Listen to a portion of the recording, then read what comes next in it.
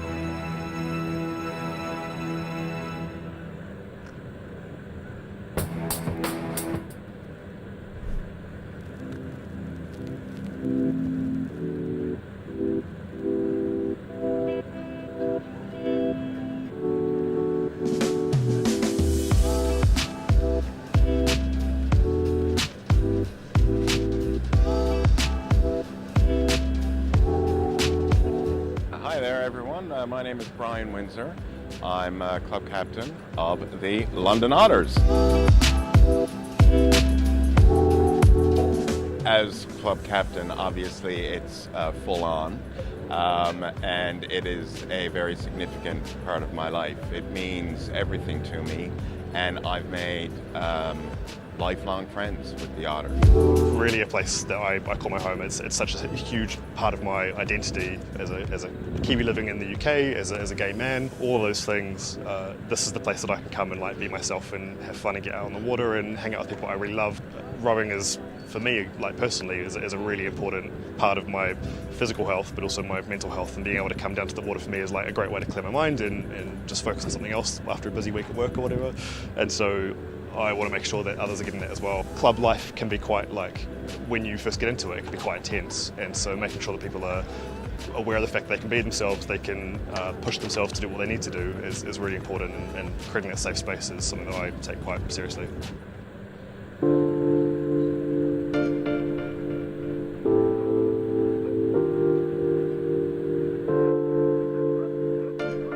Social squad's a really valuable asset to have. One of my goals as the captain is to make the squad kind of as welcome and as open to as many different people as possible, whatever their goals might be. So we have members who learnt to row a few years ago. They just want to come down every couple of weeks and get out on the water with their friends, and that's great, and we can support people doing that. But equally, we have people who are a little bit more race focused and want to put in the training and put in the time and commitment, and so we enable people to do that as well. So being able to have that, being able to support that range of goals and what members would like to get out, means that the social squad's quite a popular place to be, and people tend to stick around, which is great. We've had members that have been in the squad since the club started, really. If you're a woman and thinking of joining the Otters, we've been really lucky that our female membership and our women identifying membership has massively increased in the past kind of 6 months. And I'm really proud to have been a part of those women joining the club. Come down, enjoy it. No one has been more welcoming or more hilarious than the London Otters to take up a new sport as a woman.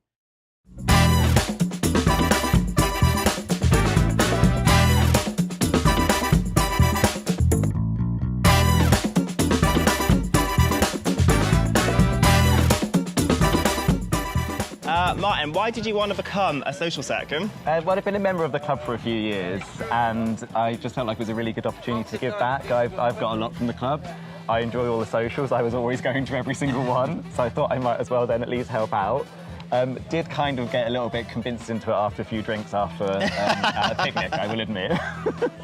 And likewise, I saw the club at Pride in 2019. I thought I want to be in that gang. I want to be with these people. It's a really fun group. On this water. In this onesie, and that was living always our best life. Yeah, and later that year I joined, and it was everything I ever thought it would be.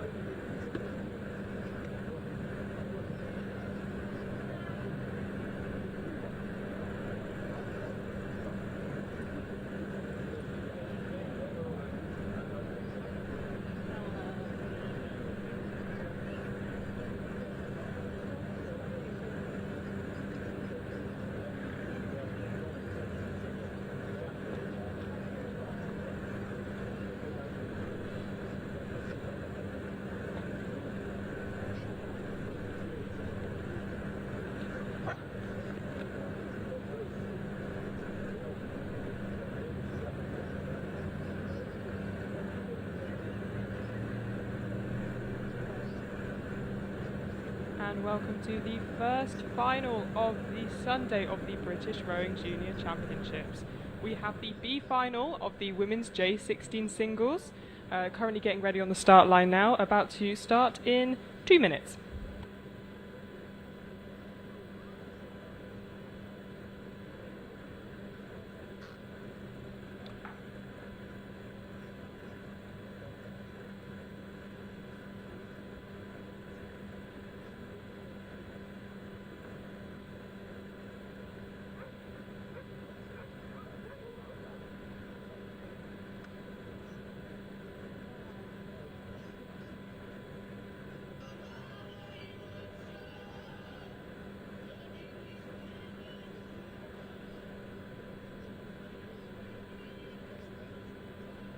that start line or finish?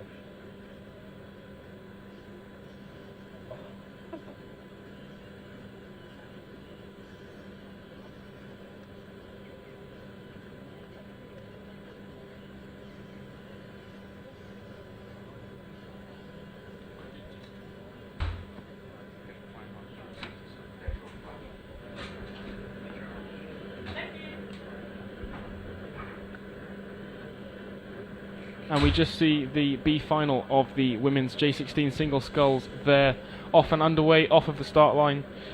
Just to start off the morning, you've got me, James, And me, Rachel. to give you commentary for the first half an hour of racing before we change over the teams.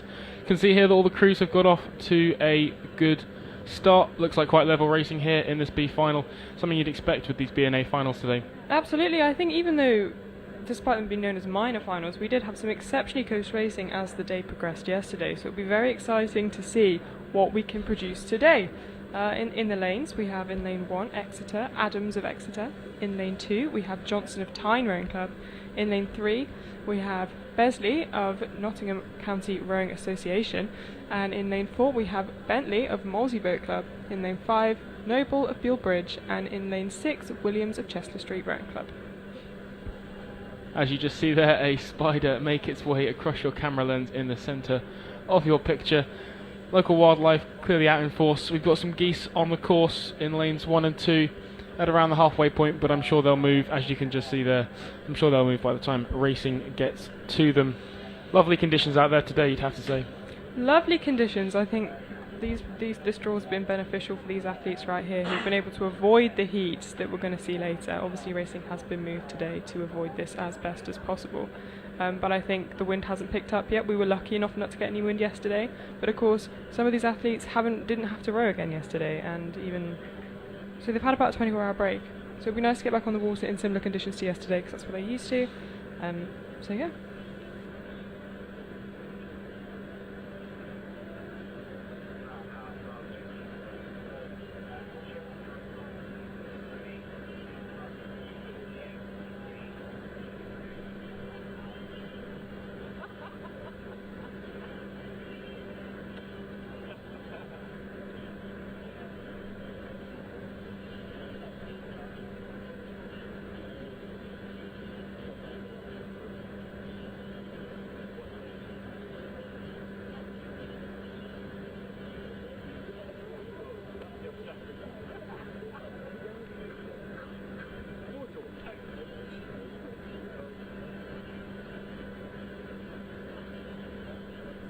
And into the 500 metres, it is the Molesey sculler that leads the way in a time of 2:08, around 3 seconds ahead of her opposition from Nottingham County. Yeah, it looks like it's quite close racing behind that Molesey sculler, who's got that couple of second lead there. You've got the sculler in second place, Notts County, only half a second ahead of the Beale Bridge sculler, who herself is only half a second ahead of the sculler from Tyne Rowing Club, sitting in fourth at the minute, with the sculler from Exeter followed by the sculler from Chester Street. Neither of them is particularly out of it either in this B final. Of course, they'll be wanting to make a bit of a statement here in the B final, try and prove their worth, show they should have made the A final instead, and that the time trial isn't representative of what they've got in the tank. So see some big racing all the way to the line there, even though there aren't actually any medals directly at stake. A very close race it's proving to be, with them moving into 1,000 metres. The leader of Molesey Boat Club, Bentley, was actually victorious at national schools in the women's J16 doubles, and was even selected to race at Henley in the Diamond Jubilee. So it's clearly an athlete with a lot of experience over these longer distances, who is definitely going to come into play now.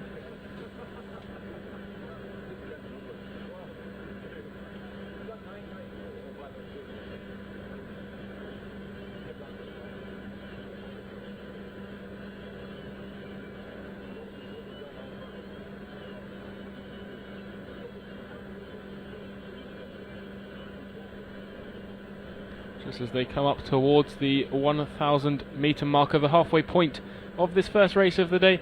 Looks like the Molesey sculler on your screens there in the centre, in the yellow boat that you can see just off left of centre, appears to have consolidated her lead.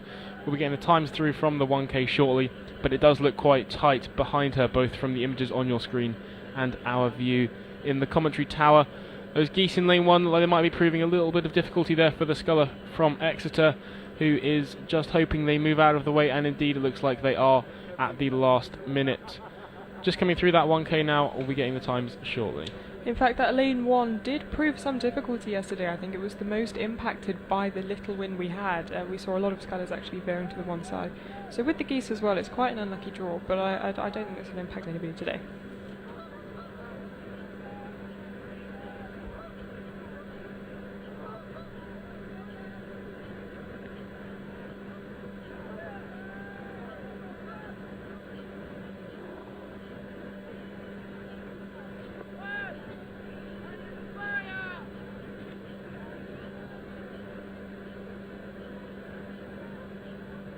Looks as we come through this fixed camera point here as if that sculler from Tyne has made a move over the sculler from Notts County Rowing Association, who was of course in second through that first 500 metre marker. Clearly a strong middle pace to her race there. Just as we see this fixed camera pan, that Molesey sculler has in fact extended her lead, one would have to say. Very closely followed behind in a tight race for second between the scullers from Buell Bridge and Tyne.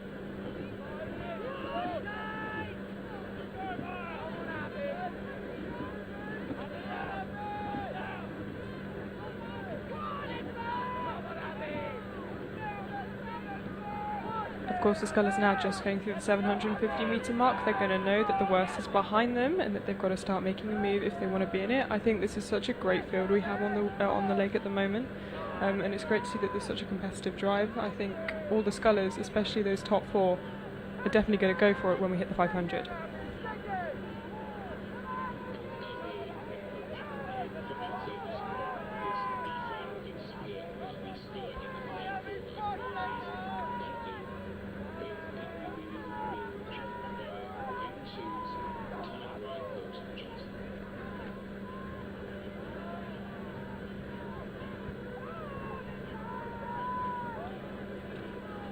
See, it almost looks as if the Molesey sculler is being challenged off to her right hand side by that sculler in lane number 2.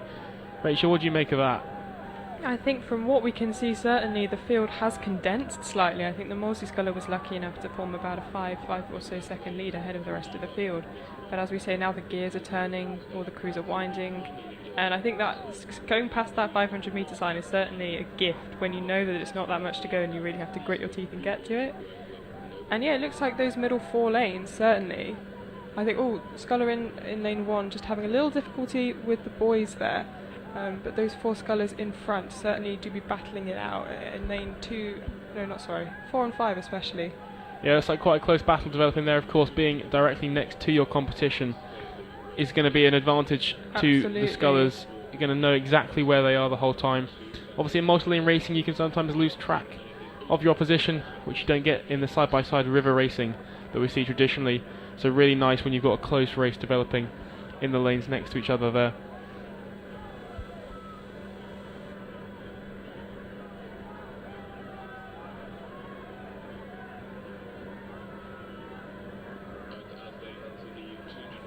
And the sculler in lane 5, Buell Bridge, really making a move now. She's lengthened out her stroke and she's really taking it to that Molesey crew, who does remain composed. However, I don't know if the Buell Bridge sculler has moved just at the right time. We have quite a nice race going off in the far 2 lanes between the Exeter and Chester Street sculler as well. So it's great to see a good competition across the field. In lane 3 as well, it looks like the Nottingham County rower has taken the rate up to around 36 pips and is really sending it to challenge that Tyne rower as well. So we've got competition all across the board here.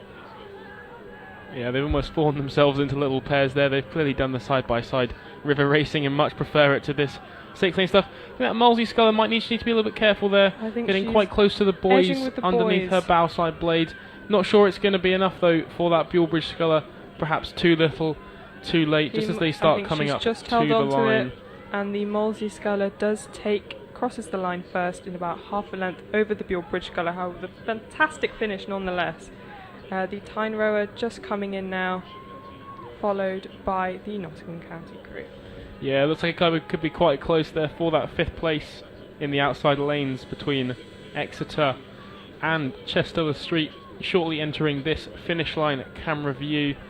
Could be quite close as we see it come up to the line there. You can just see Chester Street enter. You can see they're really close but it looks like the sculler from Exeter, Adams, there. 3/4 of a length to a length, Yeah, I'd say. it's just going to hold off there. Quite a strong final push there, as you can see, and over the line, quite a high rate. And that concludes the first final of our day.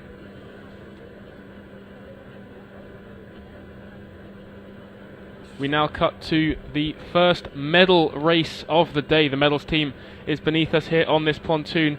They've got the medals ready to hand out to whomever can secure the victory from this final here, the final A of the women's J16 singles sculls. You can see it on your screen there, but I'll talk you through who we've got. In lane number 1, we have Tideway Sculler School Vickers. She'll be closest to us on the camera.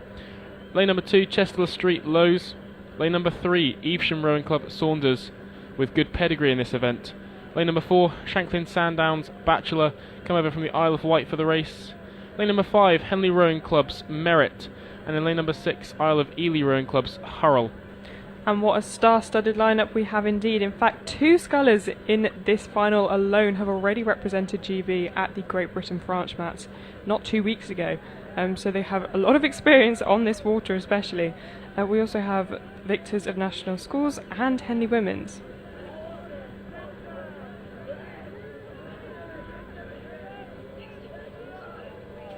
Yeah, as they've come through the 1,000 metre marker on your screens, we have times from that first 500 before we joined commentary.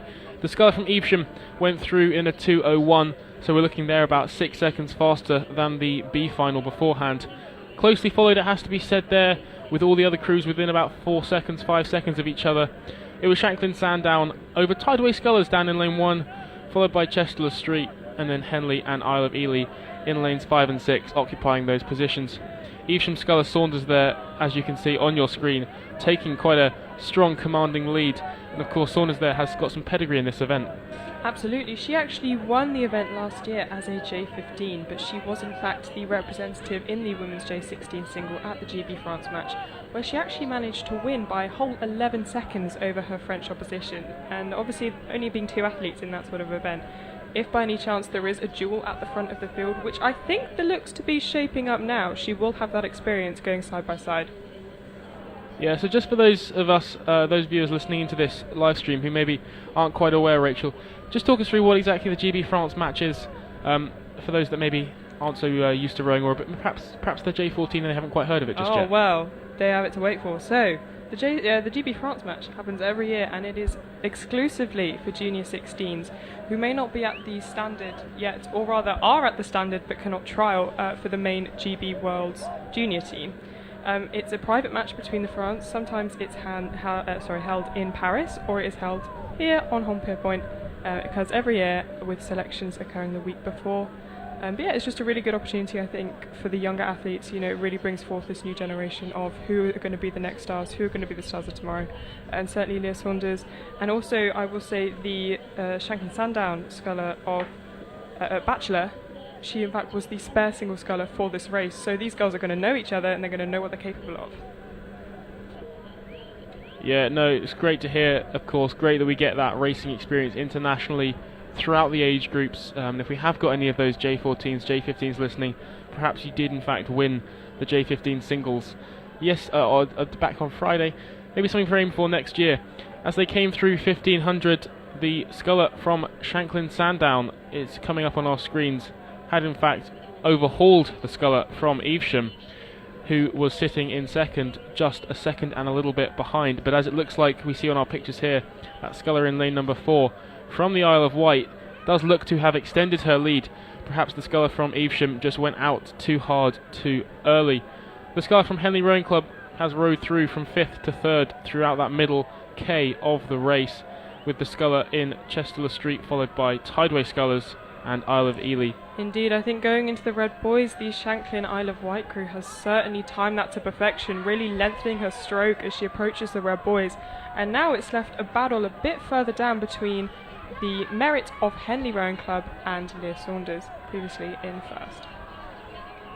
Yeah, it looks to me like that Shanklin Sandown athlete has got a commanding lead heading into the final couple of strokes of the race for her to take this first medal of the day. However, it looks to be a proper side-by-side match to see who will sit on that second step of the podium there. The Scullers are looking at each other now as they go. They're both taking it up even harder as they come through these red boys. Who will take it? It is anybody's guess. And the Shanklin crew looking absolutely over the moon with that performance just as she crosses the line. Followed... Oh!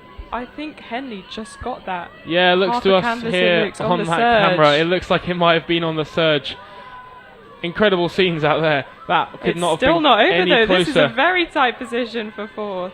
But they are battling all the way to the line. The Sculler from Tideway and the Sculler from Chester Street there competing all the way through the line. I'm not sure the Tideway Scullers athlete is going to have enough to row through her compatriot there from Chester Street, taking 4th and 5th, with the Sculler from the Isle of Ely sculling nicely there over the line in 6th. Some great camaraderie there as the Scullers all look at each other and congratulate each other over the line there as we just go back to this photo finish almost for the silver medal. And what an exciting way to start our medal finals. If that's anything to go by for the rest of the day, we're sure in for some fantastic racing. Of course, we now join the Open J16 Final B.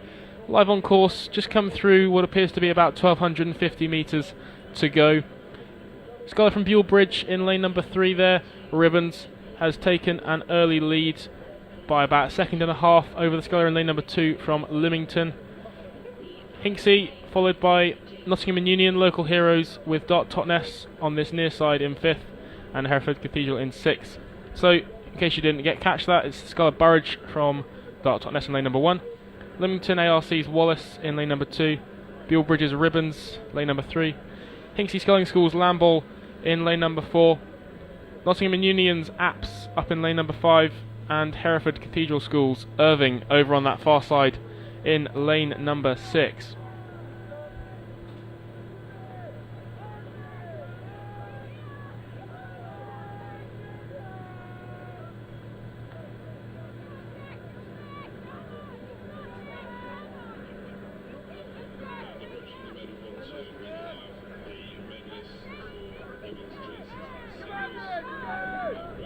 As they came through the 1,000 metre marker, it was the Sculler from Buell Bridge still in the lead, with a lead over the Sculler from Hinksey Sculling School, who has overhauled the Sculler from Lymington ARC, closely followed by the Nottingham and Union Sculler in 4th. I will mention in both these times and from our viewpoint in the commentary tower, it is looking extremely close. I think that chevron positioning of the lanes is becoming clear. However, that's not to say that those results are already decided. From what I can see, it's looking very level going into the 750. Yeah, really close racing now as they just approach that final 500 metres to go. A proper match in that middle 2 lanes, lanes 3 and 4 there, which is of course Buell Bridge and Hinksey. Maybe the Hinksey Sculling School athlete has got a strong second half, having already overturned the Lymington athlete that was in second at the start, to now take his position in second to challenge the Buell Bridge Sculler. Just as we see beneath us on the medal pontoon, the athletes of that race just before the A final of the women's J16 single sculls, just collecting their medals now from the assorted delegates to a round of applause from their friends, family and supporters. Race now coming through the 500 metres marker, getting on to that final stages. Not sure if anyone started the final sprint yet. Rachel, can you see anything? I can't see anything right now, but I think, what do you think is going to be going through their head? I feel like they're going to be anticipating, they're going to be holding on, and what do you think? Yeah, I'm going to completely agree with you there on that, Rachel. It looks like they are just trying to hold on for now. Lactate, of course, going to be burning through their legs and their lungs as they have done 3/4 of this race, if not a little bit more than that. Not yet ready to do that final sprint I think anaerobically. maybe as you say that, the Hinksey Sculler does take the race up slightly, followed by Apps in lane 5, looking really sharp as he approaches the last 300. Yeah, looks to me as if that Hinksey Sculler has now overturned the Sculler from Buell Bridge. So clearly a very strong second half, middle 1,000 there from the Hinksey Sculling School Sculler. All athletes here sculling beautifully on our screens on these perfect conditions, one would have to say, as they come towards the last 200 metres. It is a lead for the Hinksey Sculling School athlete, with the Scullers in lanes 2 and lanes 3 closely behind. Lymington is chasing them down in lane 2. Oh! And he's hit the boys. I don't think that shouldn't interrupt his momentum too much. Doesn't like it stopped him, but it may prove to cost him as he corrects his steering.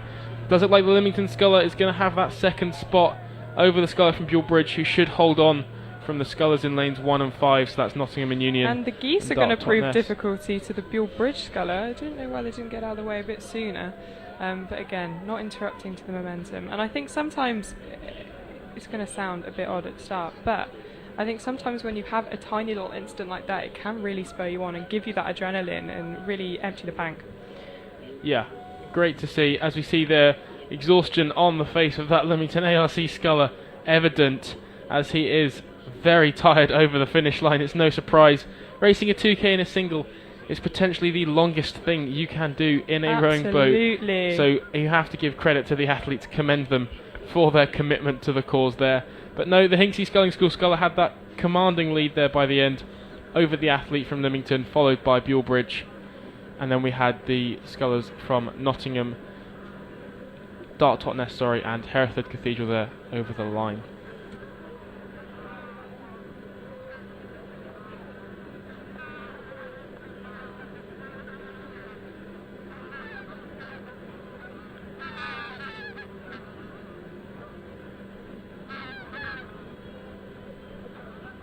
And for the second medal race of the day, we are joined by the A final of the Open J16 single sculls.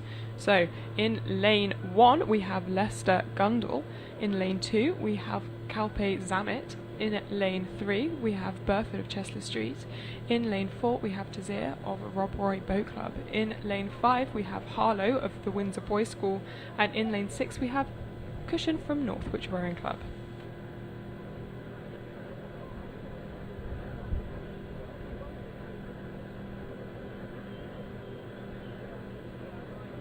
Got to say, with the temperatures we're seeing this weekend, it does have to swing to the favour of that Sculler from Calpe, who will of course be used to the Mediterranean weather, the lovely climate that we are enjoying at the minute.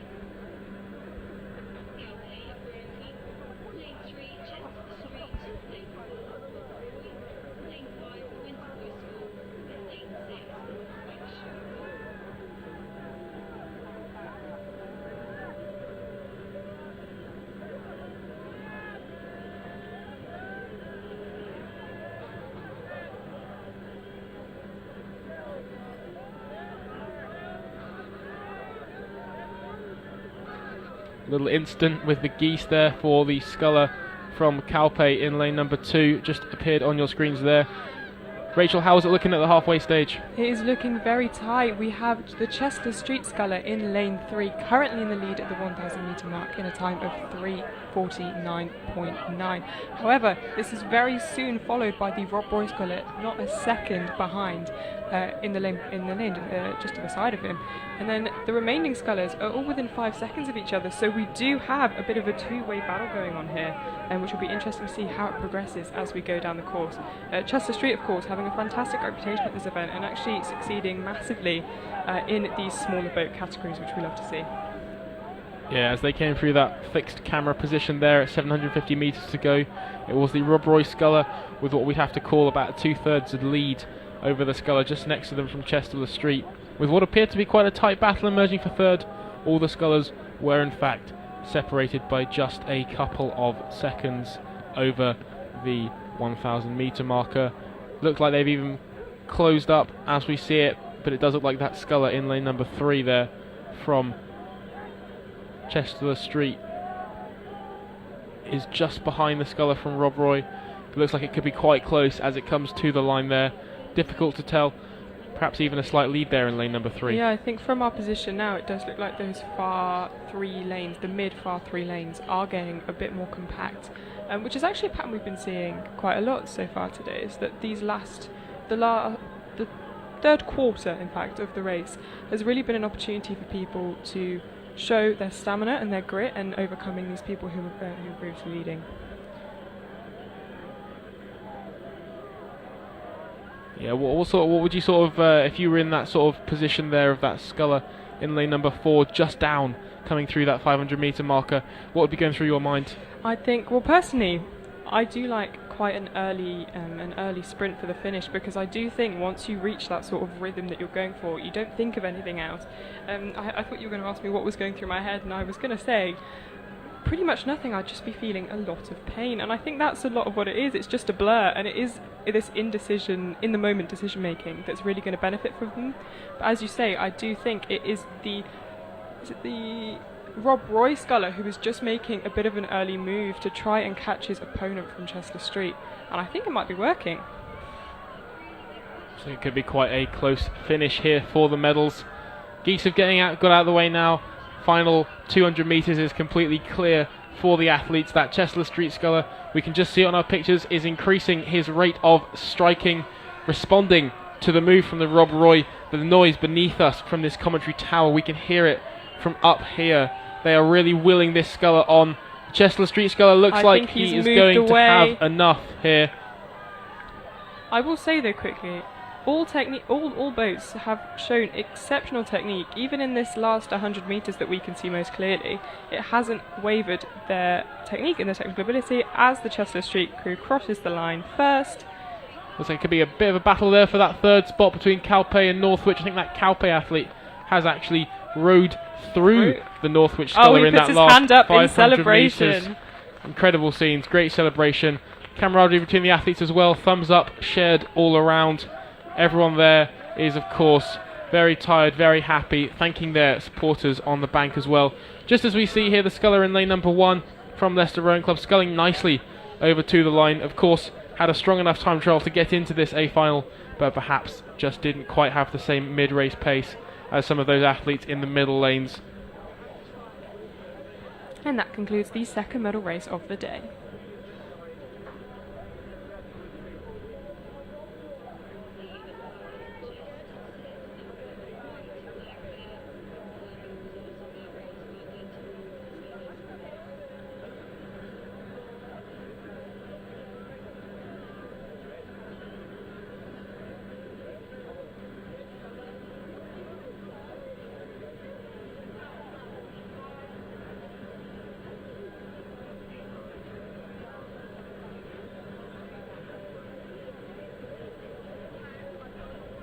As we head back towards the start line there for the next race of the day. This is the last women's singles race category, the women's J18s single sculls. This is the B final. In lane number 1 we have Dart Totnes ARC Fowls. Lane number 2 we've got the sculler from Marlow Rowing Club, Kelland Shorthose. Lane number 3 from Bradford ARC we have Lancaster. Lane number 4 Agecroft Rowing Club's Dewar. Lane number 5, Stirling Rowing Club's McCallum, and in lane number 6, Peterborough Pickover. Should be some close racing here again as we see the pinnacle here, the J18 category of this junior sculling. Of course, it captures 2 age groups, the J17s and the J18s. Potentially we are seeing some J17s racing up a year here, which is of course a great achievement for them.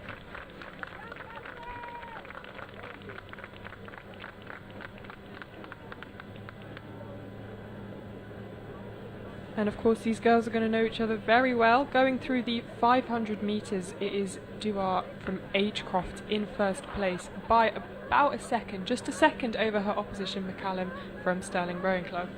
We have the leader currently, Scarlett Dewar of Agecroft, came 8th in national schools in the single and has competed in the single all season, so she has a lot of experience in this crew. She also competed at Henley Women's Regatta, reaching the semi-finals.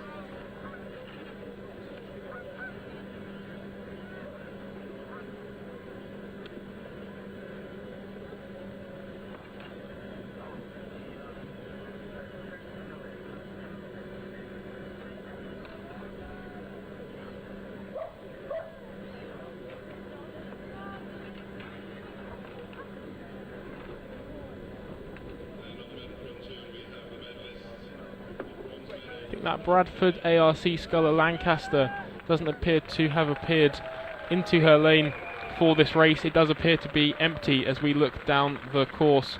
Just 5 scullers in this race.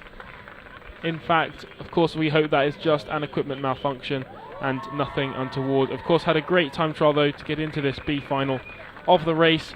As we see now, coming past the fixed position, 750 metres to go. That Sculler has extended her lead from Agecroft, followed closely, it has to be said, by the Sculler on that far side from Stirling Rowing Club. Don't think it's all over yet for that Stirling Sculler, but she's got to go soon. I have to agree with you there. It does look like she is making more of a move now. I think the rate might have gone up a bit. You know, when you get past that 1,000 metre mark, you do have more of an inspiration knowing you're halfway through and there's not much left now. It'll be interesting to see how this race pans out. Especially with 5 scullers, I think that makes it more of an intimate affair, especially when you're missing one on the outside. It does make it... Oh, sorry, not on the outside. She is in lane 3, in fact. Which might make the race feel a bit disjointed having the 2 sides, but however I don't think it will affect the girls too much. Yeah, interesting you say that, because the scullers in lanes 1 and 2 crossed that 1,000 metre point, just separated by 0.4 of a second, with actually the sculler on the very far side there, Peterborough City's Rowing Club's Pickover also just ahead of them by just under a second. So quite a close race emerging there for that 3rd spot, a 3-way race for that 3rd spot in this B final of the women's J18 single sculls. I will mention just below us is the medal ceremony for the Open J16 single sculls, and they all just shared a hug and a handshake after posing with their medals. I think it's a really great opportunity at this event to show camaraderie and the sort of junior rowing community that we have in the UK. Yeah, I'm sure these guys are going to get to know each other quite intimately over the next couple of years as they progress through the GB team selection process. I'm sure many of them will be going for senior team under 19 next year to the trials, so I'm sure getting this first look at each other at these British Rowing Junior Championships will stand them in good stead when they see them next season. I will just mention the Marlow sculler has progressed from 5th to 3rd place, making a move in the 3rd quarter of the race. Kellen Shorthouse actually placed 6th in the National Schools single sculls this year, so again has a lot of experience, especially in lane racing in singles, which I think is vital to have on this stage. Yeah, it looks like that Agecroft sculler though has extended her lead from the Stirling sculler. Extended it out now to a couple of lengths of clear I water. think she's made a move, hasn't she? But it looks to me like that Stirling sculler could now actually have that 2nd spot relatively tied up over the other field, although that Marlow sculler, as we see it, is just increasing her rate of striking there. The Stirling sculler should probably be worried here. Do you think she's going to make a move for 2nd? I think she's going to have to try and make a move. She's made that move. The Marlow sculler clearly got a sniff, perhaps, across the lake of that Stirling sculler, who's now making her own move to try and retaliate. I think the sculler from Agecroft sculling nicely is just going to come over the line, though, with enough of a lead to enjoy it as she comes up to the line. Clearly making a statement there in the B final, with it looks like potentially quite a tight race emerging there for 2nd, but I think the Stirling sculler may hold on. And with that, the Agecroft sculler just coming past the finish line now. I don't know if you can see it on your screens, but yeah, really gutsy performance by Dua. Yeah, just coming over the line there on your screens. Quite a tight battle emerging, but I think the Stirling sculler is going to hold on. That mid-race pace has just kept her in 2nd this whole race without needing too much trouble at the end, but that final wind has just secured it for her, as you then see that Marlow sculler come over at a much higher rate, really trying to get back on level terms. And then of course we see the sculler down in lane number 1 from Dark Totnes Fowles, just coming over the line there and into 4th, with the sculler from Peterborough taking 6th in this B final. Rachel and I are going to be taking a short break now, and we'll be handing you over to the more than capable hands of Andy and Alex, who will be leading you through the next hour of racing. It's been our pleasure to introduce this day 3 of the British Rowing Junior Championships 2022 to you. So from me, goodbye. And goodbye, thank you very much, and we will see you later.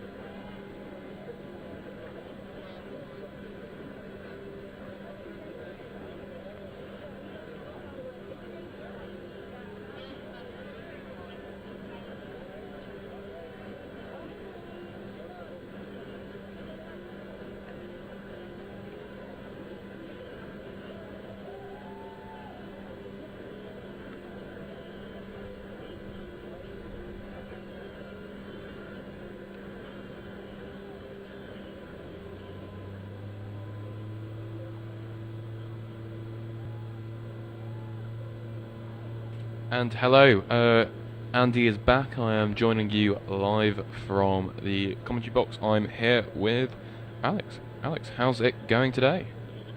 Yeah, well, good. Another scorcher of a day today, I think. It's exciting because we've got our finals today, so we will be giving out lots of medals, lots more tight racing today on the card, I think. Yesterday was some fantastically tight races, so it'll be good to see the same again today. Absolutely, and here we have the women's J18 single sculls A final, with Darrington of Peterborough in lane 1, Dawn of Clares Court in lane 2, Edinburgh University's Clements in lane 3, Fullman of Wycliffe Junior Rowing Club in lane 4, in lane 5, O'Donoghue of Henley Rowing Club, and in lane 6, Hollingworth Lakes, Lenahan. And as they go through the 1,000 metre mark, it appears that it is in fact Edinburgh University's Clements who maintains the lead over the rest of the field, with Fullman of Wycliffe Junior Rowing Club in a close second, and the sculler from Hollingworth Lake not far behind.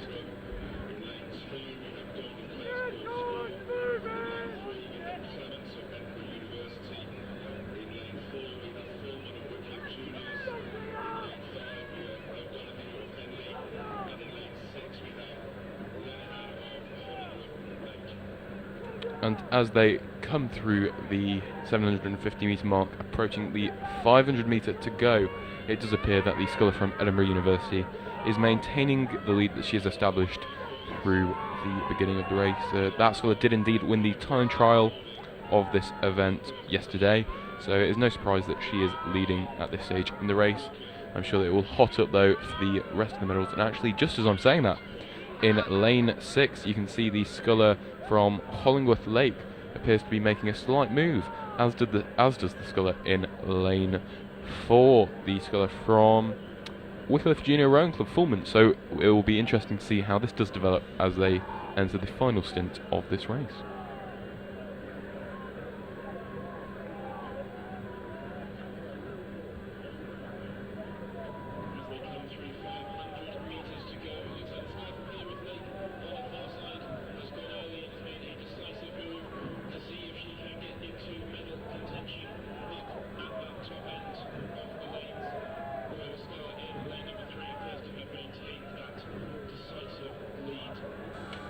So as we come into the closing stages of this race, the sculler from Hollingworth Lake has put a really big push in there, trying to challenge the sculler from Edinburgh University.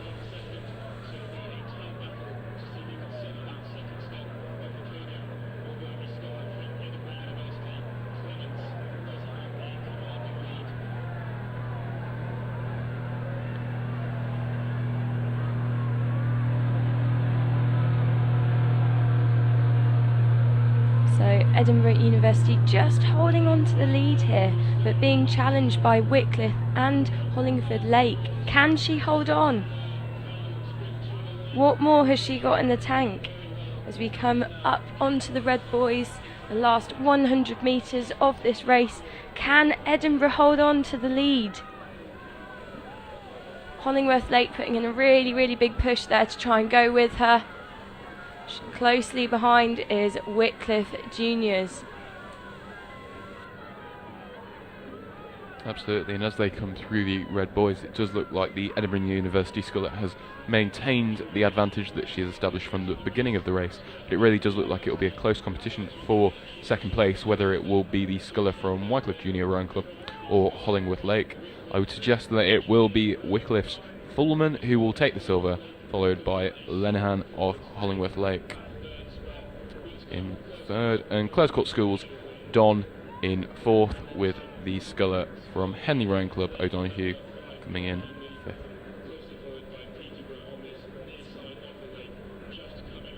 And Peterborough just crossing the line here, saying hello to the geese.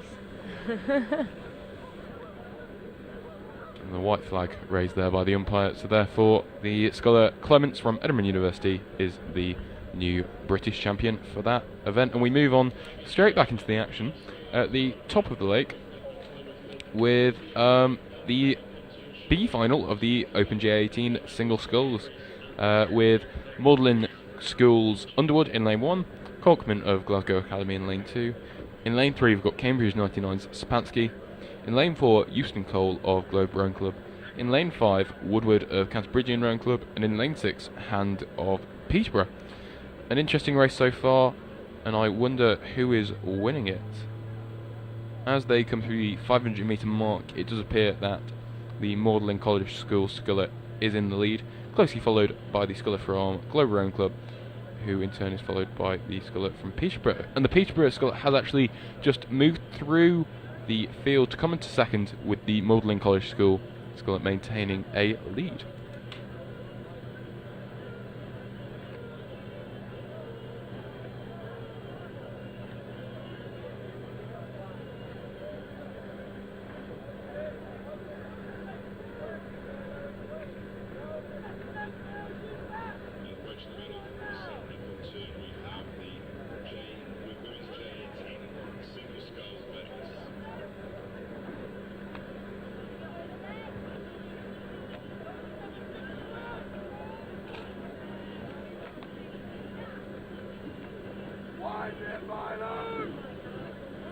And as they come to the fixed camera that we have here on the course, it does appear that it is still the Magdalen College School sculler who is maintaining the lead, but the sculler Hand from Peterborough has established himself away from the field into a strong second place. So it'll be interesting to see how this develops as they enter the final half of this race.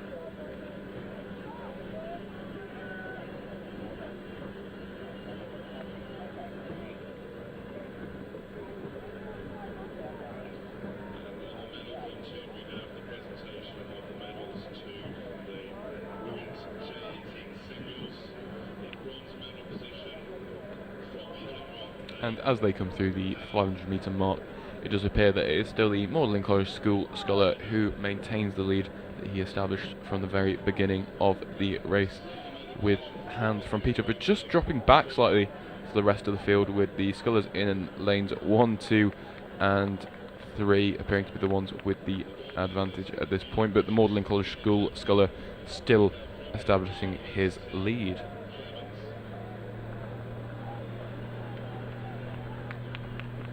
That's the Magdalen College School sculler to the right of your picture, what you can see now. I think the pack has just closed a little bit actually. We come into the final stages of this race. Yeah, everyone's starting their wind. I think that's going to be really tight for second place there. Yeah, it looks like Hand from Peterborough has been challenged for that second place by the scullers in lanes 2. That is Glasgow Academy's Kolkman and Cambridge 99 Rowing Club's Sapansky. And it'll be incredibly close. And I do think actually the sculler in lane 4, that is Globe Rowing Club's Euston Cole, has pulled out slightly ahead of the scullers in lanes 1 and 2. This is going to be really tight. Hopefully those geese don't impede the Magdalen College School's race there. Not, but Peterborough's Hand is making a big move there. Yeah, Peterborough's really going for it now. So we come into the Red Boys closing stages. Oh gosh, I think that this is going to be a really tight one here. Absolutely, Peterborough put a very, very big push in there. Yeah, strong move from Peterborough in this B final. I think almost challenging for the lead, I would say. Yeah, I think that Peterborough...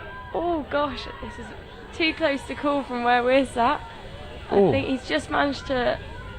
No, we might have to... I wouldn't be able to tell you that one. I think Magdalen College might have just got that. Peterborough in second. But that is indeed lane 2 sculler, the Glasgow Academy Kolkman, who comes in third. I thought that was Cantor. No, it is Glasgow Academy, isn't it? According to what we have here on our list. It is the purple and white of Glasgow Academy, with the rest of the field coming across incredibly nicely to finish that B final of the Open J18 singles sculls.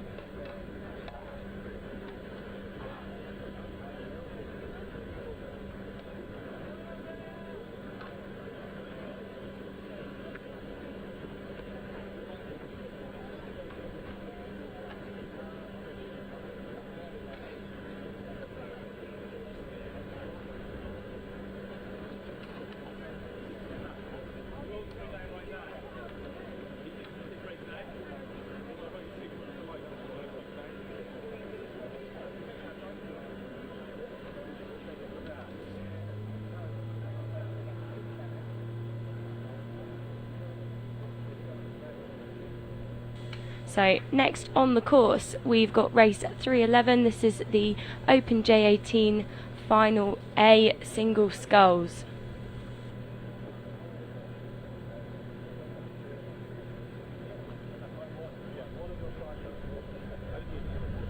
So in lane 1 of the Open J18 single sculls, we have Leicester Rowing Club, that's Sherman. In lane 2, it's Exeter, which is Fuller. In lane 3, it's Notts County Rowing Association, which is Richards. Lane 4, Trenton Boat Club. And that's Yates. Lane 5, George Watson's Ansell. And lane 6, Wycliffe Junior Johnson.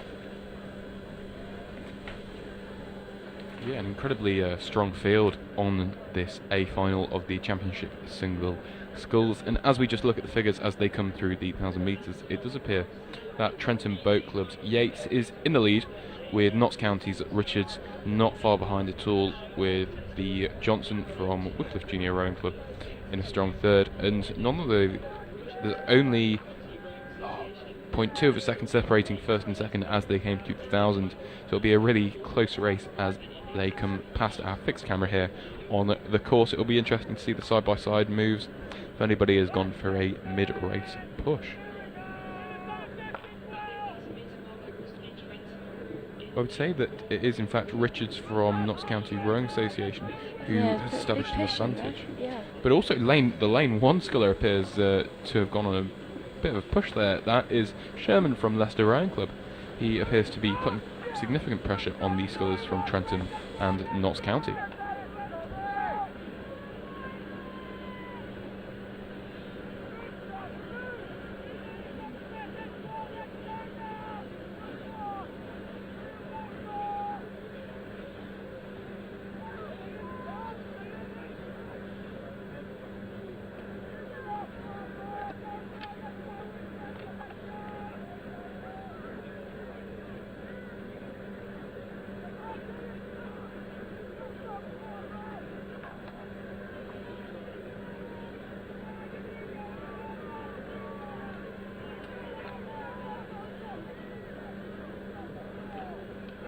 And as they come through the 500 metre mark, it does appear that Notts County's Richards is being significantly challenged for the lead by the Leicester sculler in lane 1, that is Sherman.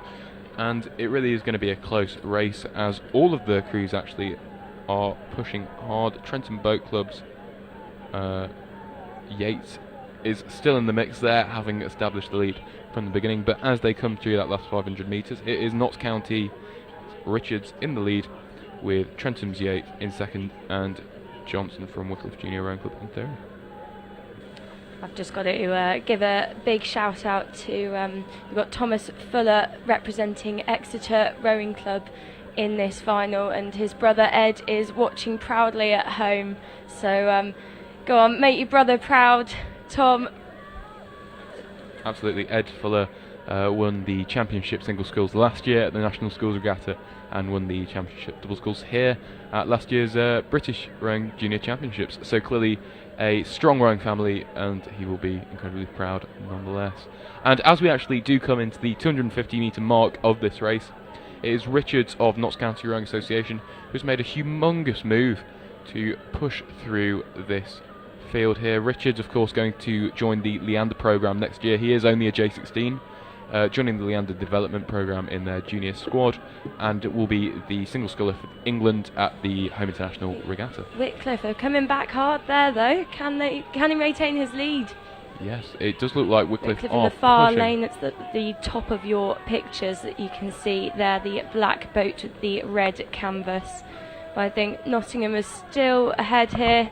Yeah, there you go, the closely iconic green followed by Wycliffe. flashing through, and Byron Richards does cross the line in first place to become British champion in the championship single sculls, followed closely by the sculler from Wycliffe, Johnson, and the sculler from Trenton, Yates, in third. And it just looked like a little battle there for fourth and fifth between the Leicester Rowing Club sculler Sherman and in fact the George Watson's College Ansell. Yeah, that is incredibly close. And Fuller just crossing the line coming there. across nicely to finish a final of the championship single sculls.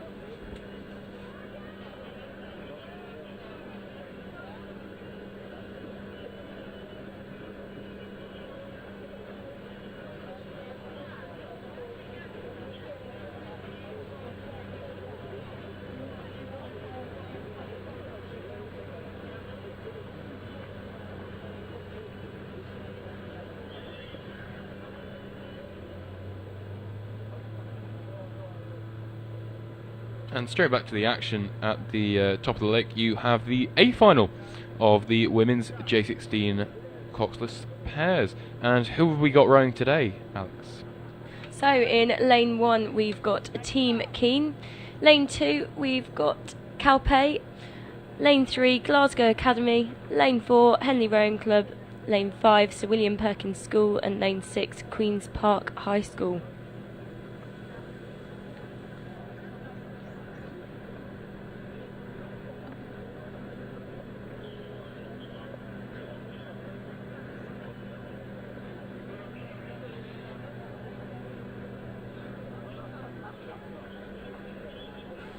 So in the early stages of this race, just looking at the times that have come through, we've got Glasgow Academy just out in the lead, closely followed by Calpe Rowing Club in second and Sir William Perkins School in third.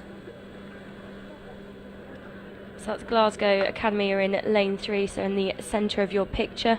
Then in lane 2, next to them, Calpe Rowing Club in second, and then Sir William Perkins School in lane 5 are currently in third place.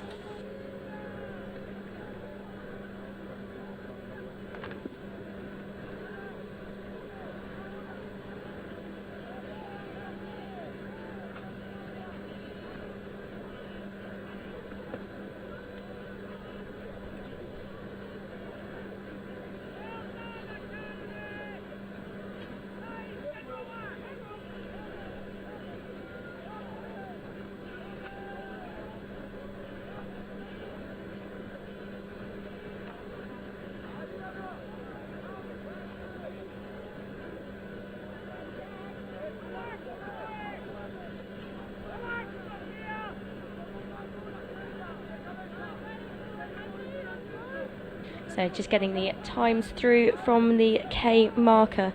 Glasgow Academy still maintaining their lead, closely followed by Sir William Perkins School in second. And then we've got a very tight and exciting race on our hand here. Henley Rowing Club have put a big push in to challenge Calpe Rowing Club for third place.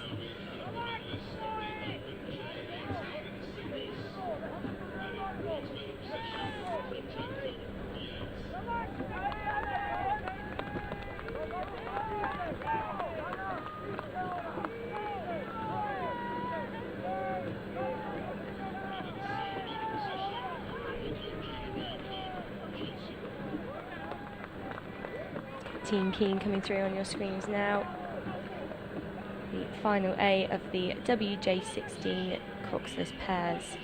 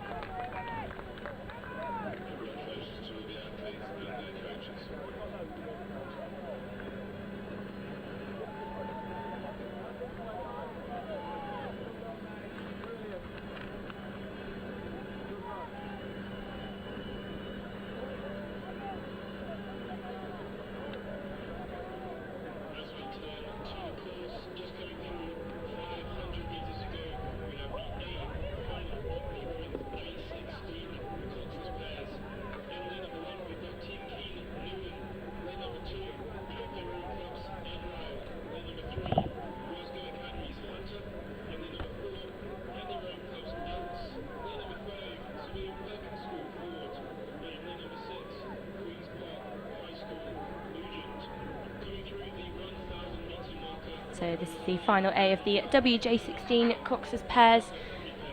Got Glasgow Academy still out in front here, but I think we've got a little bit of steering going on in lane 5. So that's Sir William Perkins School.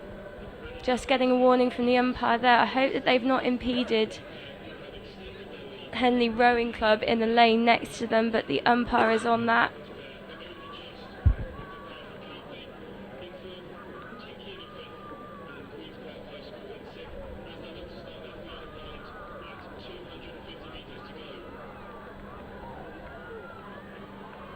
So we've got Glasgow out in front here, closely followed by Sir William Perkins School and Henley Rowing Club, battling it out for second and third place. I think Calpe have just put a big push in there, starting to come back on that Henley Rowing Club boat. So William Perkins just still struggling with their steering a little bit there. And I think that that's enabled Calpe to start rowing through them. It's going to be very close for that bronze medal position. We've got Glasgow still maintaining their lead to the left of your picture, followed by Henley Rowing Club, who are now just coming into their lane as well. Can Calpe row through them? Can Henley hold on? So you've got Glasgow just crossing the line there. Little bit of steering from Henley. Can they hold on to the second place? Yes, they can. And then Calpe just crossing the line in third. So William Perkins School just approaching the line, coming through into fourth place. That was a fantastic race there.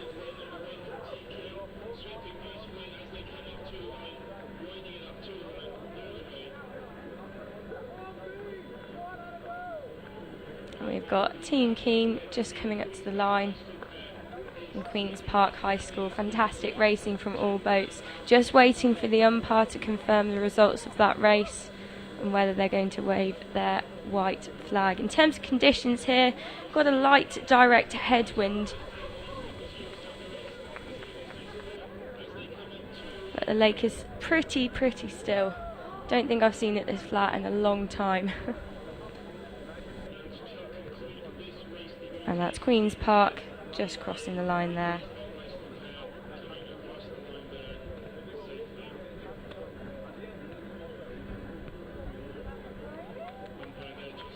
Next on the course on your screens you can see is the Open J16 pairs. This is the B final. Now this is between Queen's Park High School and Shanklin Sandown.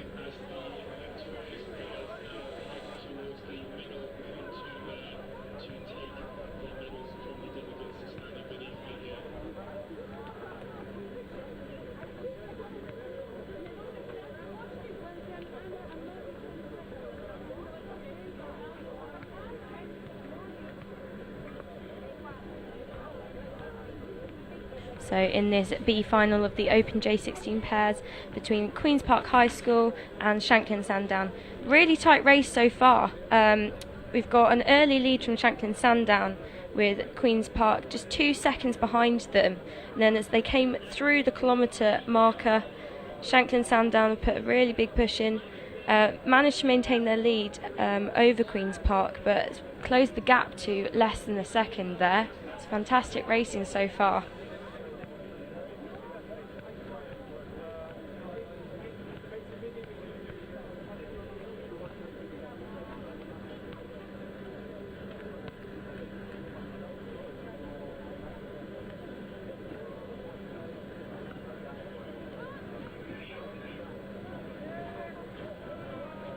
It's a really exciting race here, neck and neck between Queen's Park High School and Shanklin Sandown. Queen's Park closer to your picture on the screens now, and Shanklin Sandown just behind there. It's interesting to see there the two different rigs on those pairs. One is a stroke side stroke and the other is a bow side stroke, and it's quite interesting to see the variation there, and it'll be interesting to see if either offers an advantage, because the Shanklin Sandown crew appear to be slightly in the lead, but I don't think they are particularly anymore. I do think Queen's Park High School are back up on them. Is this the battle of the rigs, the boat rigs, that is? Absolutely, and it'll be interesting to see how this proceeds as they do approach the 500 metre mark to go and the final stint of this B final.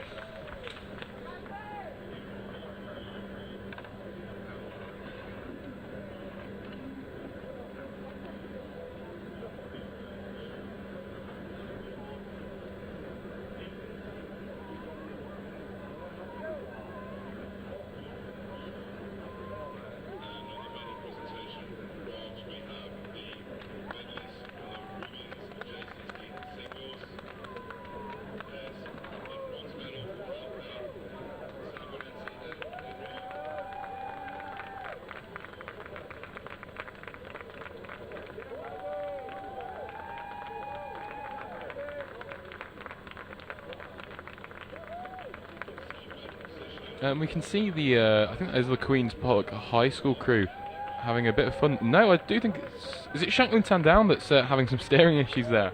Yeah, Shanklin Sandown, I do apologise.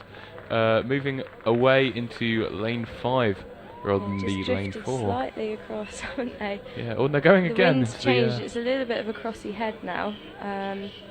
Cross headwind, yeah, like it has been all weekend, really. And they're going across again, gosh. Straight into that double that is coming up, and you can see the umpires launches with them, probably having a word. What do you think's happened there? Do you think they're being rowed round, or do you think there's some kind of steering issue? Is there something wrong with the rig? I'm joking. I'm not sure that, it's in these tight races when you're in a pair, someone might have blown, they might have overcooked it, so they might get pulled round. Well, this is the advantage that you'd be looking for in that Queen's Park High School boat, though, yeah, wouldn't you? Definitely. You want to be just steering as straight as you can. Gosh. The umpire warning there. Actually, it's got that. Completely out of their lane. Well, now. I think they are actually in the safety Maybe lane. there is a mechanical fault there, but yeah, some really interesting. They're just steering. coming back into lane 6. And Queen's Park High School, they'll be loving this. They'll think, oh wow. They've just got to keep their eyes in and just focus on what they're doing. At the moment, they're just looking out a little bit. Let's keep your heads in, focus on you. That's all you can do. Control your controllables. Does it count as a photo finish if they finish in the bank? Oh gosh. They're actually going straight to the finish tower. To be safe. Absolutely. I do think that is Queen's Park High School to win this B final after some incredibly questionable steering there from Shanklin Sandown. We've not got the white flag yet, so we'll wait for that. Well, Shanklin Sandown, they are in fact from the Isle of Wight, so perhaps used to a more coastal setting. But there you go, that is the B final of the Open J16 coxless pairs.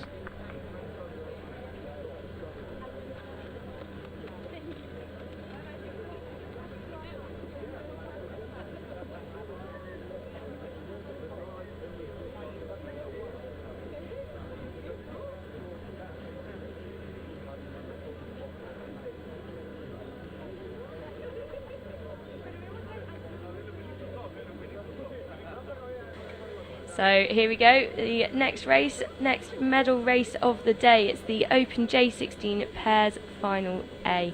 So in lane 1 we've got Team Keene, and lane 2 we've got Notts County Rowing Association, lane 3 Hinksey Sculling School, lane 4 Tideway Scullers, lane 5 Clares Court, and lane 6 Peterborough Rowing Club. It's good to see Notts County actually in the pair, a programme that used to be huge on men's sweep. Only restarted in 2016, the club did, and it's good to see them making a move from the sculling that they've been doing previously. Actually, their sculler just won the Open J18 singles, didn't he?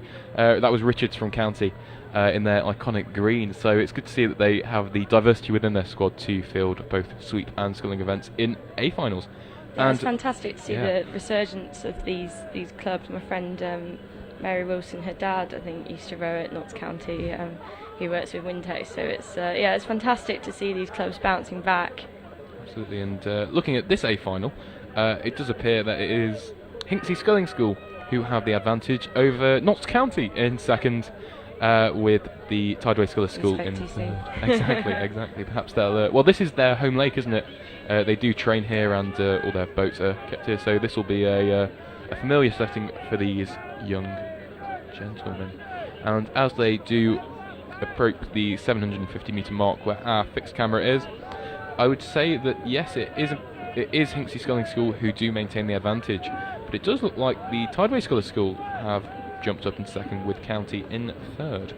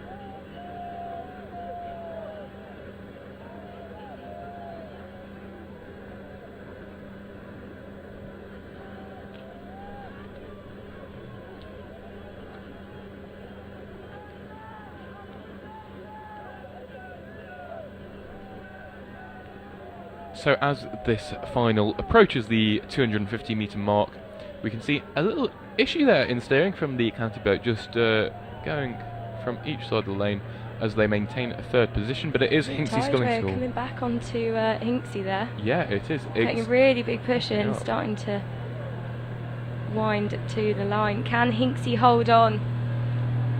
I think that they might be able to, but as we enter the last 200 metres, they just pass that blue placard there. Does look like Hinksey are still in the lead, with Tideway in second and Notts County in third. Clare's Court making a big move there. Starting to come back as well, yeah. I think this is going to be a bit of a close race for the bronze medal. Yeah. Fantastic racing so far today. All bit of steering from Hinksey. Yeah, some really... oh yeah, they have actually just crossed into the Tideway lane, Yeah. and they are being warned by the umpire there. Hopefully Starting to come back over. that won't affect anybody's race.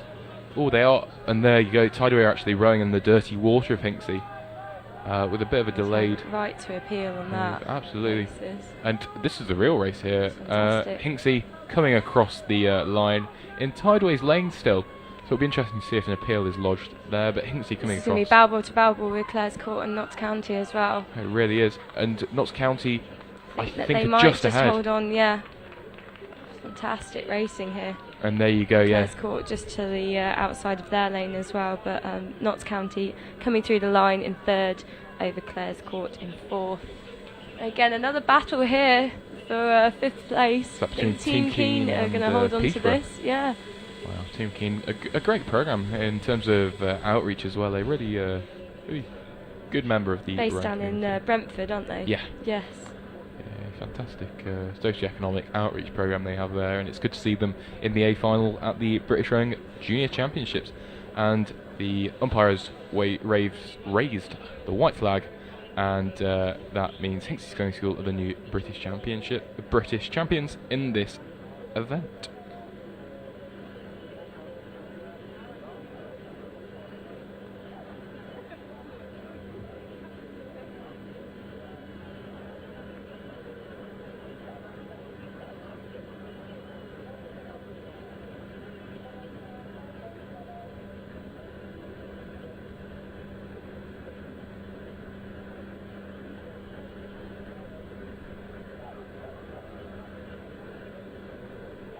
Next up on the course, we've got the WJ18 8s. This is the A final.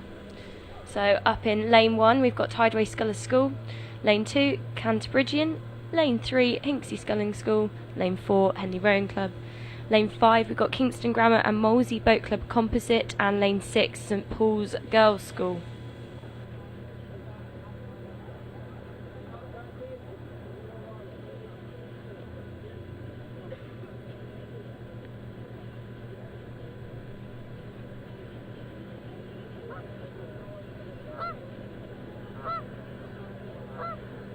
In the early stages of this race, we've got Hinksey Sculling School out in front there in the middle of your picture in lane 3, closely challenged behind by Henley Rowing Club and Kingston Grammar School and Molesey Boat Club Composite, who are within 0.4 seconds of each other as they crossed that 500 metre mark.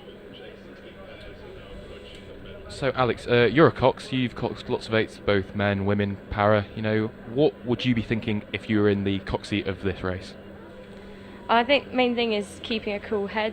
Control the controllables. You can only control so much. You've got to be keeping your crew really calm because that's only going to help them stay nice and loose and nice and relaxed as they are rowing down the course. So, yeah, it's keeping a cool head, staying calm, staying relaxed, letting them know where they are. And yeah, it's over to them then. Absolutely, and if we just look back to the course, it does look like it is still Hinksey Sculling School leading the race, with Henley Rowing Club not far behind, who in turn are leading the Kingston Grammar School Molesey Boat Club Composite, who are leading St Paul's Girls' School in fourth. And you can just see them approaching our fixed camera on your screen now. That is fantastic racing there by Hinksey. That's clear water over Henley, I think, and That's Henley brilliant. going seat for seat with that composite crew in lane 5. It's been great to see the Hinksey sculling school programme really grow and flourish over the years as well. So that's fantastic for them to be a length up on Henley Rowing Club, who have got a very strong history in the women's eights events. So it's great to see from Hinksey. Yeah, it really is. And it's interesting to see St Paul's Girls' School. You know, St Paul's is a name we hear a lot in eights rowing, not so much women's eights rowing, but to see St Paul's Girls' School in this A final is a refreshing one nonetheless. You know, they are pushing hard through this, and it will be interesting to see how the finishing order emerges, whether Hinksey will consolidate that lead any further, whether it will be Henley Rowing Club that will take it.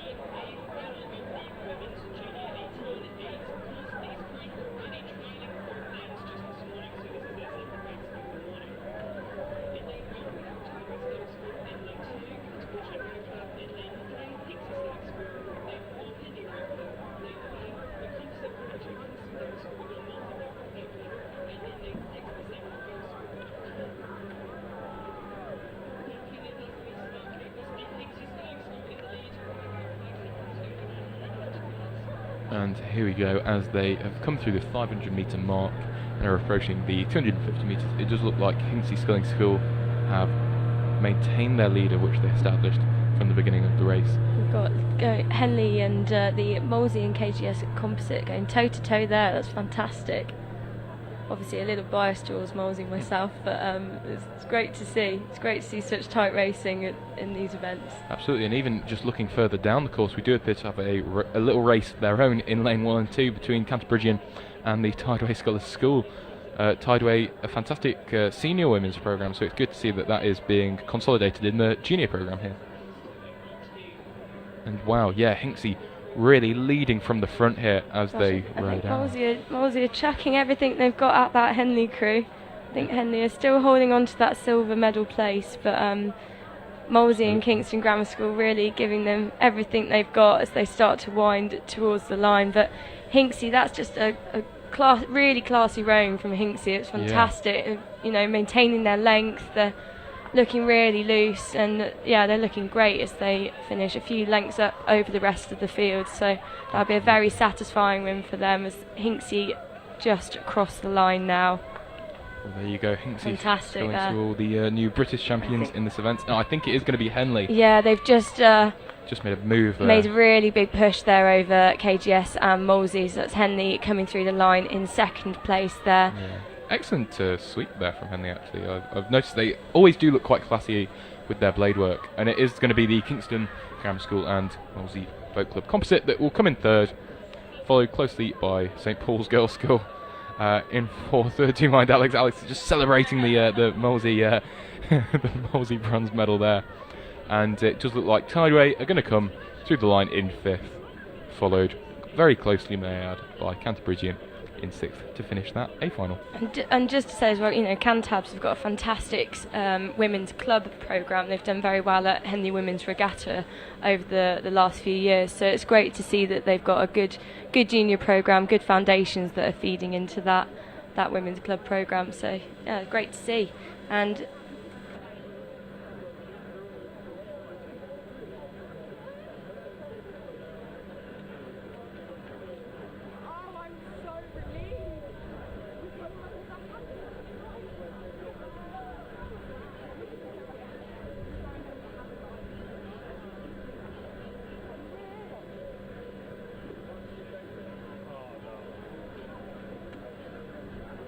so next up on the course, we've got the final A of the Open J18 8s. This is a 3-boat final between Clare's Court in lane 2, Hampton School lane 3, and Llandaff Rowing Club in lane 4. Llandaff Rowing Club, that's not a club that we see very often in the junior 8s category. You know, they come from Wales, and it's excellent to see they've made the trip up to race in this A final of the Open J18. It's a very tight race here between Hampton and Hampton School. Hampton School, of course, they'll be... I don't know if this is their first 8 crew, but Hampton School raced the entire circuit this year in the 8, doing that school's and Henley Royal, the Princess Elizabeth Cup. Yeah, we've got Llandaff and Hampton quite tight there. I think as they came through the the kilometre marker, we've got 0.7 seconds just separating Hampton and Llandaff, so Yeah, very it was good a really race close there. race there. I was talking to Helen Taylor yesterday, and she was saying that I think it's 4 of the guys from their first 8 and 4 of the guys from their second 8, and you know, it's a shame that we've not got a full field, but a lot of the schools have broken up for summer. But I think Helen really wanted these boys to get some experience, get some racing under their belts, and you know, we missed out all of those races from the COVID season, so she was saying that the boys are just really excited to just get more races under their belts. So it's great to see Absolutely, Hampton out in front here now. Yeah, it does look like they've made a move as we come through that 500 metre mark. Hampton really pushing well there. You can really see that kind of classy sweep from them, the just shine of the yellow as they go into the catch. And it's great to see Clare's Court as well in the sweep events. You know, traditionally they're a very strong sculling programme, so it's good that they can do both. Yeah, Clare's Court though, the shock of Henley Royal Regatta, wasn't it? Winning the Diamond Jubilee on their women's sculling side actually. That's fantastic. And, it's good to see that they've got the. They can replicate that onto the women's side, and it's great to see. But I think Hampton are being challenged here by Llandaff, who have come back onto the Hampton crew. Yeah, it does look like that, but one of the looks crews like were they're getting steering quite a bit close. close together. Yeah, gosh. I don't know if that's I think Hampton or both Llandaff. boats Yeah, have perhaps come both. towards each other there, but I think Hampton is still about, from where I can see, it's half a canvas up. Yeah, I'd say maybe 2, 3, 4 seats. So we've got Hampton in the bright yellow and the Empacker in the middle of your picture, with Llandaff just above them in the white boat. I think Hampton is still holding on to this, 3, 4 seats up on Llandaff. So they start to bring the rate up, gunning it every stroke to the line. And again there you can notice they've got that bow rig in the stroke seat. An interesting combination. Clearly it's worked for them as There they we have go. just won the 3/4 of the A length final. onto Llandaff there. And here we go, Clare's Court just crossing the line in a moment's time. With Fantastic. incredible class there. A really excellent row from all involved. Congratulations to Hampton.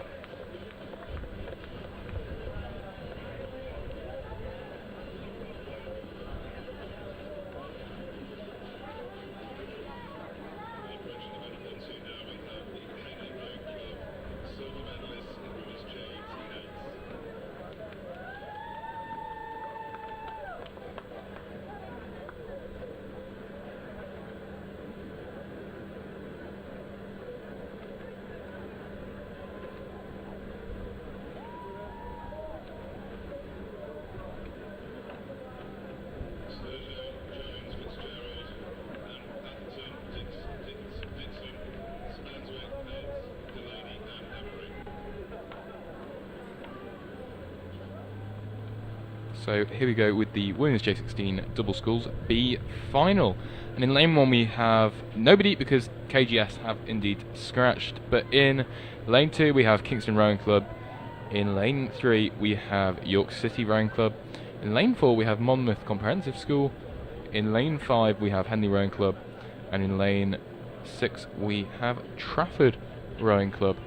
And it does look like they have just set off on the course, and it'll be interesting to see how this race develops as they move further along.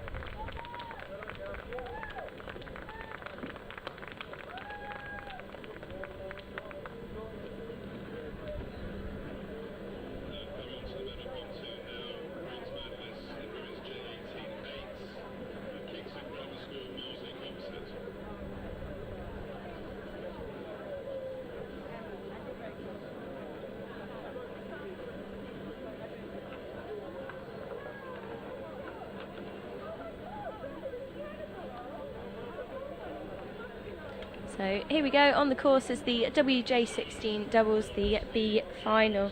As we get the times through the 500 metre mark, we've got Henley establishing quite a dominant lead there. And then behind them is Monmouth Comprehensive School in second, and 0.3 seconds off them is York City Rowing Club, followed by Kingston, and then followed by Trafford Rowing Club. It appears to be a pretty close race so far, even in the early stages, but it does look like Henley Rowing Club are establishing that lead, being the excellent programme of which they are.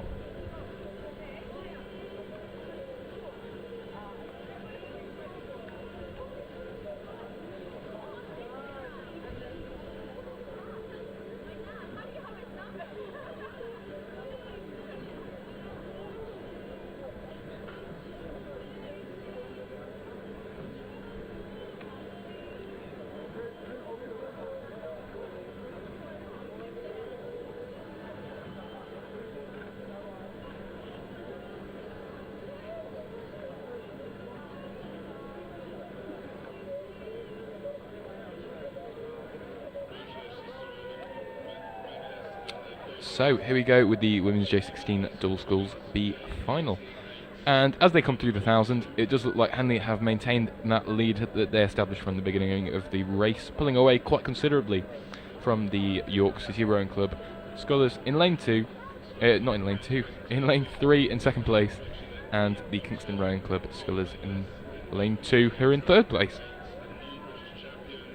That's the thing, I think, with the with these time trials, you might have had a few other races on at the same day, you might have slightly undercooked it, because that is quite a fantastic lead that Henley have got there. So great to see.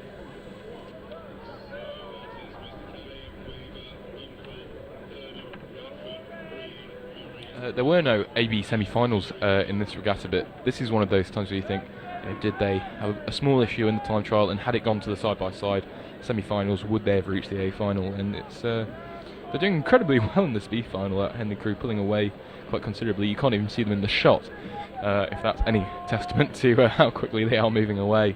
And as we just look down the course from our commentary box, it does look like it is Henley Rowing Club in first, the scullers in lane 3 from from York City Rowing Club, followed by Kingston Rowing Club in third.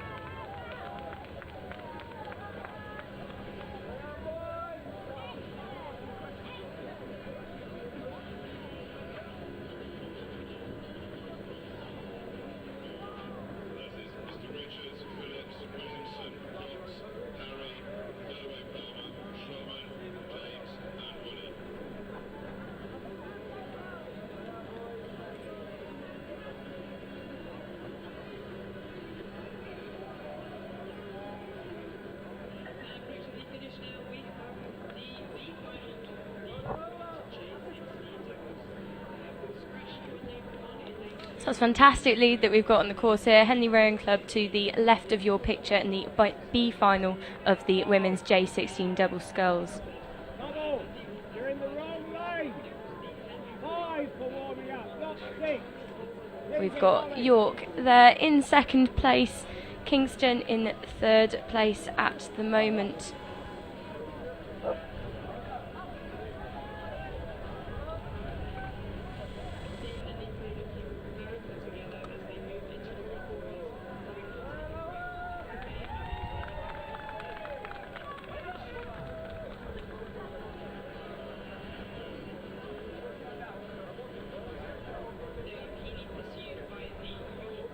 And there you see Henley Rowing Club just about to cross the line and win this B final of the women's J16 double sculls, and it does look like it is going to be City of York that take the second place there, with Kingston Rowing Club. City. Is that Kingston Rowing Club? Yeah, it is, just coming through into third place in their iconic white and red stripes. And fantastic stretch down at Kingston. We occasionally we'd go down from Wolsey in the lock and go and explore their stretch. But it's, yeah, fantastic stretch of river down there at Kingston. That's Monmouth Comprehensive School just crossing in fourth. Good to see. We don't see much of Monmouth Comprehensive School. More Monmouth School with their brown and yellow. There you go. That is Trafford Rowing Club just crossing the finish line in fifth place even.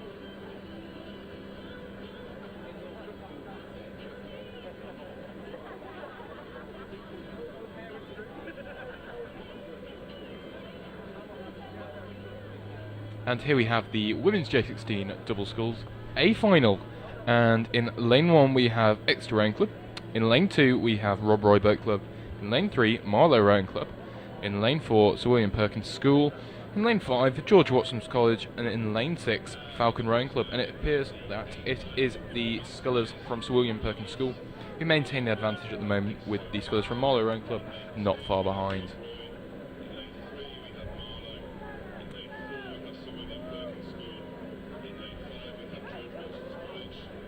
Yeah, quite a tight race that we've got there between Sir William Perkins and Marlow. At the K, Sir William Perkins just 0.2 seconds up on Marlow Rowing Club. I've got a fantastic junior women's programme at Marlow. Sophia Heath helping out with Pete Chambers coaching there, and I know that Sophia's really passionate about building up that women's squad. You know, she's been on the GB rowing team. She was in the second women's four at the World Cup 3, and she said that she just wants to inspire the girls and you know, really help them find something that they love and really enjoy the sport. So it's good to see that she's inspiring these girls on the course now. They're having a real tight race with Sir William Perkins School.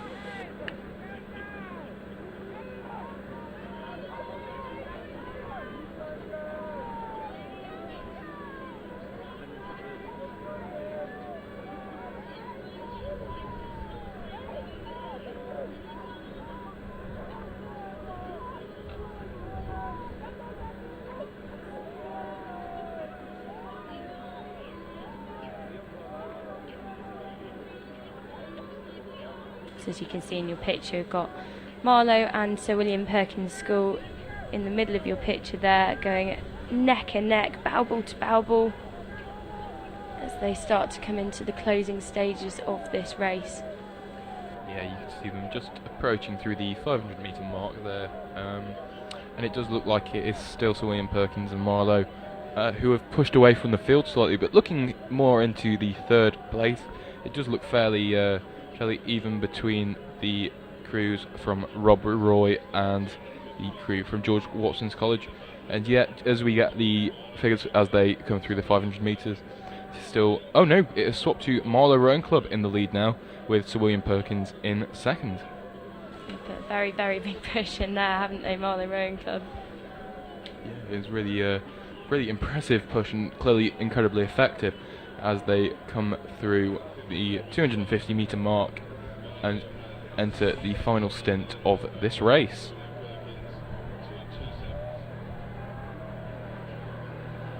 Sir William Perkins not giving up that easily. Sir William Perkins coached by Iona Riley and Molly Harding. Yeah, Marlowe is sculling that really nicely, actually. Really nice blade work there.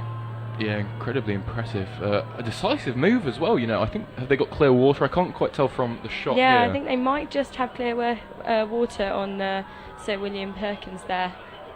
Really decisive move there. And But in the race for battle third. for third, that's Balbal to Balbal there. That's fantastic. So that's between Rob Roy Boat Club and George Watson's College. And also on the far side, you can see Falcon Rowing Club actually getting quite close on their attempt for that bronze medal.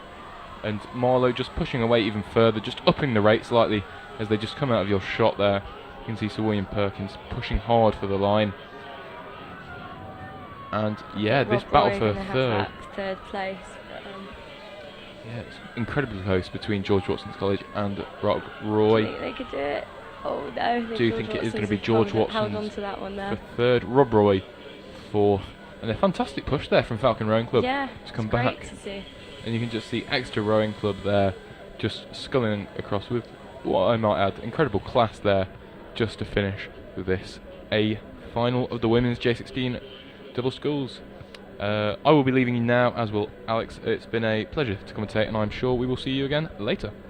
Thank you for having us, and have a wonderful day.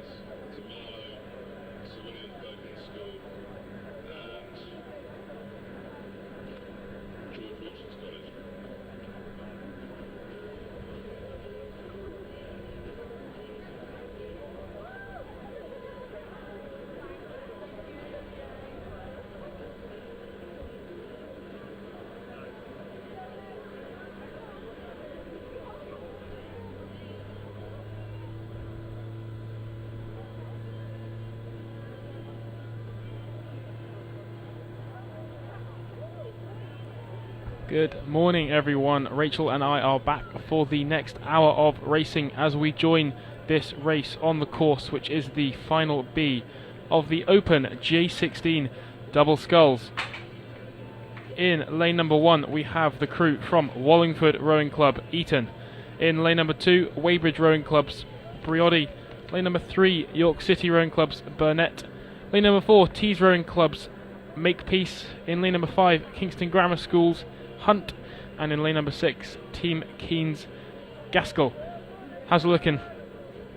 Absolutely, it is looking extremely close going through the 500 metre mark. These are the times we have so far. In first place, the Tees crew with 149.6. Very close behind in 150.6 is the Wallingford crew on the other side of the river in lane 1. So we have a bit of a cross-lake situation going on. We're yet to have the time through to the 1,000 metre mark, but looking from our commentary box, it seems that things are pretty much unchanged in terms of closeness.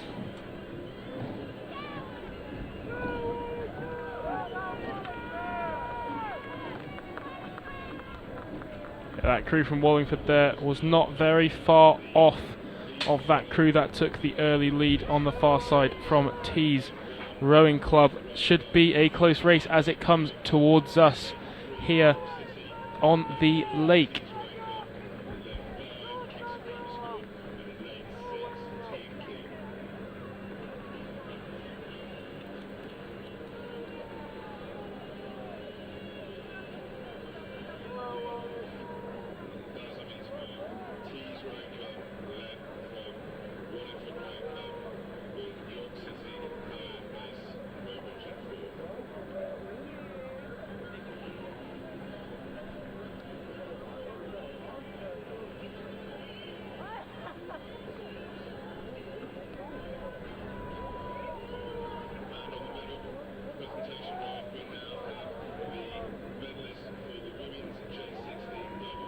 That crew down in lane number 1, Wallingford there, despite their charge through the halfway point.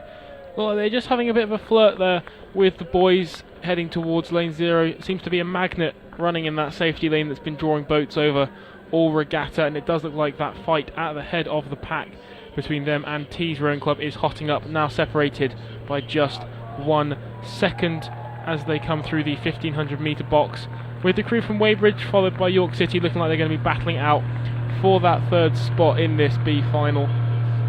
Crew from Team Keene sculling nicely there, but seem to just be slightly off the pace, and the crew from Kingston Grammar School appear to have not started. As we just watched there on our screens, that crew in lane number 2 there, Weybridge, seem to be coming towards Wallingford, Rachel. Converging slightly as the Wallingford crew also move over, and the umpire follows them to their side of the lake. This will give, not Wallingford. This will give the Kingston Grammar School crew a definite advantage when steering. Obviously, it takes up so much time. And can be a time waster, especially in these last 500 metres. It's not ideal. And as we say that, the Weybridge crew has overcorrected and is heading towards lane 3, but not to worry, because the crew in lane 3 there from York City have headed towards lane 4 just to give them that extra space. Little steering issues here as we come down, and it does look like there's a battle right at the front of the proceedings there between Wallingford and Tees in lane number 4 there. As it comes down beneath us there, Tees and Wallingford do appear to be going head to head. They are sprinting hard for the line. I think Wallingford may have actually rode through them through that final 500 metres as we cut to the finish line camera there. Yeah, looks like Wallingford in the pictures on your screen there. And a fist goes up in celebration. Yeah, Wallingford there, happy that they have taken that, with Weybridge steering issues not costing them as they secure that third spot comfortably from York, with the Team Keene crew, sculling nicely over there on that far side in lane 6, but that lack of a crew in lane 5 may have just not provided them with any close opposition to pull them along in the middle of that race when it gets quite lonely.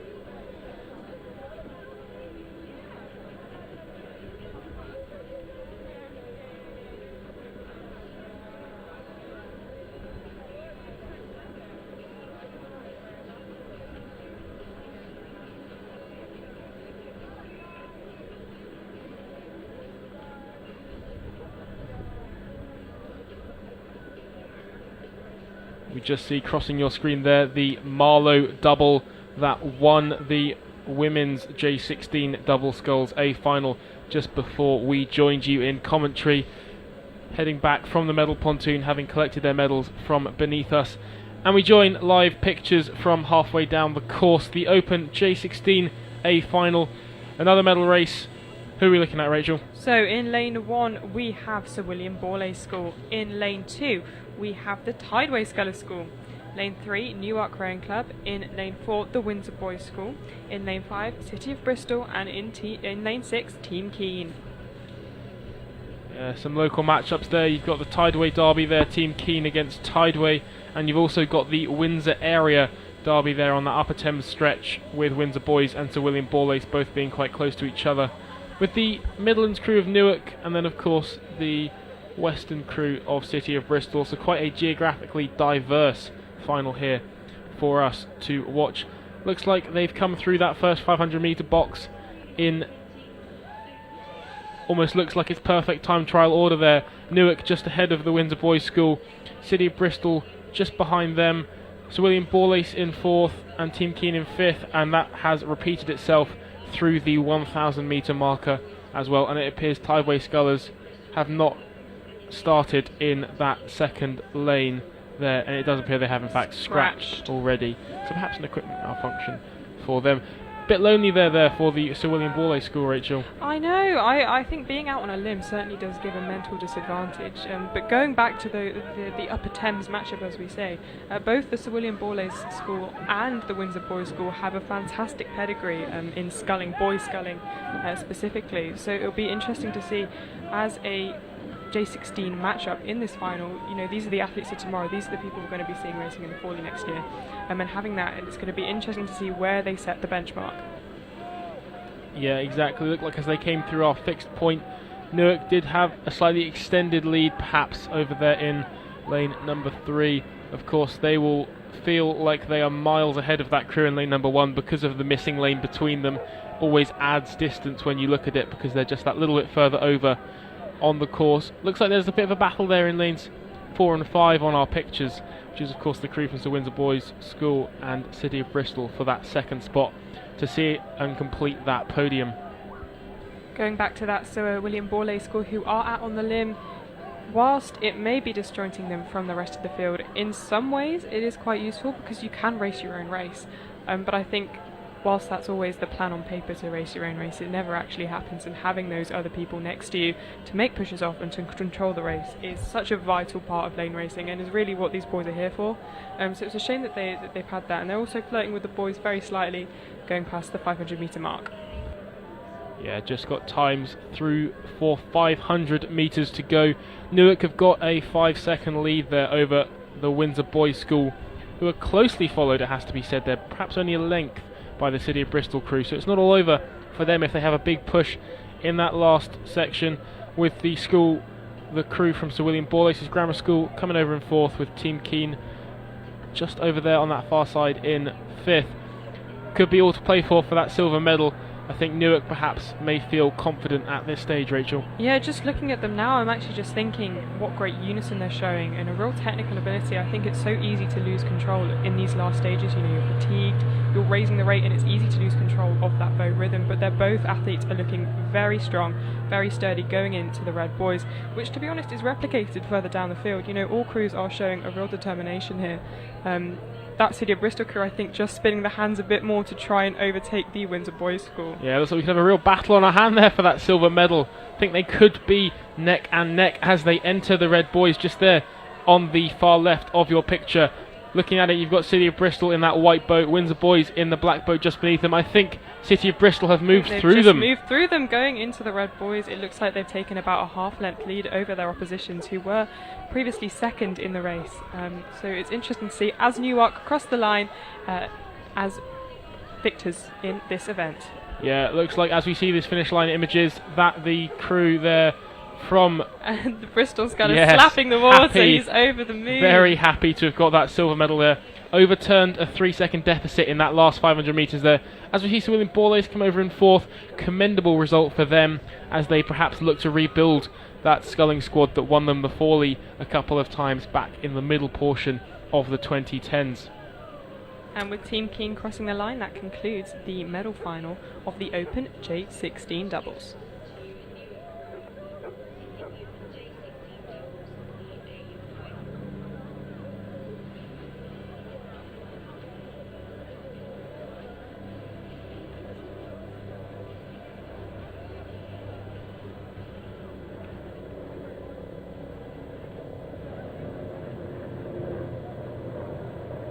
And we join pictures here approximately 500 metres into the next race on the course.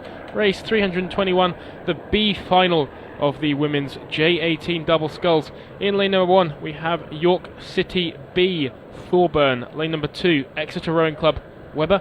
Lane number 3, York City Rowing Club A, Jackson. Lane number 4, Henley Rowing Club, McCartney.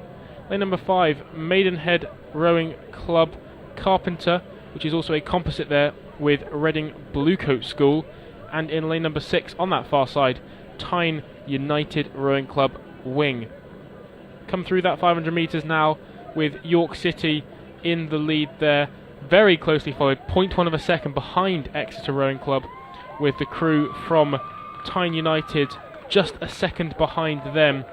York City followed by Reading Bluecoat and Maidenhead's composite, and Henley Rowing Club there in lane number 4. Maybe not have the best of starts there, as lane 4 would have been a favoured lane from the time trial, Rachel.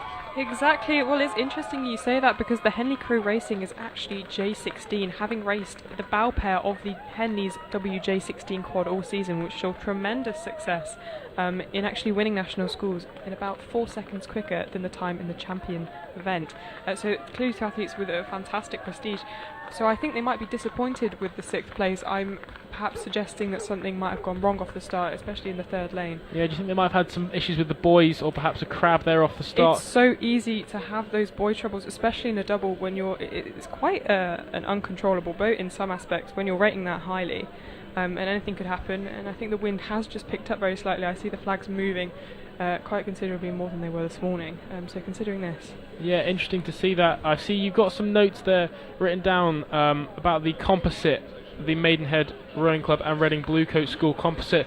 What can you tell us about that composite? Yeah, so this boat actually really caught my eye when I saw that they were in a composite, because I noticed that the Maidenhead have been doing a double this season, which makes me think maybe the other member, the usual member, is on holiday somewhere, it being the summer holidays for most. But A. Carpenter of Reading Bluecoat School actually has raced in a single most of this season, winning the B final in the championship symbol at national schools, and reaching the quarterfinals of Henley Women's Regatta. And equally the Maidenhead crew coming 6th at national schools in the double. So these are clearly two athletes with a lot of skill, a lot of talent, and have been in the circuit for a very long time.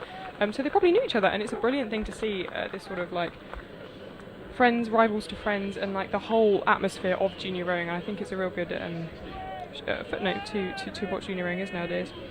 Yeah, and it looks like they've actually just started moving up through the field, that composite, as we look at these fixed camera images. 750 metres to go.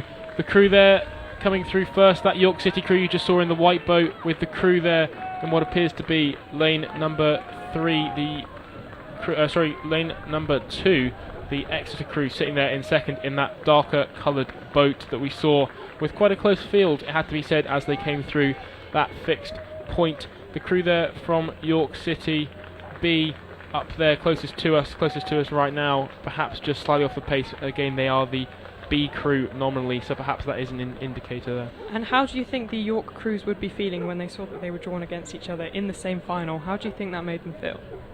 You know, they've probably raced each other all year. They've probably trained in a quad at points, perhaps even a bigger boat. Perhaps even these double lineups have been switched around, and members of the A crew have raced with members of the B crew, and vice versa.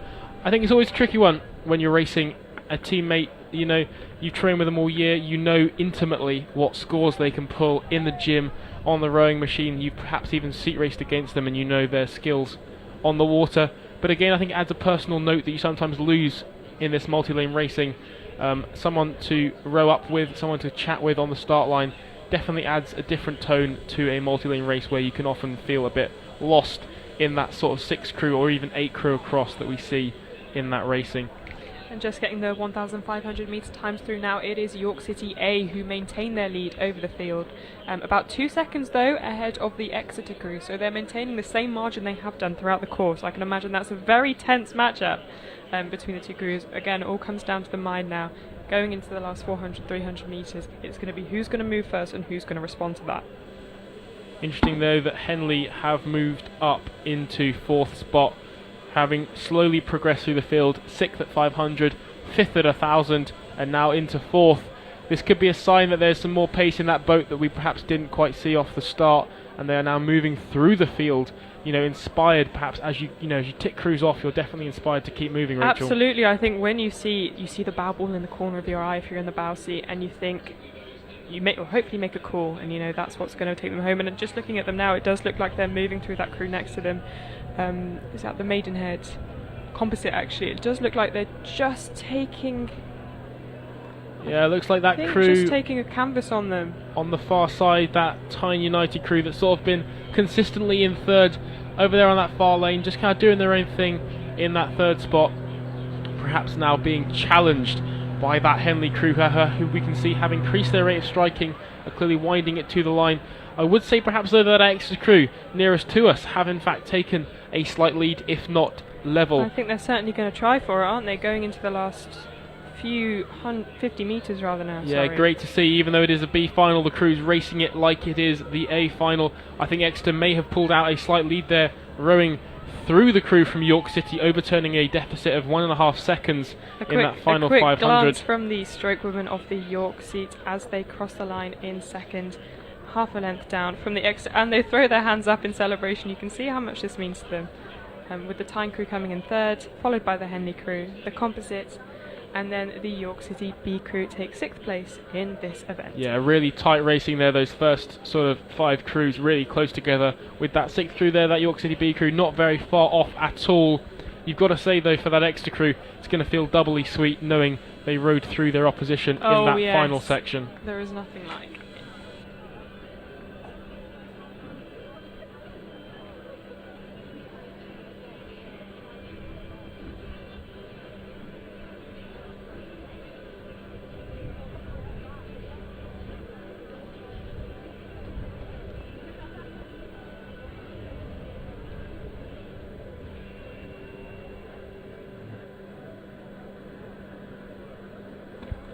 we join these pictures now. Looks to me as if they're about 1,250 metres into the race, perhaps coming through the 1,000 metre marker shortly of this next medal race, the women's J18 double sculls Final A. I'll run you through the crews we have in lane number 1, closest to us, Warrington Rowing Club's Marinos. Lane number 2, Wycliffe Junior Rowing Club's Burt. Lane number 3, Sir William Perkins School A, O'Donnell. Lane number 4, Clares Court McFarlane. Lane number 5, Hartpury College Rabjohns. And in lane number 6, Trenton Boat Club's Wheelahan. Should be some tight racing. In fact, they did all cross the 500 metre marker within a couple of seconds of each other, separated there by about 7 seconds, so all within 2 lengths. They have now come through the 1,000 metre marker. Rachel, how's it shaping up?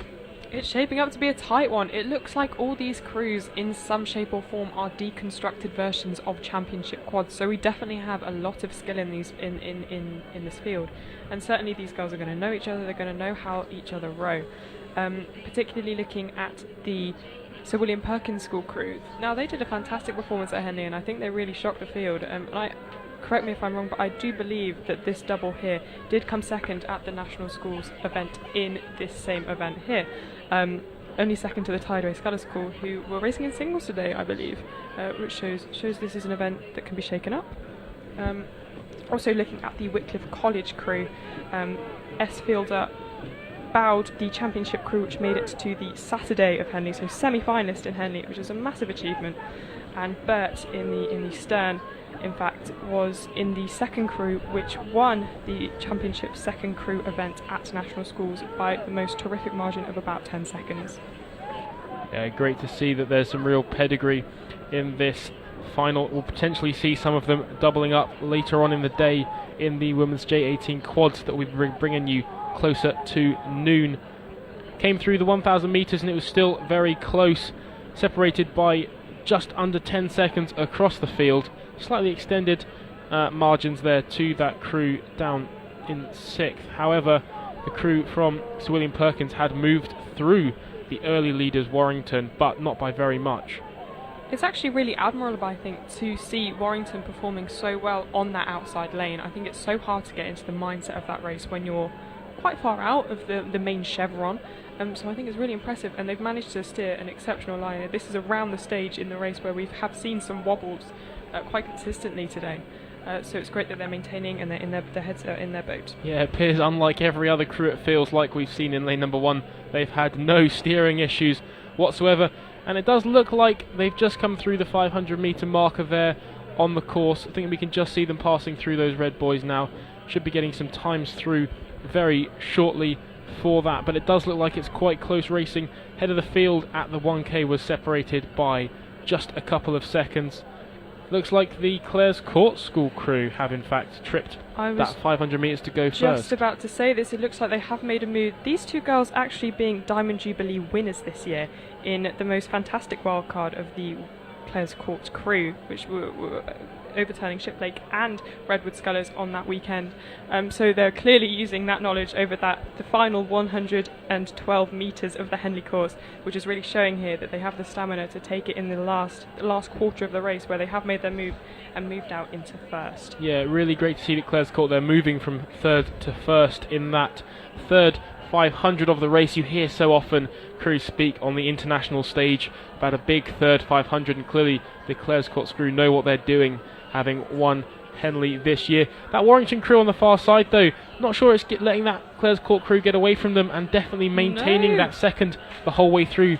They may have had a fast start, but they've definitely maintained that middle pace and look to have definitely taken a convincing second, if not challenging the Clares Court crew for first on your screen. Of course, those are the crews on the far left and far right of your picture, although I do think Clares Court have just got a little bit more watts in the tank as they do now wind it up with that Warrington crew behind them.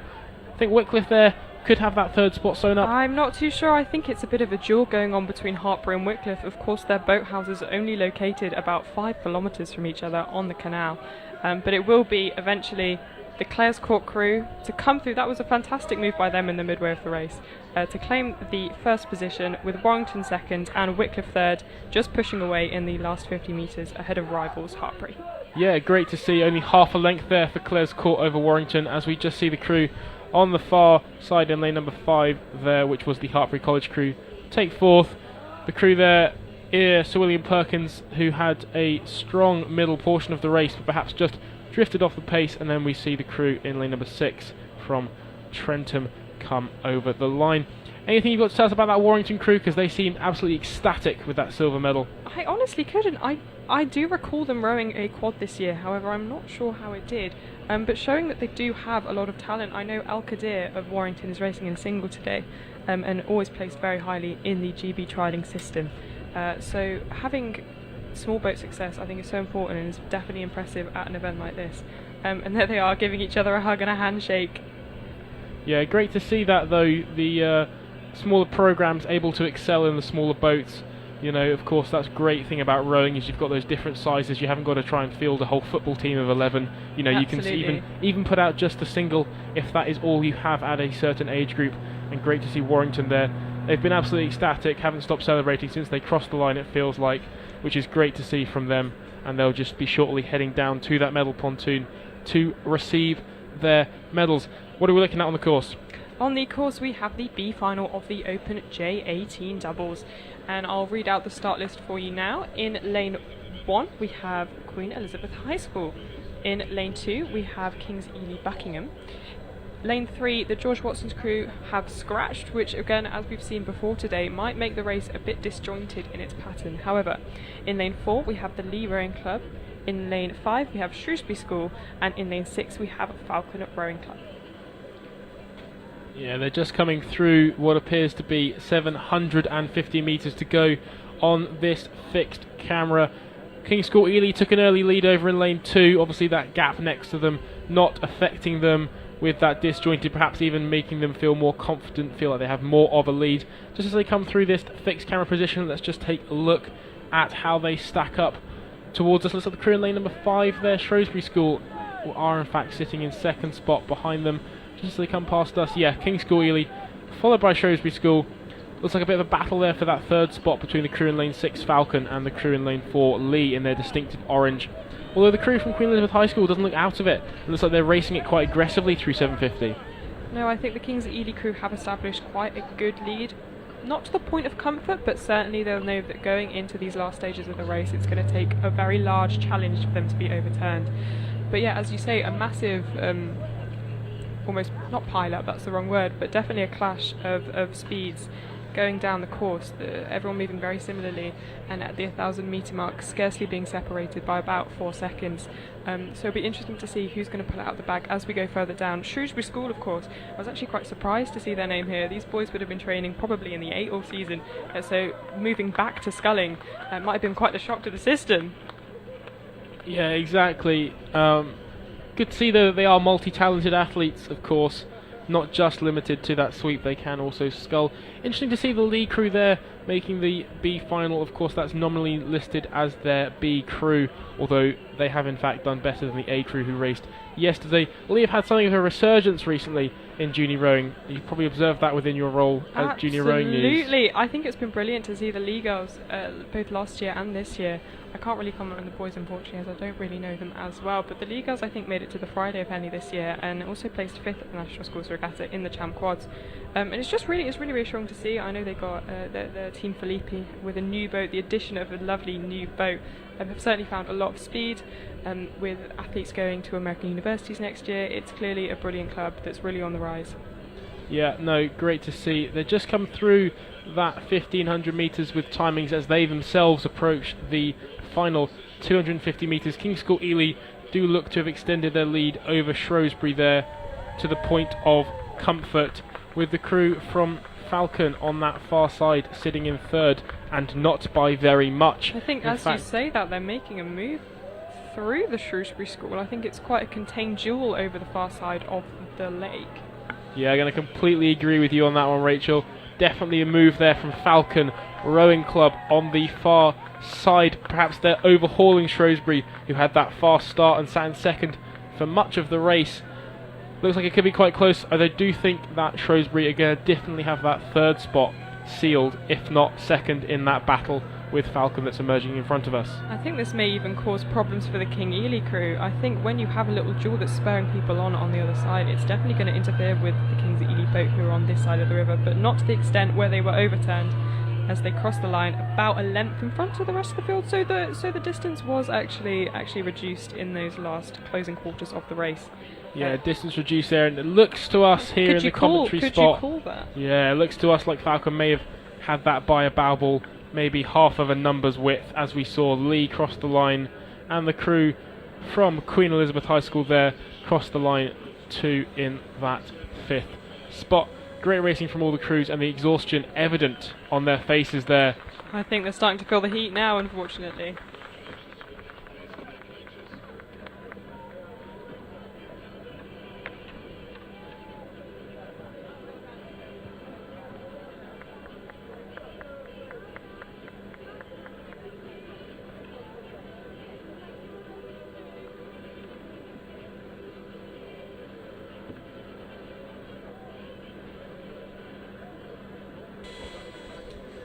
And back with you now, we have the A final of the Open J18 doubles. In lane 1 we have Clares Court, in lane 2 we have Nottingham and Union, in lane 3 we have the Windsor Boys School, in lane 4 we have Weybridge, in lane 5 we have Molesey, and in lane 6 we have Hartpury College. And what are you making of this lineup so far, James? Yeah, it looks like it is some quite strong competition, some really big names of the junior boys rowing scene in this pinnacle doubles event. We may even have some J16s racing up into this at the pinnacle of the double sculling for the day.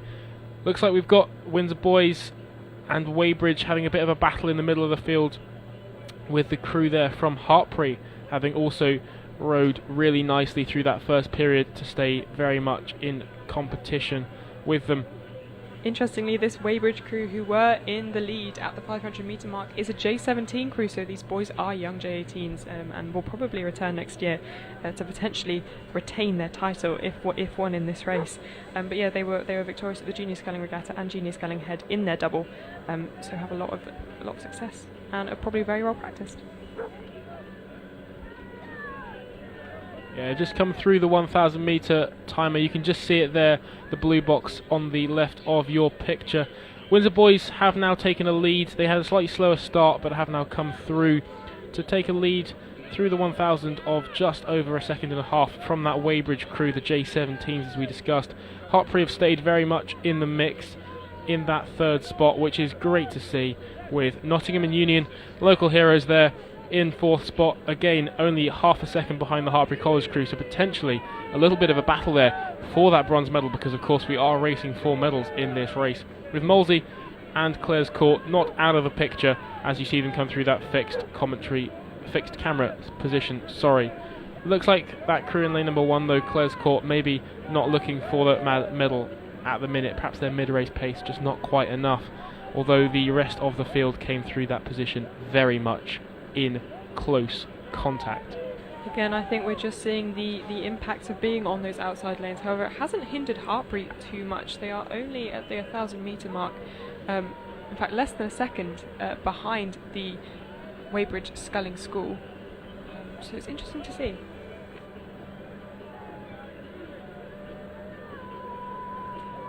Have you got any insights for us on what we have seen these athletes racing in before this season? Have we got much pedigree in this final? Well, featuring a Windsor Boys School crew, I think the pedigree is self-explanatory. Of course, them getting two crews to the Henley final this year. Of course, obviously one being victorious, but both of these boys were in the Henley final this year and won the national schools. So, very good pedigree, quite frankly. But it's brilliant to see, I think, the Nottingham Union crew. They're in a bit of a Thames sandwich on the far end of the crew, but they're certainly giving to them. As a smaller club, it's brilliant to see the challenge that they can provide to this bigger school, or both bigger schools, in fact, who have actually moved up into second. Sorry, now I say this. Yeah, Union have their come into second. The local boys, they'll have trained on this lake before. They'll know what they're doing. Of course, sitting next to that Windsor Boys crew will give them confidence. Windsor Boys have extended their lead slightly and are now perhaps taking a controlling lead in this race, but it does look very tight behind You've got the crew separated by just a couple of seconds, which of course in a double is only around a length and a half of boat speed. Could be quite a tight finish to meet that podium. Of course, we've got 3 crews competing for 2 spots on that podium behind Windsor Boys, and of course we can't rule out Hartpury College there, although they have very slightly dropped off the pace through that second half. Coming through 200 metres to go now for the Windsor Boys. Looks like they have got that lead relatively sewn up. They're just increasing their rating on your picture now for that final sprint, which is good to see. And then we do appear to have that Union crew there sculling beautifully there into that second spot. Don't think we've seen Union much this year in the double. I think they've been more in that quad through the season, and they do look like they are just leading that Weybridge crew, who themselves lead Molesey and may in fact take the bronze medal from Molesey. All boats looking silky smooth as they approach the Red Boys and the finish, with the Windsor Boys School finishing about 2 lengths in front of their opposition from Nottingham County, who crossed the line. Sorry, Nottingham Union, beg your pardon. Weybridge, then Molesey. There's like a little battle here coming in. Clare's Court sprinting to try and overhaul that Hartpury College crew. As you'll just see them entering your picture there, Hartpury did enough to hang on, but Clare's Court not letting them have it their own way. Union, they're very happy punching the water just after the finish line. Windsor Boys punching it as they crossed. Everyone very happy with their results, and they'll now head down to the medal pontoon to receive it. You can see there some pats on the back by the bowman, which is Ingham, to the strokeman Warren there in that boat. Good to see the camaraderie there. I'm sure there will be celebratory hugs and fist bumps on the medal pontoon as we now cut down to the next race, which is actually into a little patch of coxed fours, which will be a complete change, you have to say, from the doubles that we've just seen come down. Indeed, I think we've finished with the small boats now, and a fantastic way to finish the double sculls. That was a brilliant race. But yeah, we're now joined with the fours in such a different event. I think having that cox is such a different experience, you know, not only with a steering point of view, but having that constant reminder that it's not all in your own head and you've got someone to lead you down this charge. I think that's so valuable, and it is something, despite maybe being a little bit slower, it's certainly worth it, having a constant motivation presence there. And who have we got on the lineup for us today, James? Yeah, today we have got, this is of course the B final of the women's J16 coxed fours. We've got Rob Roy Boat Club, Kemir in lane number 1. Lane number 2, Simples Girls School, Palmer. Lane number 3, Great Marlow School, Fife. Lane number 4, Canterbridge Rowing Club, Howie. Lane number 5, Sir William Perkins School B, Harvey. And in lane number 6, Tyne Rowing Club, Temple. As they come through what appears to be about 500 metres done now on your screen. Looks like they're all sweeping nicely. No major dramas, it does not appear yet. We're just getting through some times there. Greater Marlow School taking an early lead from Canterbridge, who themselves are leading Sir William Perkins ahead of Rob Roy, followed by the crew from Tyne and St Paul's Girls School. Interesting there to see coxed fours against coxless fours, always a tricky one to decide. Rachel, what do you prefer rowing in, coxed or coxless fours? I'll confess to have not actually done much sweep in recent years. I've been attending a sculling school for my sixth form for the past years of my life. However, in my limited experience, I think a coxed four, anything coxed, I really thoroughly miss being in a coxed quad, that is to say. And I know that's what in the States, that they've been ahead of the charts. For instance, you can't do a coxless quad as a junior, it has to be coxed. Probably worth it over such a distance, but if I had to pick, I think I would go with the coxed four. How about you, James? Myself, as a lightweight rower, I do prefer the coxless. I feel like as a lightweight, just don't quite have the watts in the legs to haul someone else down the track who isn't contributing to it. We've also got another lightweight, Ollie Hanks, in the booth with us. Ollie, what do you prefer, coxed or coxless? Definitely has to be coxless. I agree with you, being like having to not carry somebody else along with you. Absolutely brilliant. Racing the Wifold this year, great fun. Being in the coxless boat, it's just, cox is just another heavy person to carry along down the track. Have you raced in a cox boat at all this year, or have you just been racing in the coxless? All coxless boats this year. Nothing cox apart from 8s ahead of the river. Coxless boats definitely the way forward. I think as lightweights we're kind of bound to agree with each other on that one there. Just as we see them come through the 1,000 metre marker halfway through this race. Of course, in the cox boats, it's going to feel quite long, it's going to feel quite heavy. They have to adapt their rowing style, a bit more of a squeeze through the stroke than the aggressive catch that you can get away with in the coxless 4. Greater Marlow School there, extending their lead now, commanding 5 seconds over the Canterbridgian Rowing Club there. With Sir William Perkins staying in that 3rd spot, Rob Roy sticking in 4th, but then St Paul's Girls' School just rowing through the crew, but only just from Tyne. So a little battle there at the back of the field on complete opposite sides of the lake. Seeing a bit of movement at the back of the field. It's good to see, actually, and I do suggest that this will impact the front of the field pretty shortly. I know we're only halfway through the race, or at least just beyond that, so it'll be interesting to see how the race progresses. I think Great Marlow School on your pictures now, just moving out very slightly, lengthening that stroke, it looks like, looking really sharp actually, as they move past the 750. Yeah, a lot of that crew over there in lane number 5, Sir William Perkins, had almost made a move over that crew from Canterbridgian, who was next to them as they came past that commentary fixed camera position, sorry. So it could be a little battle there for that 2nd spot. They were quite close going through the 1,000 metres. They'll shortly be ticking off the 1,500s, entering that final quarter of the race. Of course, important when you're carrying that cox down the course, not to start your sprint too early, as the heavy weight can really take a toll. Absolutely. I can't actually imagine the pressure that a cox needs to be under in this situation, and also I suggest that despite it being a straight course, that's almost harder to steer. I know that's certainly what we've seen in the double sculls. At least you have something to concentrate on when there is all these bends and curves, but with the boys as well, they can be ruthless if hit, and obviously if you're in a cox boat and you do hit the boys in that position, then there's all eyes on you, unfortunately, but I doubt we're going to see any of that today with the well-trained scullers and athletes we have on offer. Yeah, probably some real pressure there, and of course the previous commentary duo there, Alex Wenyon, of course, coxing at Molesey, was probably able to give you an insight, and I'm sure when she was coxing on the 8s races, commentating on the 8s races earlier, was probably able to give some quite key insights there into how she feels when she is coxing the boats down the track. Looks like they're just coming up to the 500 metre marker, and I'd say it looks pretty neck and neck on that far side of your picture there between Canterbridgian and Sir William Perkins School, and in fact they do go through separated by just 0.4 of a second behind the Greater Marlow School, who have lengthened out their lead. Looks like the crew in 4th place isn't out of it just yet. St Paul's Girls' School, of course, they have now rowed through the Rob Roy Club on this near side, who have slightly dropped off the pace, so it could be some quite tight racing. Potentially quite deceptive. The angle we have here suggests to me that the Sir William Perkins School crew are in fact really raising the rate now and really making a move actually.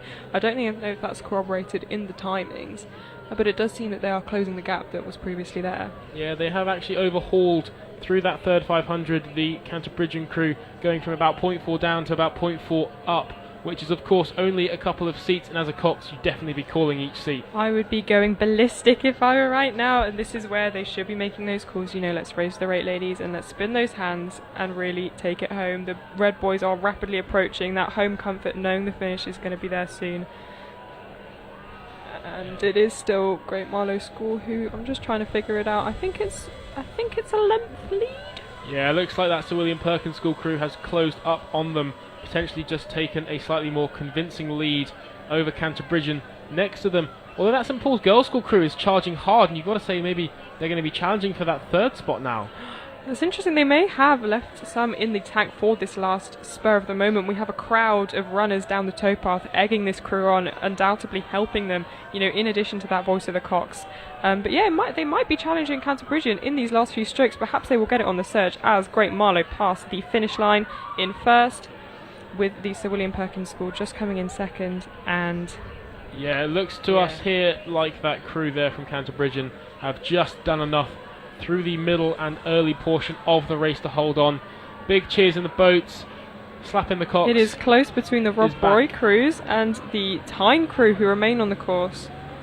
I think Rob Roy just made a move there. Looks like Rob Roy have made a move there. Of course, came through that first 500 in fourth and have now finished themselves in fifth, which is great to see, and some great rowing technique from all the crews on offer there. Celebrations going on past the finish line in the crews as the umpire waves the white flag just off of the camera. So that race is in fact confirmed, and we move to the next medal race. Rachel, what are we looking at? We are looking at the A final of the same event, the women's J16 coxed fours. In the lane 1 we have Wallingford Rowing Club. Lane 2 we have Stratford-upon-Avon. In Lane 3 we have the Great Marlowe's, Glasgow Academy. In Lane 4 we have Henley Rowing Club. In Lane 5 Sir William Perkins School, again in the same lane as their predecessors. And in Lane 6 we have Aberdeen Schools Rowing Association, or ASRA. Yeah, just see that confirmed there on your screen. Looks to us like they've just gone through that 500 metre box with that windsock you can see just at the top of your screen there, which is good to see. We're getting the times through on that shortly, hopefully, but it does look, at least to us, like these middle lanes are in fact quite tightly racing. Of course, medals at stake for them here, which will inspire them. Just that extra little bit always makes the pain feel slightly less when there is in fact a medal at stake. More worth it, exactly. And we haven't got any times through yet, but based on the picture it is looking quite close.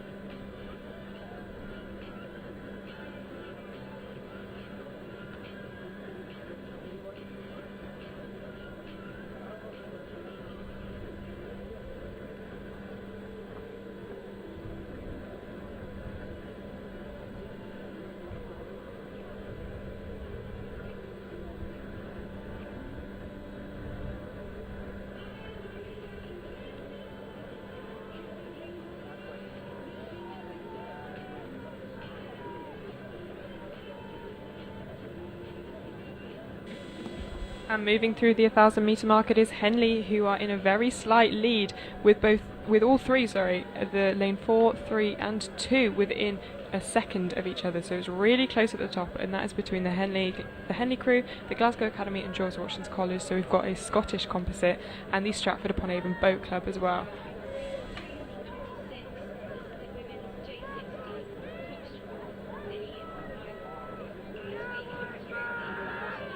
Interesting though, the whole field there separated by just under 6 seconds, so really tight racing, everyone there within a length of each other. Just going past the fixed camera spot here at 7:50 to go.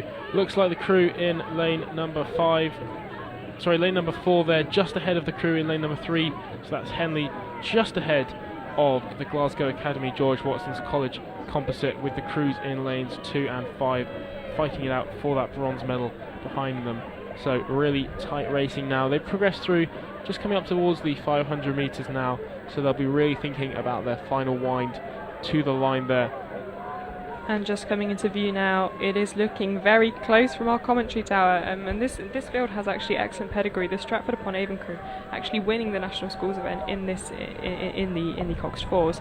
As well as this, we have the Henley crew who won Henley Women's Regatta in this event, so we have maybe a bit of a grudge match going on. Stratford-upon-Avon were not present at the women's event, however all crews sculling very technically well as we move into the last 750.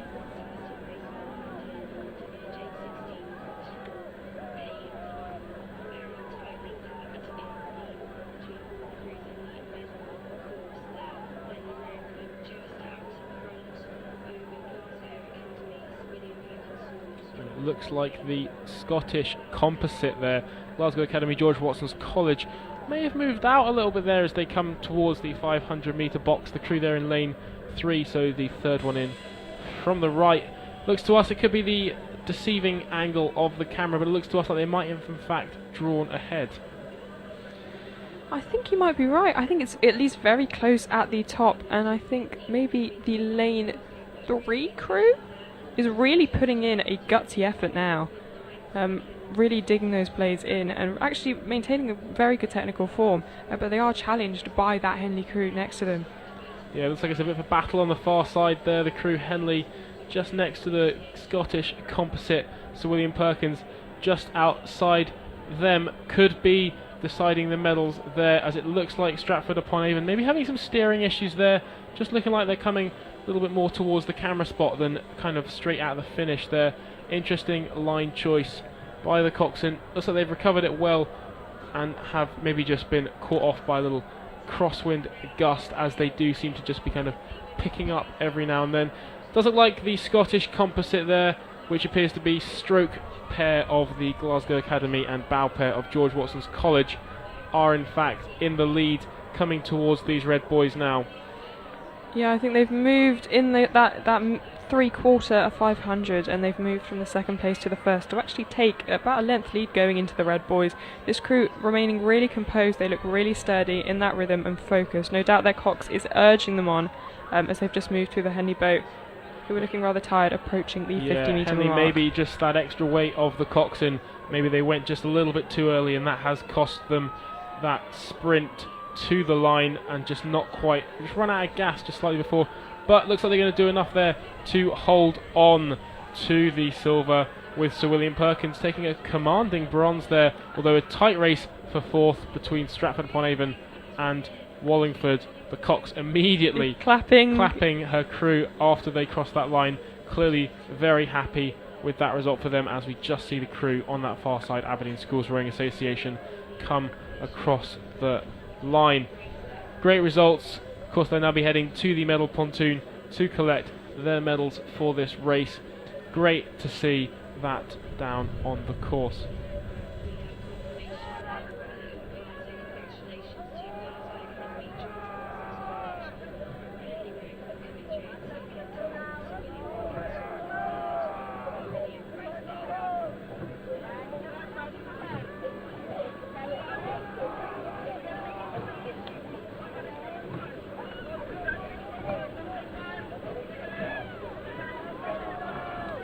And as you see, the A final of the Open J16 Coxed Fours come through your screen. In lane number 2, we only have 4 crews, so in lane number 2, the Aberdeen Schools Rowing Association crew did come through that position in first, followed by the crew in lane number 5, Clares Court School. Greater Marlow School in lane number 3 there, coming in third, and Team Keene in lane number 4, coming in fourth.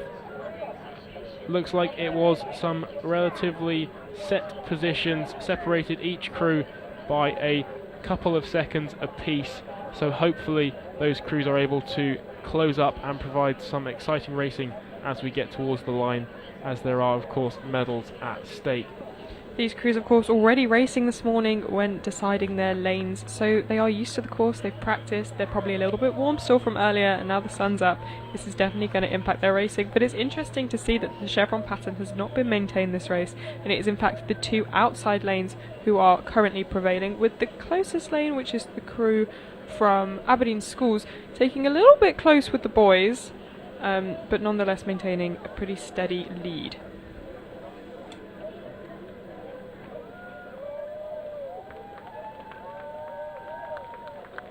Yeah, everything was the same as they came through that 500 metres to go marker. They're just coming up towards the 250 metres to go.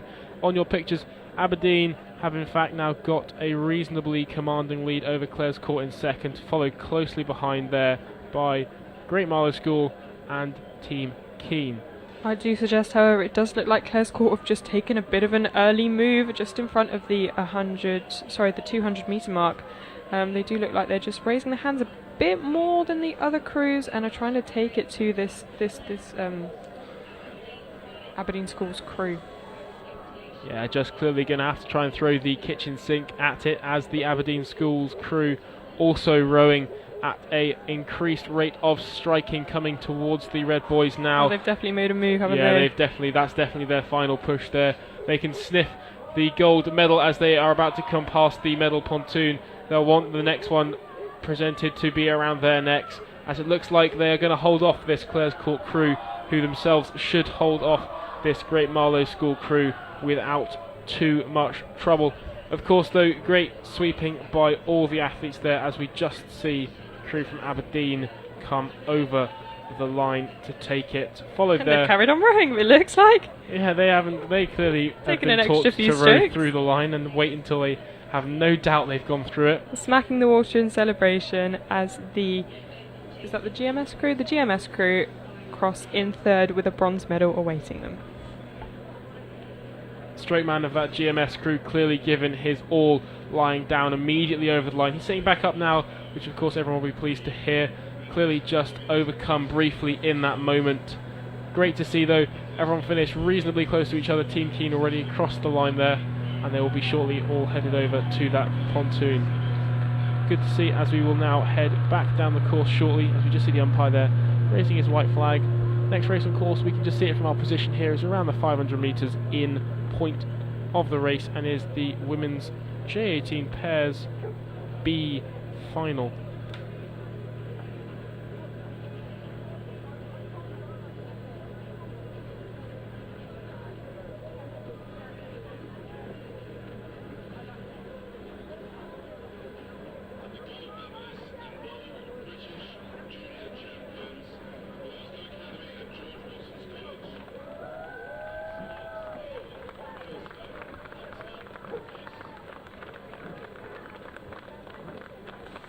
And back on the lake now, we have the B final of the women's J18 pairs. Pardon.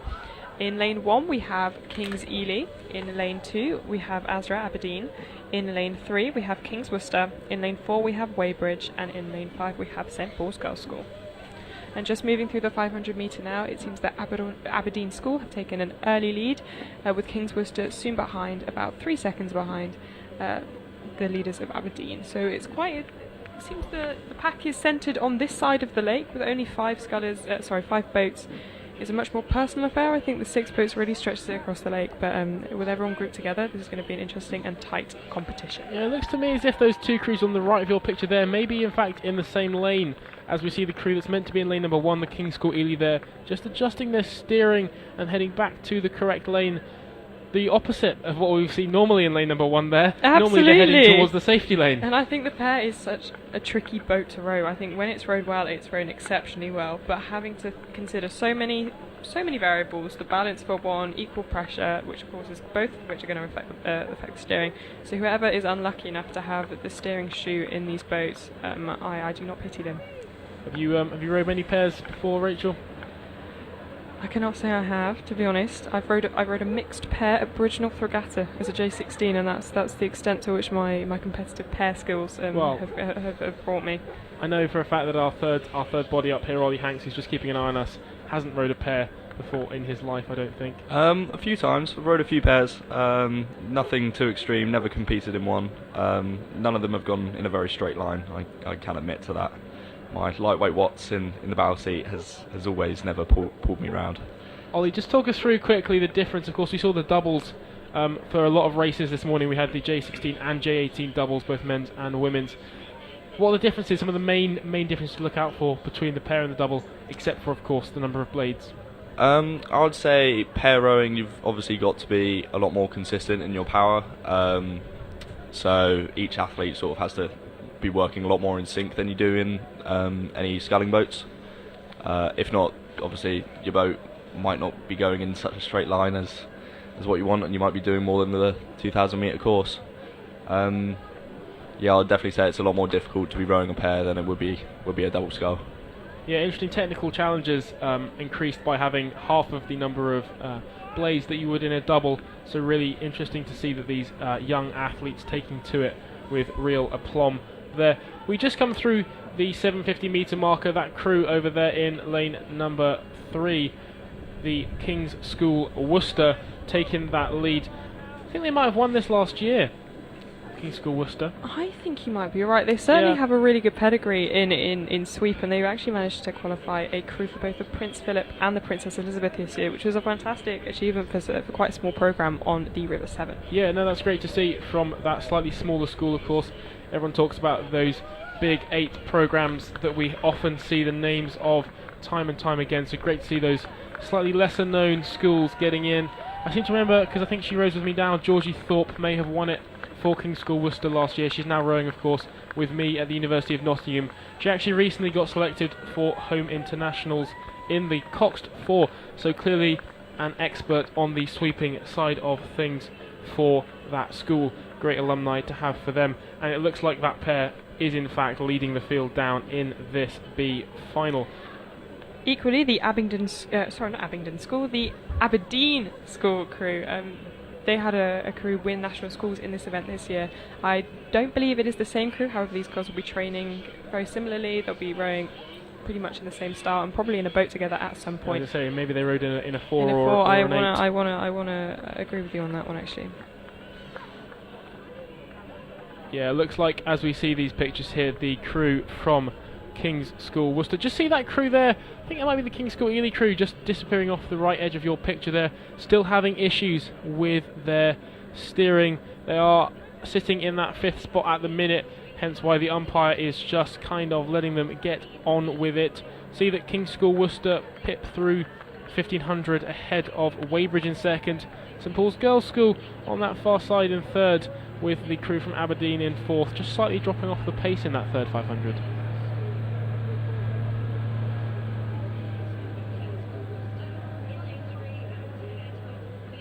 Yeah, it looks like King's School Ely in lane number 1 may in fact have overcorrected and are now flirting with the boys between lane 0 and lane 1.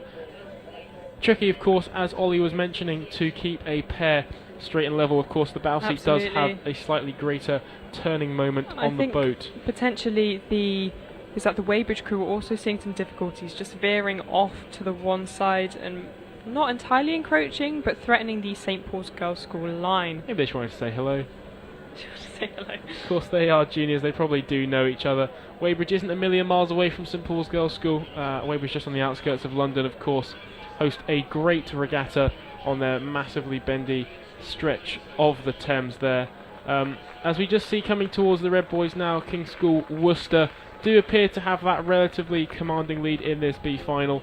Looks like they're just not needing to take the rate up dramatically. Just chunking it along, really strong rhythm. Yeah, keeping that nice pace. Clearly works for them, and it is indeed working for them. As you do see Weybridge behind them with that increased rating, but I don't think they're going to be able to trouble that crew from King's School Worcester, who look to us just as they're coming up towards the line there.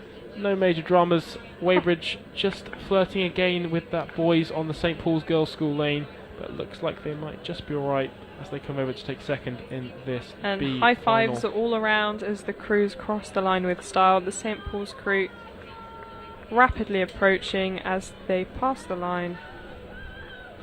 King's School Ely now actually sitting in lane number 3, having started in lane number 1. Just seen them go through in that last 200 metres all the lanes. They are getting their entries money worth as we see the crew from Aberdeen Schools come over in 2nd, and King's School Ely just avoiding a collision there with the umpire's launch that's just reversing out of their way. In fact, they may even cross the line there in lane number 4. Coming across the line there, they were sculling nicely the whole race. Lying back with fatigue. Yeah, I think that bow woman may have just run out of energy there, and of course that would explain the angle with which they crossed the line. Of course, a real risk in the pair there if you do in fact blow, that just implies a negative spiral of steering issues, as of course the more you get tired, the more you lose the ability to pull it round back on your side, and then it just gets worse and worse. As we cut down to this, the A final of the women's J18 pairs, of course the medal race for them. In lane number 1 we have Newark Rowing Club's Woodman. Lane number 2, Marlow Rowing Club's Wilkinson. Lane number 3, Hinksey Sculling School's Myers. Lane number 4, Nottingham County Rowing Association Local Heroes Bell.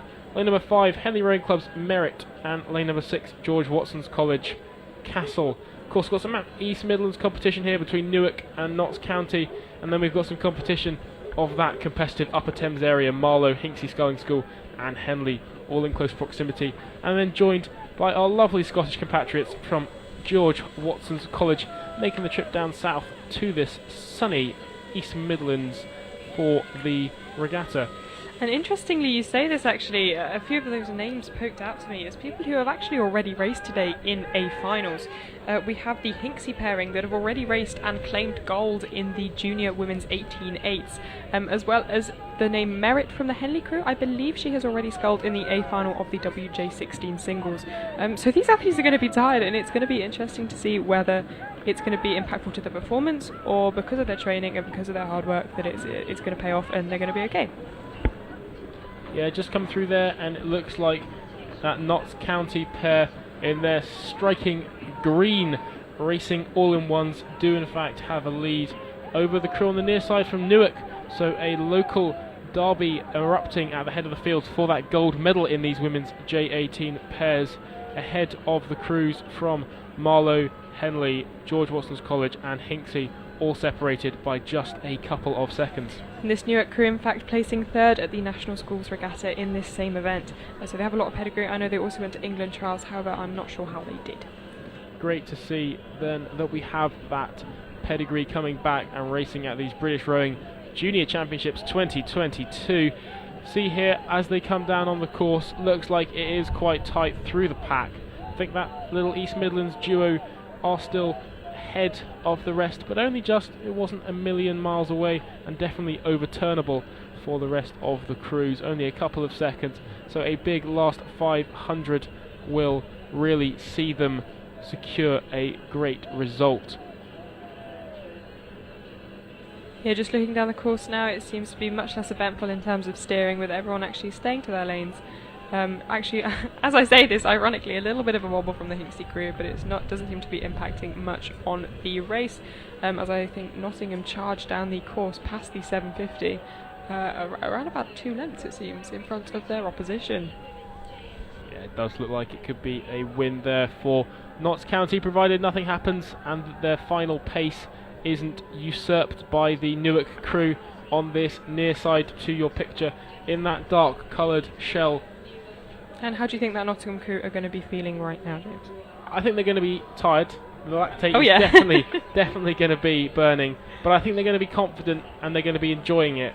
Of course, you know, they can see now probably almost all of their opposition, if maybe not quite Newark, but they can definitely see the rest of the crews in their peripheral. I think they're going to be happy with where they are. They're probably going to put in a build as they come through the 200 metre marker. Of course, they train on this lake day in, day out, so they will know intimately where they are at any point, and they will put in that little push just to secure that medal. But I think they're definitely going to be happy faces through the pain. Smile. I was about to say the exact same thing. I think being in front, you'll be able to smile through the pain a bit more, and I think it almost gives a confidence to know that what you're doing, you can put a bit more strength and a bit more of the legs down. The Newark crew just seem to be veering off very slightly. I'm not sure if they'll hit a buoy. I think they've narrowly avoided it, and maintaining their place in second, but this is going to soon be challenged by the Hinksey crew, who have come back from their 6th place. Yeah, I think on that far side as well, lane number 5, Henley doesn't look out of it for the medals either. Could have a 3-way battle for that 2nd place. I think crews need to watch out. Hinksey now entering Marlowe's lane. Both crews, in fact, encroaching on the mark. Newark trying to give as everything the Nottingham crew, a hand up in celebration and a pat on the back for the Nottingham crew. Looks like as we come on up the a really surge, tight line across the line, looks though as if Newark may take that on the surge. Henley then coming into 4th, just ahead of Marlowe in 5th, and George Watson's sweeping a great race on the far side, but perhaps just didn't have that middle pace where they dropped behind the field. I will quickly commend the Hinksey crew for collecting their 2nd medal of the day. A different colour, but nonetheless still a very impressive feat. Great to see that. Great to see these athletes, these young athletes, performing time and time again. As the umpire there just looks and then raises the white flag on your screen there, so that will in fact confirm the results there. Notts County from Newark, from Hinksey Sculling School.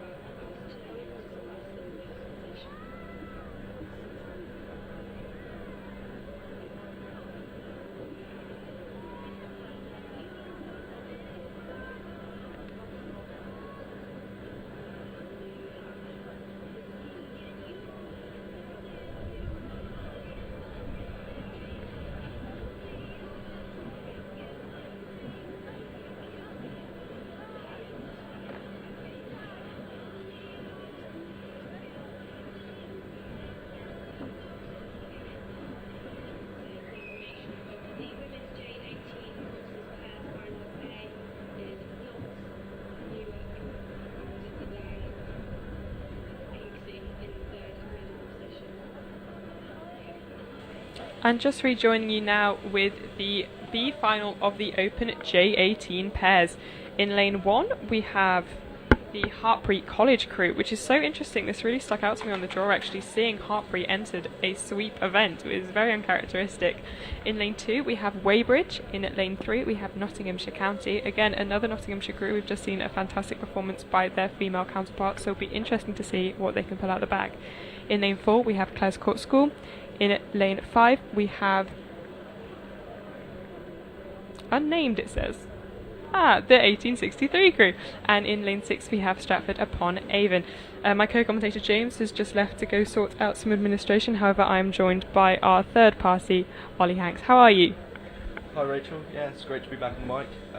As we see crews just coming through 1,000 metres, we can see the crew from Notts County Rowing Association in the lead, closely followed by the 1863 crew, and then hopefully to pick up the bronze along the way we have the Weybridge crew, who are currently sitting in third place. I will comment on the closeness of the Hartpury and Stratford crews, who are somewhat local to each other, both West Midlands based clubs, but within 0.4 seconds of each other, so that's hardly a stroke, and it'll be interesting to see how that progresses. Obviously I'm joined with Ollie, who is an ex-Hartpury member himself, so tell me how you think these boys will be feeling right now. Yeah, so they've just come through 1,000 metres, so obviously the race is really heating up. Really the most important part of the race, hopefully trying not to do what their doubles counterparts did earlier on today and have a bit of a race to the K, and just gotta keep holding it, just gotta hold in there at this point. Absolutely, and as you said earlier, it's such a hard thing to row is the pair. It's so much multitasking, as in all boats in rowing, but I think more so in the pair. You have so much things to consider, especially steering, balance and coordination. Question, are you a stroke side or a bow side? Stroke side until I die, definitely. It's interesting, I think, just looking at the Weybridge pair, is the first bow-rigged bow side as the stern in the crew. It's the first one I've seen today, and it's replicated by the Nottingham crew actually, which is the first two, which is interesting. I have also seen a few bow-rigged fours. A bow-rigged bucket four featured yesterday in the time trial, which got us all talking in the commentary box, because it's a bit bizarre. Yeah, agreed. You don't really see many mix-ups in rigging when it comes to junior events, but if you've got a steers person who's more comfortable on stroke side, I'd agree. Myself, I'm a stroke sider, but I always sit in the bow seat of boats, so I'm always the steers. But yeah, it's interesting to see, especially at junior events.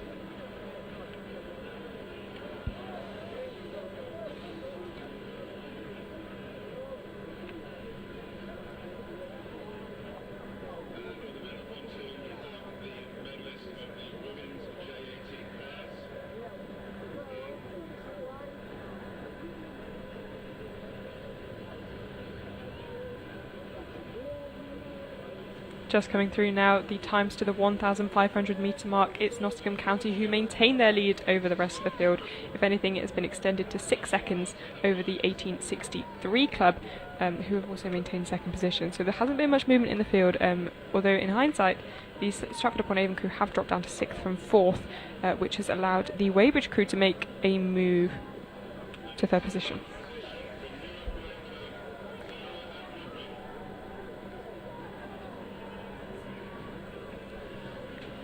I think the 1863 crew, as I speak, have just made a move now. They seem to be spinning their hands rather significantly.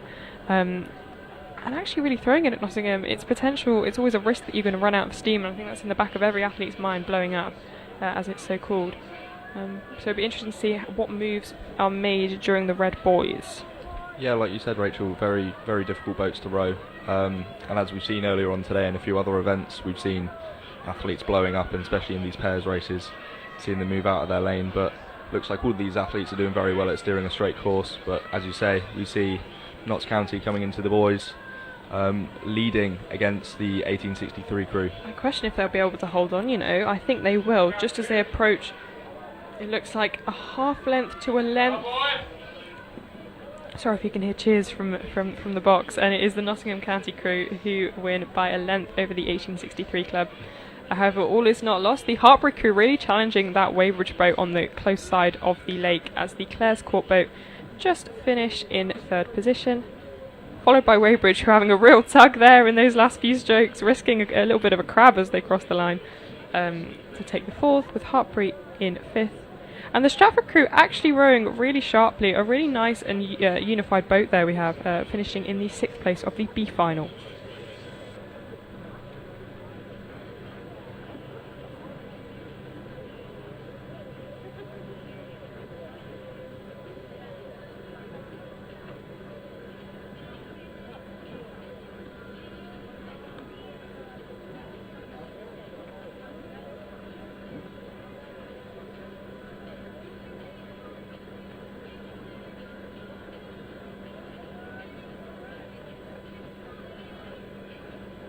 And Ollie and I are just going to leave you now and pass you on to our co-commentators for the third leg of commentary today. We hope you're enjoying the racing and what there is to offer.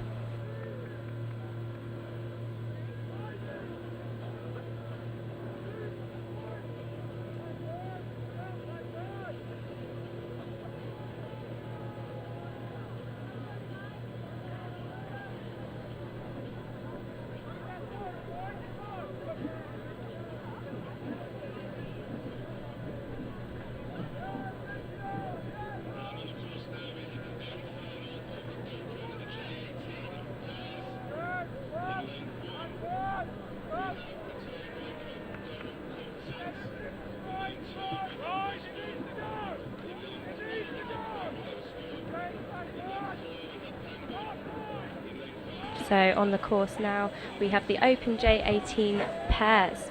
In lane 1, we've got Tyne Composite with Durham. Lane 2, Mossbourne. Lane 3, Great Marlow School. Lane 4, Pangbourne College. Lane 5, Llandaff Rowing Club. And lane 6, Nottingham and Union.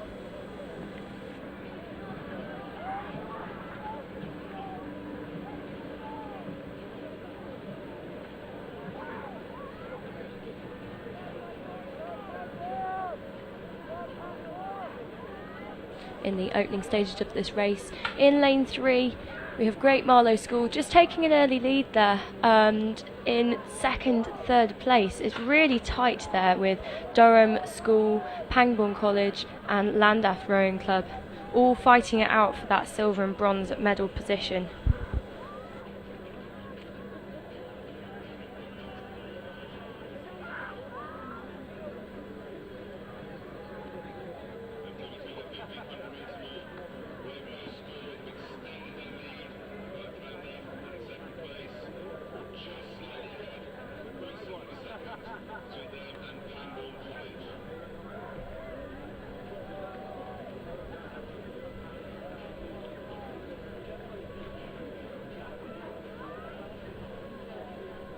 So as we come into the 1500 metre marker, Great Marlow School still leading there over Pangbourne College and Llandaff Rowing Club, in third place. Really, really tight there, fighting for that silver medal position.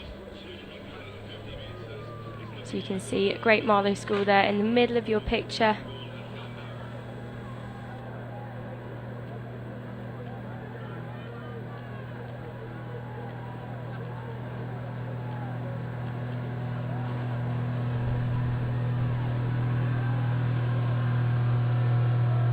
Great Marlow School just coming into the closing stages of that race, 200 metres. Just, are they going to be challenged by Pangbourne and Llandaff as they battle it out for that silver medal? Can they put more pressure on Great Marlow School at the bottom of your picture there?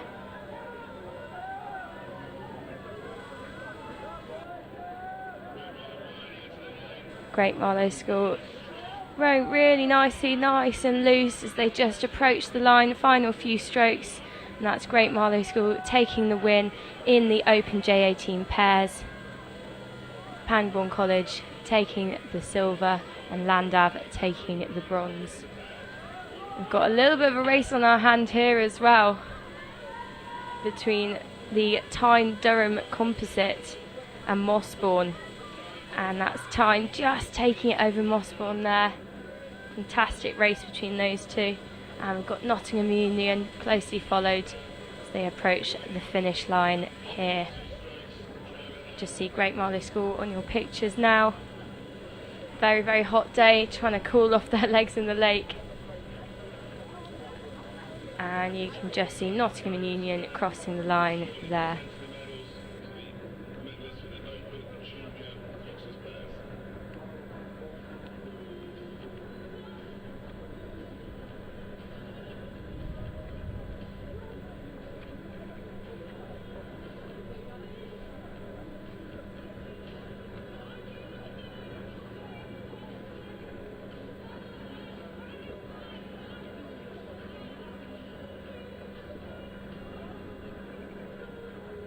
So you are joined by myself, Alex Wenyon, and Lily in the commentary box on the live stream of the final day of the British Rowing Junior Championships. We've had some fantastic racing so far, some really, really close races, a few photo finishes, and it's quite really warm here as well as per the rest of the country. The wind has started to pick up a little bit, cross headwind on the home Pier Point course, and you can just see on your screens the B final of the women's J16 quads. How are you finding it all, Lily? Yeah, it's been an absolutely fantastic weekend so far, and thank you to everyone who has liked our posts and shared, posted their stories. It's fantastic to see all the clubs getting involved on social media, and wonderful to see you all celebrating your wins. And I forgot to mention that Lily is in charge of the British Rowing social media account, so please get tagging, resharing and using the hashtags to get engaged with British Rowing on social media. It's been I particularly like the reels that you've been creating over the weekend. Those have been fantastic. Oh, thank you very much. Yeah, it's been great to see everyone getting involved. I think Trafford have been especially fantastic on social media, requesting songs every couple of minutes. And if you do want to hear a song over the speaker, we've got a sticker on our Instagram stories. Just go ahead and click reply to that and send us in your requests. So on your screens now is the B final of the women's J16 quads. In lane 1 we've got Notts County Rowing Association, lane 2 Staines Boat Club, lane 3 Henley Rowing Club, lane 4 Lee Rowing Club, lane 5 Aberdeen Schools Rowing Association, and lane 6 are Buell Bridge. How are they all getting on? Have we got any times through yet? No times through yet. But it looks to me like they should be approaching the K marker, so hopefully we will get some times through for you.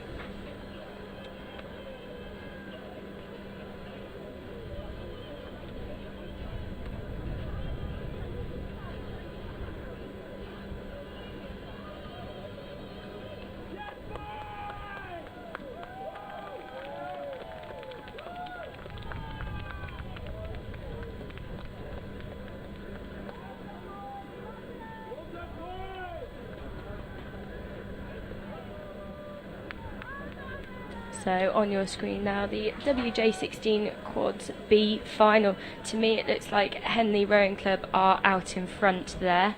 Henley Rowing Club are in lane 3, and next to them they've got Lee Rowing Club, Aberdeen Schools Rowing Association, and Buell Bridge on the far right of your picture.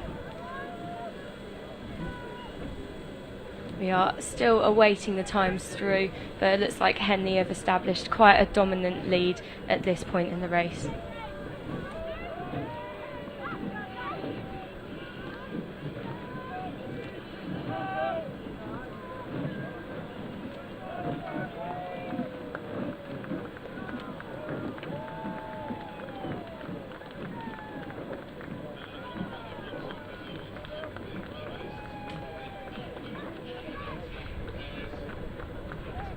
So we've got times coming through that 1,000-metre marker. Henley are definitely in front, with Lee Rowing Club following close behind, and then Staines Boat Club.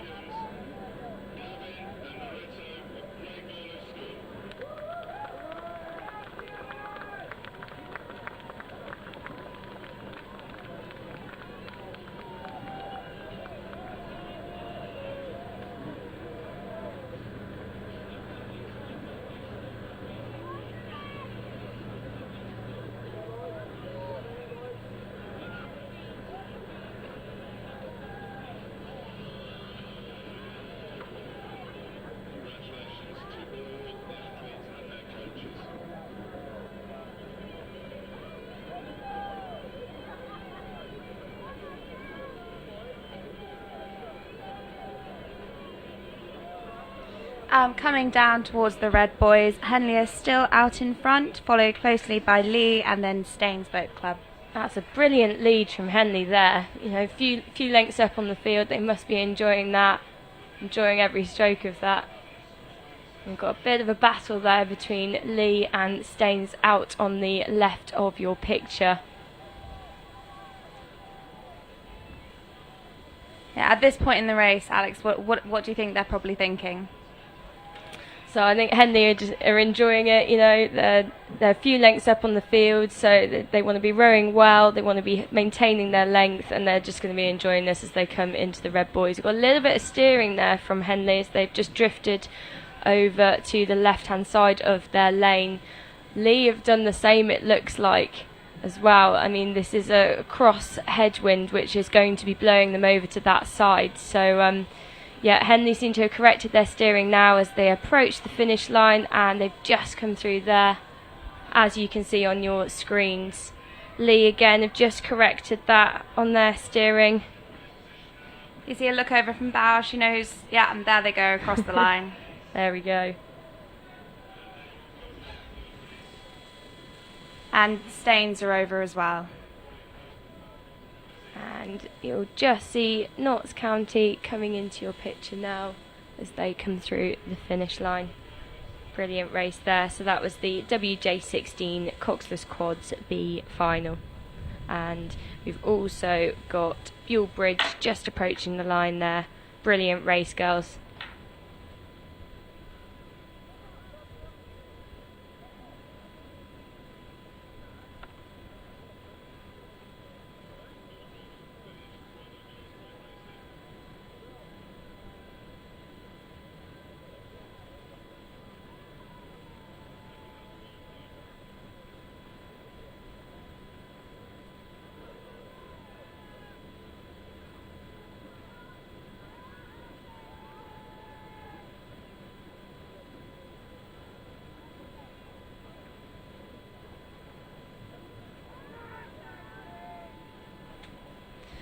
And now in progress are the women's J16 quad final and the A final. In lane 1 we have Doncaster Schools Rowing Association. In lane 2 my home crew of Maidenhead. In lane 3 we have Henley Rowing Club. In lane 4 we have Globe Rowing Club, Tideway Scullers in lane 5 and Wycliffe in lane 6.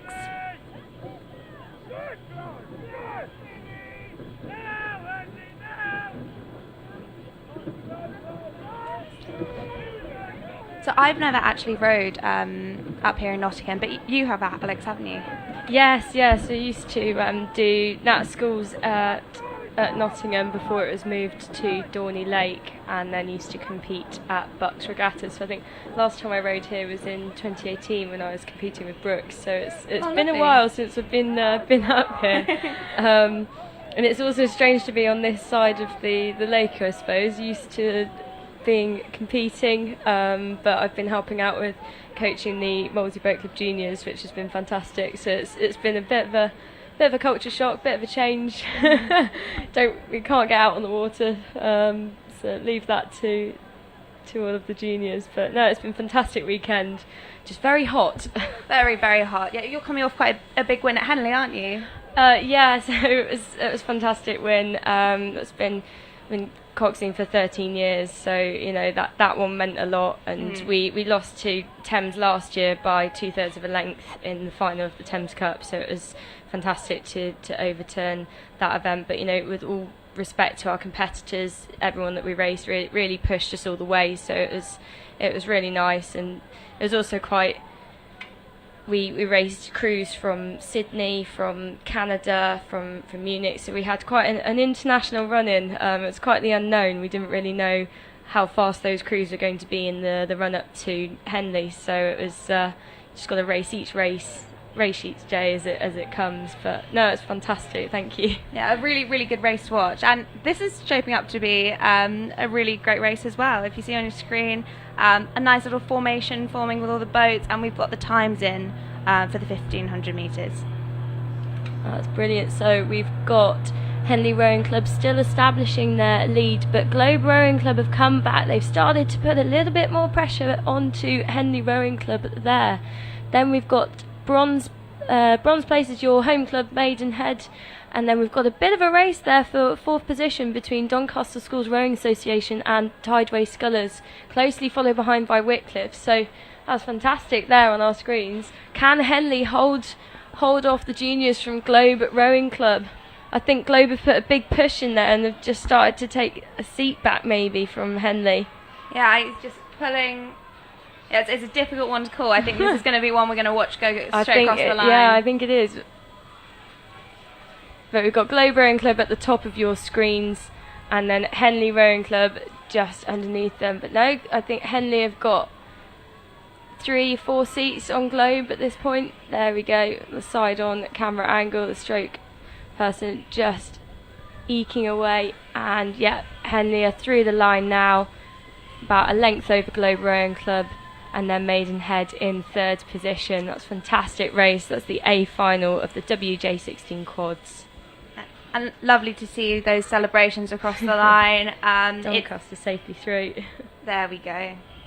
And in these races, the coaches get medals too, which I think is good. Really fantastic. That's brilliant, because I think John was saying that they changed the rule about 8 years ago. Mm-hmm. Coaches previously didn't get medals, so it is a team sport. Everyone behind the scenes has their input into these crews. You have the team behind the team, don't you? Yeah, exactly. And that Maidenhead crew's still celebrating their bronze medal, so much to them. waiting to go on to the pontoons. Yeah, well done, girls.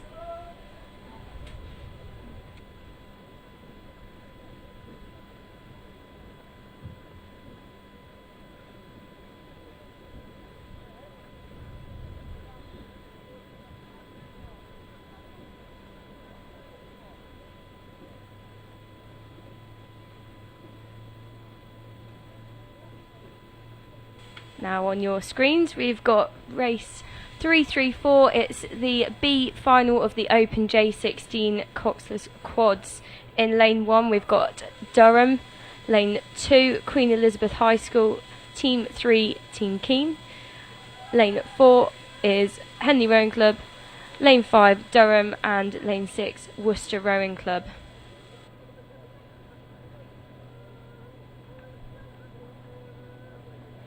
I'm going to hand over to Andy to get back on the big mic. But before I do, just another massive thank you to everyone who has contributed to putting on such a fantastic event. The safety boats for making sure that everyone's staying well, the umpires going up and down the course, everyone behind the scenes as a volunteer, and the crews and coaches who have all travelled to make this a fantastic event. Please do tag us on social media. You can tweet us, Instagram us, Facebook us. You can LinkedIn us if you really feel like it. But just let us know how your crews got on, because we really want to celebrate all your victories with you. And I'll hand over to Andy shortly. Thank you so much, Lily. It's been a pleasure having you here. No worries, Alex. So we've got a very, very close race here in the early stages on the course. It's the B final of the Open J16 Quads.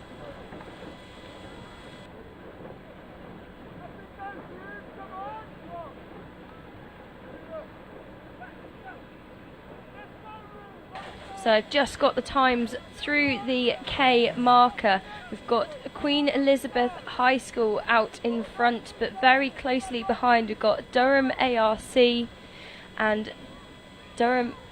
We've got two Durham ARC boats, apologies there, who are in the silver and bronze medal position as they came through the halfway marker.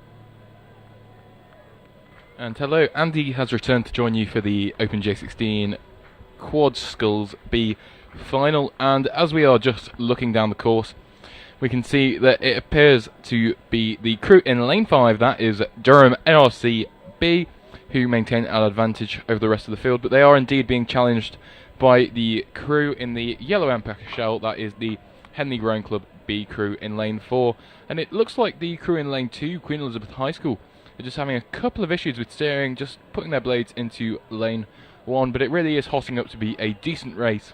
As we come through the 250 metre mark, I think Henley are making their move for that lead to take this B final.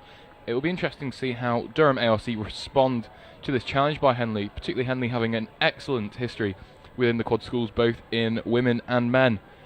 And I think Henley have made their move. I do think they are up about a bow ball, half a canvas, maybe not even that. This is really going to go down to the line here. Durham fighting back, actually. I think Durham might have this one, you know. It looks like they're, 2-3 seats up on Henley. Yeah, it does look that way. Oh, and a massive crab there from, I believe that is Team Keen, the bowman. Oh, no. Oh, that's devastating for them. Oh, dear. Yeah, the Team Keen bowman. A devastating crab there. Real blow. And actually a really close Queen finish Elizabeth there. High School, fantastic row from them to cross the line in 3rd place of this race. Absolutely. And actually a really close finish there for 4th and 5th. Not 4th, 5th and 6th even, between the Durham ARC A crew and Worcester Rowing Club. And there you go, the umpire raises his white flag there, and that is the B final.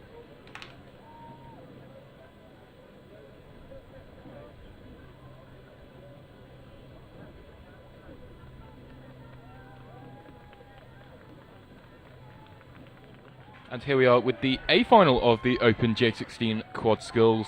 In lane 1 we have Clydesdale Rowing Club, in lane 2 Henley Rowing Club, in lane 3 Windsor Boys, and in lane 4 Tideway Scholar School, in lane 5 Lee Rowing Club, and in lane 6 Maidenhead Rowing Club.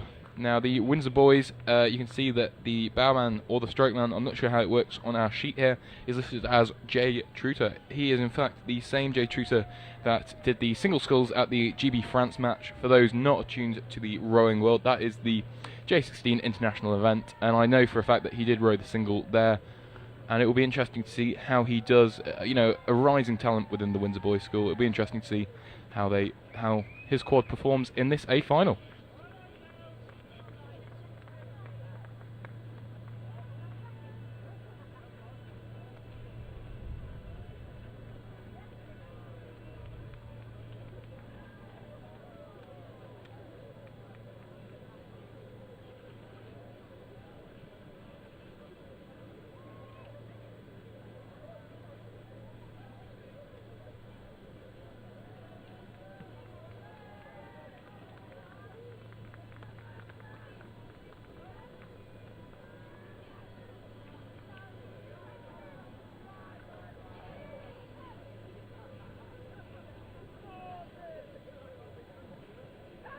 And as the crews approach our fixed point camera, they come through the 1,000 metre mark there, with Windsor Boys in the lead, with the Tideway Scholar School in 2nd place, being closely followed by Lee Rowing Club. All of those three pretty big names in junior sculling, wouldn't you agree, Alex?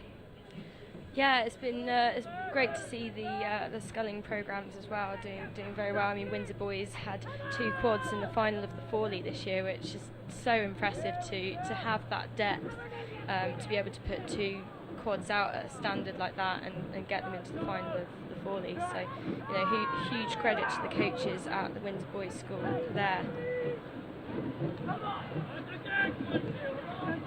And just as you can see on your pictures, the side-by-side images there, it does appear that Windsor Boys have pulled out a substantial lead over the Tideway Scholar School, who have in turn established a decent lead over Lee Rowing Club.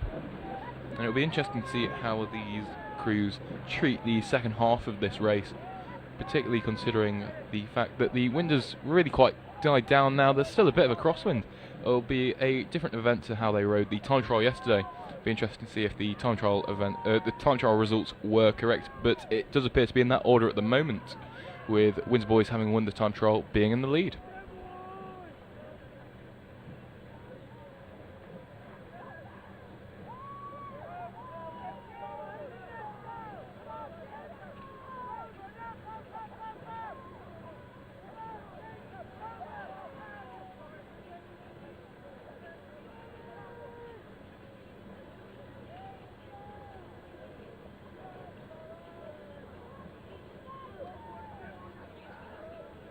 And coming into the 500 metre mark to go, we can see that Windsor Boys School are still ahead of the rest of the field, with Tideway School in second and the distinctive orange colours of Lee in third. And then it looks a pretty fair game for 4th, 5th and 6th.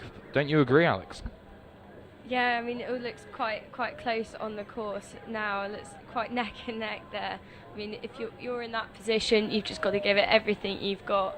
You're going to be asking yourself questions and trying to maintain your form to scull as well as you possibly can, because if you don't want to run the risk of catching a blade or stopping the boat in that way. So you've got to be on your technique in these final stages of the race, trying to sit up, try and still breathe, staying loose as you possibly can, so that you can try and make those technical changes. We've got someone very enthusiastic who is supporting, that you could probably hear on the live stream there.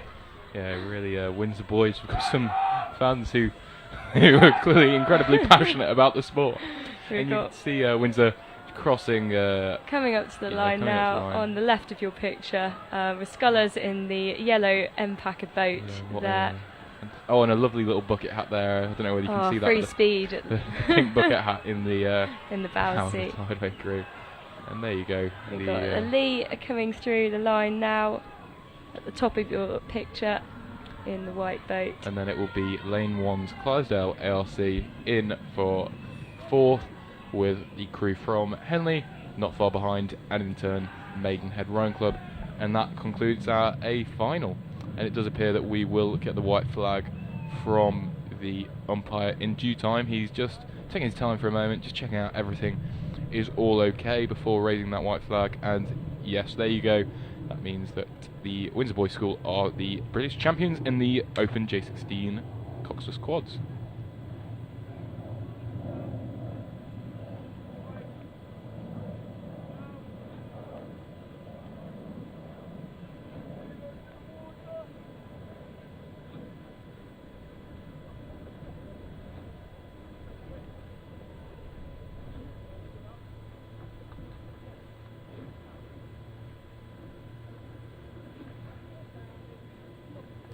Next on the course, race 336. This is the WJ18 Coxless Quads B final.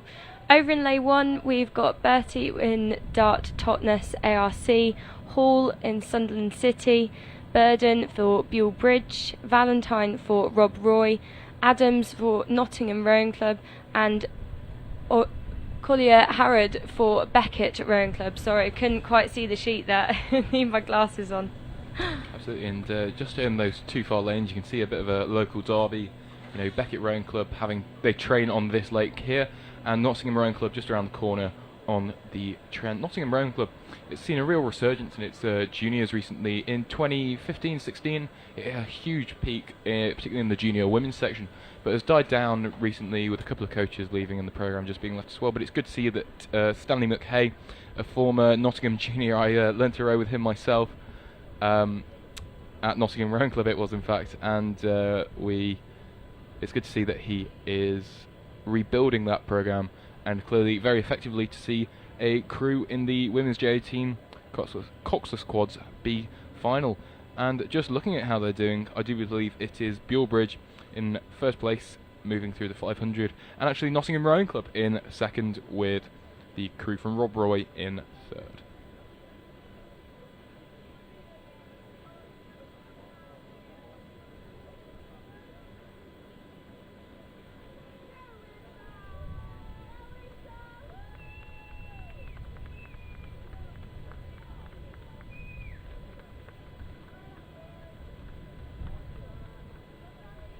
Is that so? Nottingham, have they got a long history of junior sculling success? Are they stronger on the sculling side than the sweep side of the women's squads? Or well, they've had a pretty successful history within both sculling and sweep. They've won a couple of women's head of the river race headships. I think they've won the small club pennant a couple of times, and then another one of which I can't remember the name. But they were particularly successful with a squad.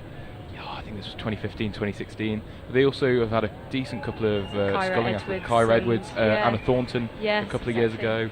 Nottingham Rowing Club, also the home of the World Class Start Centre, in the East Midlands, so it's good to see that they are developing through the sculling side. Particularly, I don't know whether any of these athletes are world-class start athletes, but it's good to see that that kind of high prestige that is held in British rowing is living on within Nottingham Rowing Club. And looking at them coming through the 1,000 metres, they appear to have pulled ahead of Rob Roy Boat Club and Buell Bridge leading the pack. Again, Buell Bridge have really fantastic junior programmes. Friend Grace McDonald and Georgie Grant had started rowing there and really enjoyed it. It's a fantastic piece of water down there, so it's good to see them doing so well here today.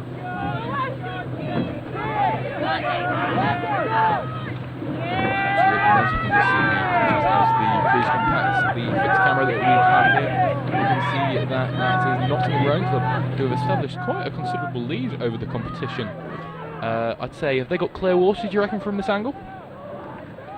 I'd say so, yeah, from what I can see in the tower, but again, I think I left my glasses at home, so... Yeah, just looking down from our position in the commentary tower, it does appear that Nottingham Rowing Club have pulled out, but they do appear to be being challenged by the crew in, I think that is the crew in lane 3, that is Buell Bridge.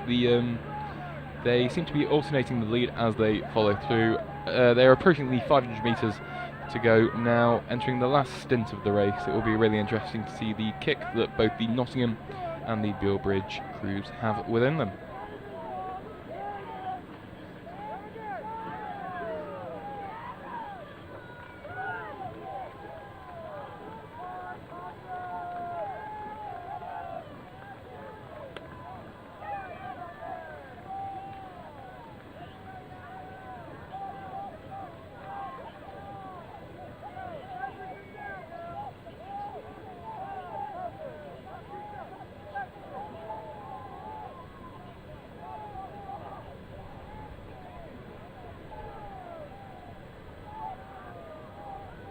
Looks like there's a little bit of steering going on in lane 5 over there.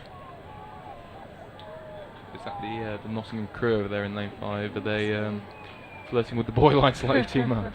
But it does look like Buell Bridge have made a substantial move, as have, in fact, Rob Roy, it looks like, going tit-for-tat, or as James would say, tit-a-tat.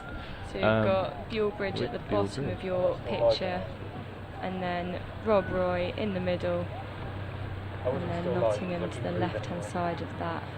Those three crews that are out in front. Buell Bridge appear to be having a couple of steering issues there, just going over the buoy line into lane 2. It'll be interesting to see whether this will have any effect on their race. The wind is still a little bit of a cross headwind, but it has died down a bit from earlier races. It's good to see that they've corrected that. Hopefully they won't overcompensate and end up ding-donging from one side of the buoy line to the other. But it does look like it'll be quite a good little race between Nottingham and Rob Roy as they fight it out for second and third. Rob Roy have just got pipped Nottingham there, but we've got Buell Bridge on the left-hand side of your picture, out in front in the B final of the women's J18 quads. Absolutely. In the middle we've got Rob Roy, and then Nottingham to the right-hand side of your picture. And it is going to be Buell Bridge that will take the win in this final, with Rob Roy just establishing a slight lead over Nottingham Rowing Club to come second, with Nottingham sculling with incredible class across the line in third. And then who's it going to be in fourth and fifth, do you reckon? I reckon it will be the crew in lane 2, City of Sunderland, and then the local crew, Beckett Rowing Club, coming across the line in sixth to finish our final of the women's J18 coxless quads.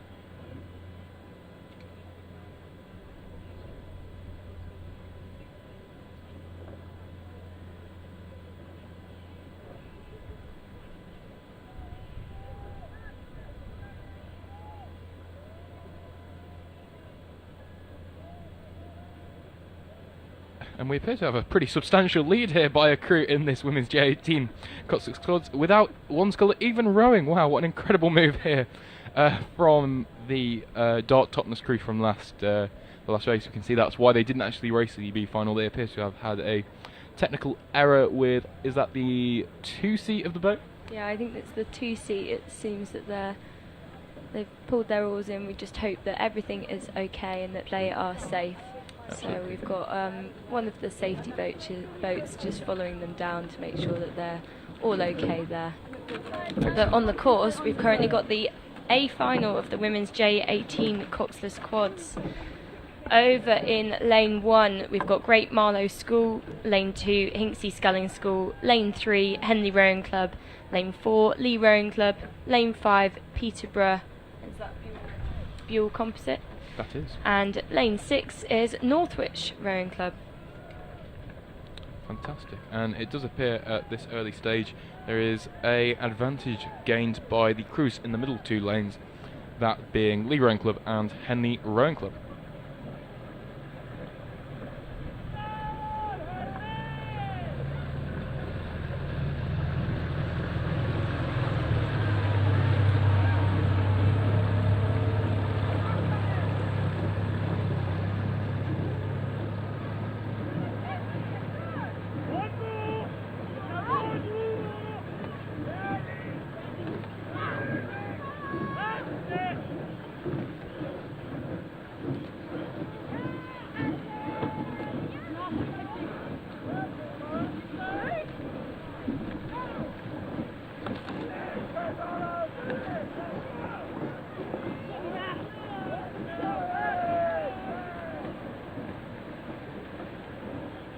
So here we go as the crews enter the final 750 metres of this race. You can see them just going past the fixed camera that we have up on the course, and it does appear that Henley have a considerable advantage over the rest of the crew, leading by 2 seconds over Lee, who in turn are leading a extra 5 seconds over the Buell Bridge Rowing Club, Peterborough City Rowing Club composite, and it really is hotting up to be a decent race for those minor positions. If you're seeing the same thing that we are in the commentary tower, it appears that the crews in the minor positions are still fairly level, although lane 6 do appear to be out of it. What are your thoughts, Alex?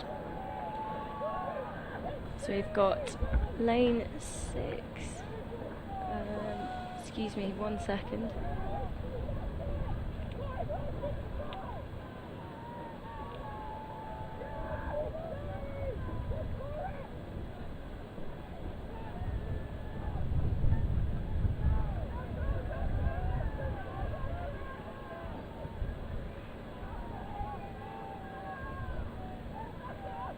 So it seems to be neck and neck there between Henley and Lee, battling it out for that gold medal position. I think from where I can see, Henley are slightly up on Lee, still maintaining their lead, but Lee aren't giving up that easily. Yeah, I would agree with you there, and it does look like the crew from the Buell Bridge Rowing Club Peterborough Composite are making a move. They appear to have just jacked up the rate. Coming into the closing stages of this race, you know, you're jacking up the rate, staying really loose, trying to keep it sharp on the place, giving it everything that you can. You want to have that technical sharpness as well as the power to really back it up and get your wind going. So I mean, Henley still maintaining their lead. That's at the bottom of your picture in the white all-in-ones, then Lee in the orange in the middle, and then the composite from Buell Bridge Rowing Club and Peterborough City Rowing Club at the top of your picture there. It does look like it's going to be an incredibly close race between these two crews on the close side. You can't see them on your screen at the moment, but the crews in lanes 1 and 2, yeah, Great Marlow School and Hinksey Sculling School, they're going almost, you know, stroke for stroke. Yeah. So we've got, at the start of the race, we've got Henley Rowing Club still in the lead there as they come towards the line. Fantastic scull from them. Really well drilled crew. Lee Rowing Club just approaching the line in second there. Peterborough City and Buell Bridge. I think that Lee crew were at the England trials. Really? How'd they get on? I'm not quite sure. I think I remember seeing them there. Then in the foreground of your picture, you've got Great Marlow School. Just managed to hold off Hinksey Sculling School. Hinksey just so tired there on the line, laying down in exhaustion. And then we've got Northwich Rowing Club just approaching the line as well. Exactly. And there you go. The women's J18 Coxer Squads champions are indeed Henley Rowing Club. And white flag from the umpire there, so all confirmed. Well, thank you very much for having us. That is us signing off for today. Hope you have a wonderful rest of the weekend and manage to stay cool in the heat. Yeah, thank you very much for the pleasure of commentating here. I do think this is me signing off for the whole regatta. So I hope you've enjoyed the commentary and the banter between me and the rest of the commentators. So yes, I'll see you next year. I will be handing over to Rachel and James.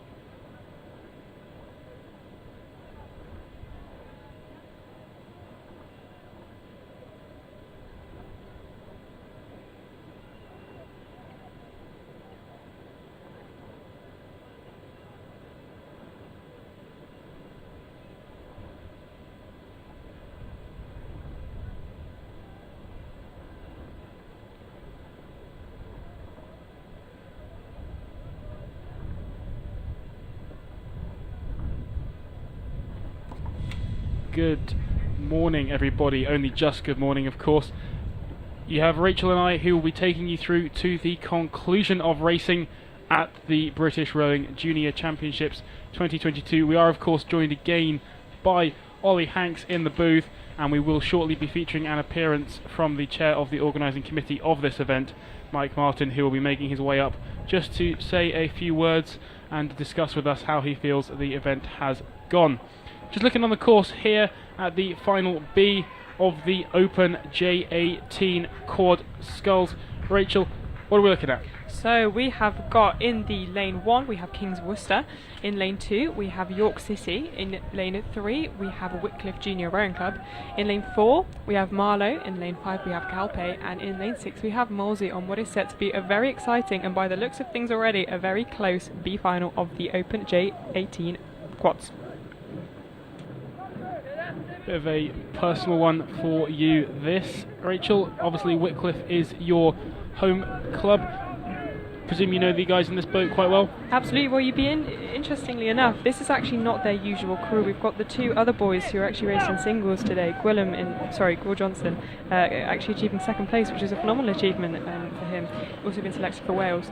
But yeah, this crew, I couldn't actually tell you much about it, but they seem to be sculling fairly well in the middle lane, and unfortunately we don't have any times up on our board right now, so we're relying on picture. So do you want to tell us what that is showing right now, James? Yeah, looks like that crew there in what appears to be lane number 3 from Wycliffe may just be struggling to hold the pace, unfortunately. We've just got some times through of the 1,000, so we have got the leaders, Marlow Rowing Club, in lane number 4, who've come through very speedily indeed, closely followed by York City just a couple of seconds back. King's School Worcester having a great day today. They're in 3rd place with Molesey in 4th, not far behind them. Wycliffe in 5th, and we are rounded out by Calpe from Gibraltar in 6th, although I suspect that may in fact have changed as we come through the 1500, and in fact it has. Marlow have maintained their lead, but Calpe have rode through the entire field from 6th to 3rd in this B final. York City happy to sit there in 2nd, just behind Marlow. King's School Worcester dropped from 3rd to 4th, and Molesey from 4th to 5th in respect. A really impressive feat by Calpe actually, and I don't want to leave it all to the fact that they're used to this heat, but it just does so that they are more equipped and more adapt to these longer distances in warmer weather, and obviously have much more fitness. Yeah, I think though they should be a bit careful there, Calpe. They've just put the rudder on. We're flirting a bit close to those buoys underneath their bow side blades going on towards that lane 6. The Molesey crew doesn't appear to have affected them too much, but it may have dented their final speed in this last little push. Crew from Marlow, as well as all the crews actually really on your screen, sculling beautifully here. This is of course the pinnacle of junior sculling in Great Britain. I'm sure many of these crews tried to qualify, or indeed did qualify, for the Forley Challenge Cup at Henley this year, and probably had some good performances at national schools earlier. I believe the Marlow crew finished 7th this year, or a Marlow crew finished 7th perhaps. It's actually nice to see. I think the Calpe crew they were level with Molesey at the 300 metre mark, and they've really winded those gears up and have found a lot of pace, and possibly converging with the Marlow crew, who are also threatened by York City. We've got a nice race for second going on as the Molesey crew crossed the line, and York City just taken on the surge in those last 50 metres ahead of Calpe. That was really good to see. Ahead of York City, ahead of Calpe, with a strong battle there. Wycliffe recovering well against King's School Worcester to finish just ahead of them in 4th, finding a little bit of speed there through the back end of the race, and then the crew on that far side from Molesey coming through in 6th, perhaps just not quite having the same final sprint left in the legs after quite a tough race. Exhaustion on the faces of the athletes there, some of them legs in the water trying to cool off as they have finished the safety launch, just going over to keep an eye on those athletes there. But everyone looks happy and well. Pats on the back, high fives, handshakes through the crew there, which is great to see as we now come down to the final A of the Open J18 quads. Who are we looking at here? So we are looking at, in lane 1, Warrington Rowing Club, in lane 2, Hartbury College, in lane 3, Marlow, so 2 Marlow crews in this event, lane 4, Windsor Boys School, lane 5, George Washington College, and in lane 6, Sir William Borloo School. To my knowledge, all of these crews did compete at Henley Royal this year in the Forley Challenge Cup, so it'll be interesting to see whether they can replicate said results and said success. Yeah, and as we just look here at the start of this race, we are joined in the commentary booth by Mike Martin, who is the chair of the organising committee of this wonderful event. Mike's just going to come and he's going to just say a few words about the event to us, to you watching live. Mike, over to you. Well, thank you very much for this and the opportunity to chat to you about this. I just want to use this opportunity to say a huge thank you really to the organising committee. This is my first year doing this, although I've been involved with the regatta for a very long time. But this opportunity to be chair has shown me just how much goes on behind the scenes, and the commitment, motivation and drive of all the people who put their back into making sure that this is a great successful event. Volunteers all, they do it because they love doing it and they love the event doing it. And really looking at the competitors and all the people I've seen there, I think they've all had a really good time. We've really enjoyed supporting all the people who are here for the regatta, and I think it's just been a fantastic 3 days of racing, and it shows the best of what we can do here. We all pull together in all sorts of ways. Everyone, whether you're winning, whether you're losing, I think we're giving it all the best, and it's been such a fantastic thing to be a part of, and I just want to thank them and all the people. Commentators too, who have done a brilliant job. Last minute call up, but they've been brilliant at doing it, and I think we're going to ask them back. Well done, over to you. Thank you very much, Mike, and I think a massive thank you has to go on behalf of all of the team who have been working on the ground today. Thanks to Mike for stepping up this year to take the chair. He's been running around non-stop. You see him doing all the little odd jobs that everyone doesn't want to do, happily just mucking in, helping out. He's been handing out the medals so far today. Great to see, a lovely guy, of course, and great to have him on just to say a thank you. And of course a thank you from us up here in the commentary booth again to all those volunteers. Several clubs and schools have of course helped, providing us with volunteers for stake boats and timing huts as well, not just the organising committee. So a great all-round effort showing the community we have got here in British rowing at the British Rowing Junior Championships. Rachel, how is this A final looking, as it looks like we've just gone through 750 metres to go? Well, just turning back to the lake, indeed we do have a very close race at the top. Whilst Windsor Boys School did lead at the 1,000 metres, this was only by a second and a half in fact, in front of the crew from the composite crew in fact from the King's School Chester and Queen's Park High School in Warrington. So we have a three-way crew on the near side of the bank, which is actually really impressive considering challenging a school of the size of Windsor Boys and the prestige of Windsor Boys. All four of these athletes in which have raced in a Henley Royal Regatta final, some in fact winning it. So to be challenged by this North England crew is very impressive. However, they are soon followed by the George Washington Crew College by again less than a second. So it's really tight at the top. Marlow also providing a really keen challenge. And the results just coming in now. Windsor Boys maintain their lead, with Marlow claiming second, it seems. Yeah, I think we did just see briefly a little crab there in lane 2 from the Hartbury College crew. Just looked like one of their blades was a bit errant about 30 seconds ago. Potentially that has harmed their move through. We've got Ollie here in the booth, who is of course a self-professed sculling nut. Much prefers it to the sweep side of things. Ollie, you're getting into the last 500 of a quad race. What's going through your mind? You've put in the hard work throughout the season. You're really thinking to yourself those early mornings that you've woken up, all those miles you've put in over the winter, and you're really going, let's really head for home. all crews entering the last sort of 250 metres now, and you're really just hanging on and really just sort of shutting your eyes and absolutely going for home, absolutely whacking that rate up as high as you possibly can and giving everything. Your legs are burning, the lactic is absolutely flowing through your body, and you are just hanging on for dear life, hoping that it comes so much sooner than it ever will. Just returning to the red boys now, it is the Windsor Boys School who lead by about 3/4 of a length. It is bow ball to bow ball in the George Watson's and Marlow crew, with the Warrington crew also providing a nice challenge from the outside lane, which is always good to see. We've got a charge coming from lane 1 as well, from the composite crew. I think they're nearing a little close to the boys, and I think they left it too late, with the Windsor Boys School crossing, Marlow in second and George Watson's crew in third. People both slumping in fatigue and hitting the water in excitement as the finish to the piste de resistance of boys sculling ends at the Junior Rowing Championships. And this is Sir William Borlase coming over the line in 6th position as well. I will just comment, I think all the crews there showed fantastic technical ability, and rated higher than I think I could ever dream of, especially in those last 500 metres when fatigue was really hitting them. So it was really impressive to see such speed from all the boys on offer, and I have no doubt these athletes have raced here for GB and have raced at a high level, such as Henley, in the past. So well done to all the athletes involved. Especially in this heat as well, I must add.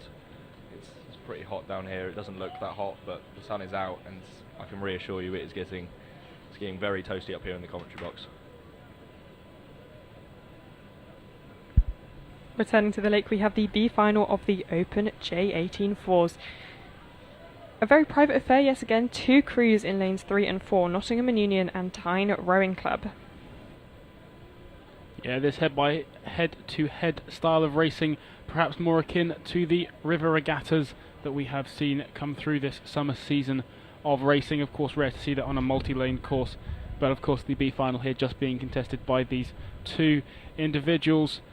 2 good crews, probably seen each other throughout the year and have maybe even raced for their clubs at Henley, or at least attempted to qualify.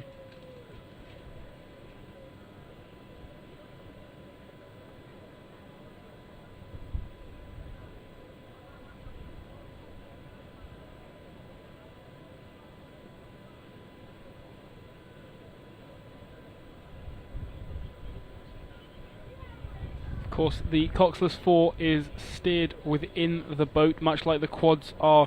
There is normally a wire attached to, most commonly, the bowman's foot, which will turn the rudder attached at the stern of the boat and keep them running straight and true on this course. Ollie, I know you were steering for the Wyfold crew from Derby. What's the difference in steering a boat on a buoyed course compared to a river course, or even compared to the booms at Henley? What are some of the unique challenges that these athletes are going to face attempting to do that? I'd say sort of having sort of limits. So you've obviously got the buoys here, you've got the booms at Henley, just sort of defying where you can actually go on a course compared to a river, which even if it's a very narrow river like the river that I row on, you've still got far more room than you would ever have here at a lake or down the course at Henley. It's some very unique experiences rowing on a lake, really testing your steering, really making sure you're making those minor adjustments to stay straight and not overcorrecting and zigzagging down the course, making the race a lot further and a lot harder than it needs to be for you and your crewmates. I think just turning back to the lake now, we have a significant lead from the Nottingham and Union boat as they pass through the 1,000 metre mark. Our timing system says 20 seconds, but I don't think that's quite true. I think looking at the distance, it's more like 10 or so over the Tyne crew. Both crews sculling very well and maintaining pretty good lines considering they are coxless boats.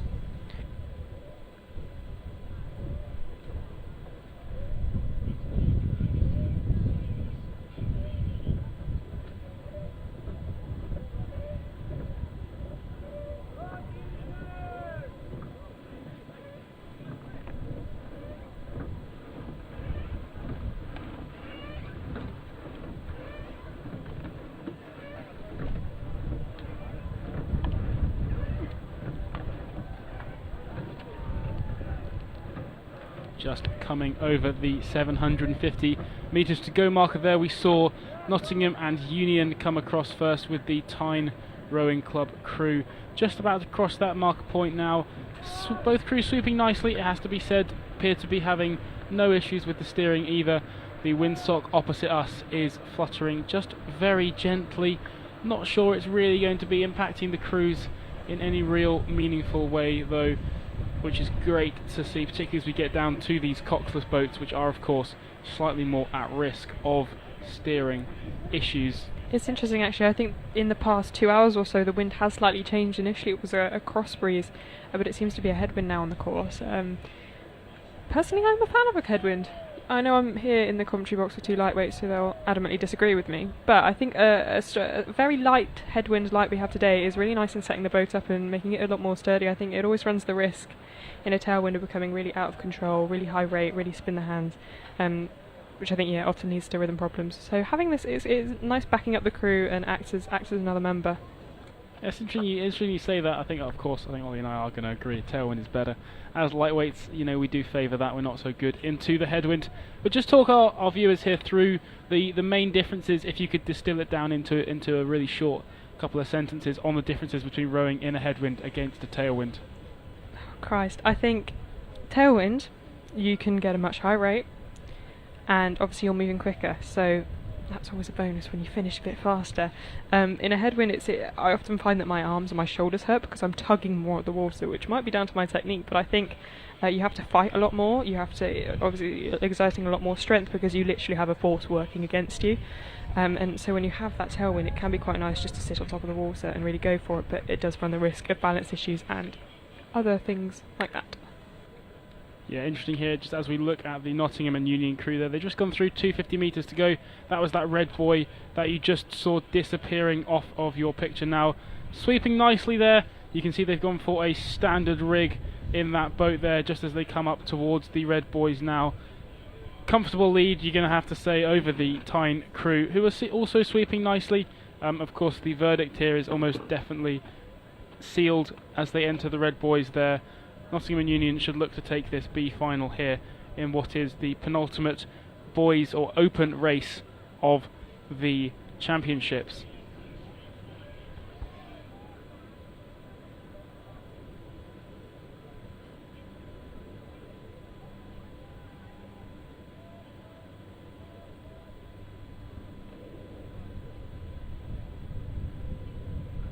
Nottingham and Union there just crossing the line.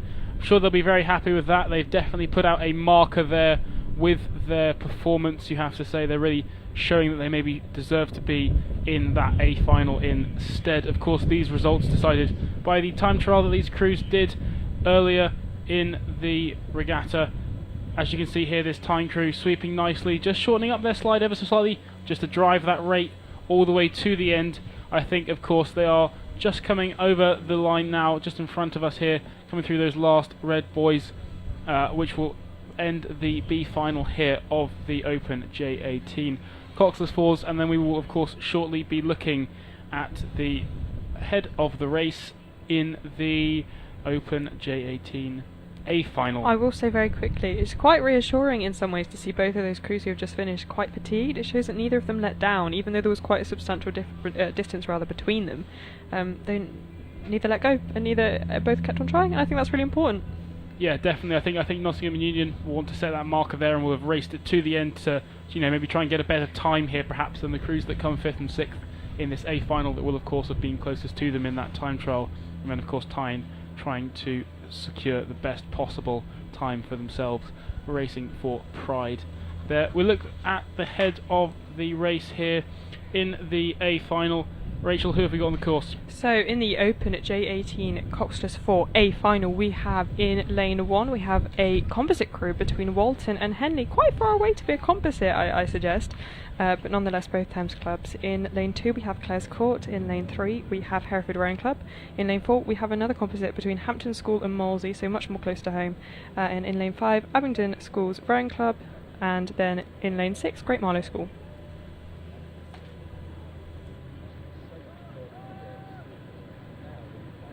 And to the 1,000 metres, it is Hereford who maintain a lead of 5 seconds over their opponents from Hampton and Molesey.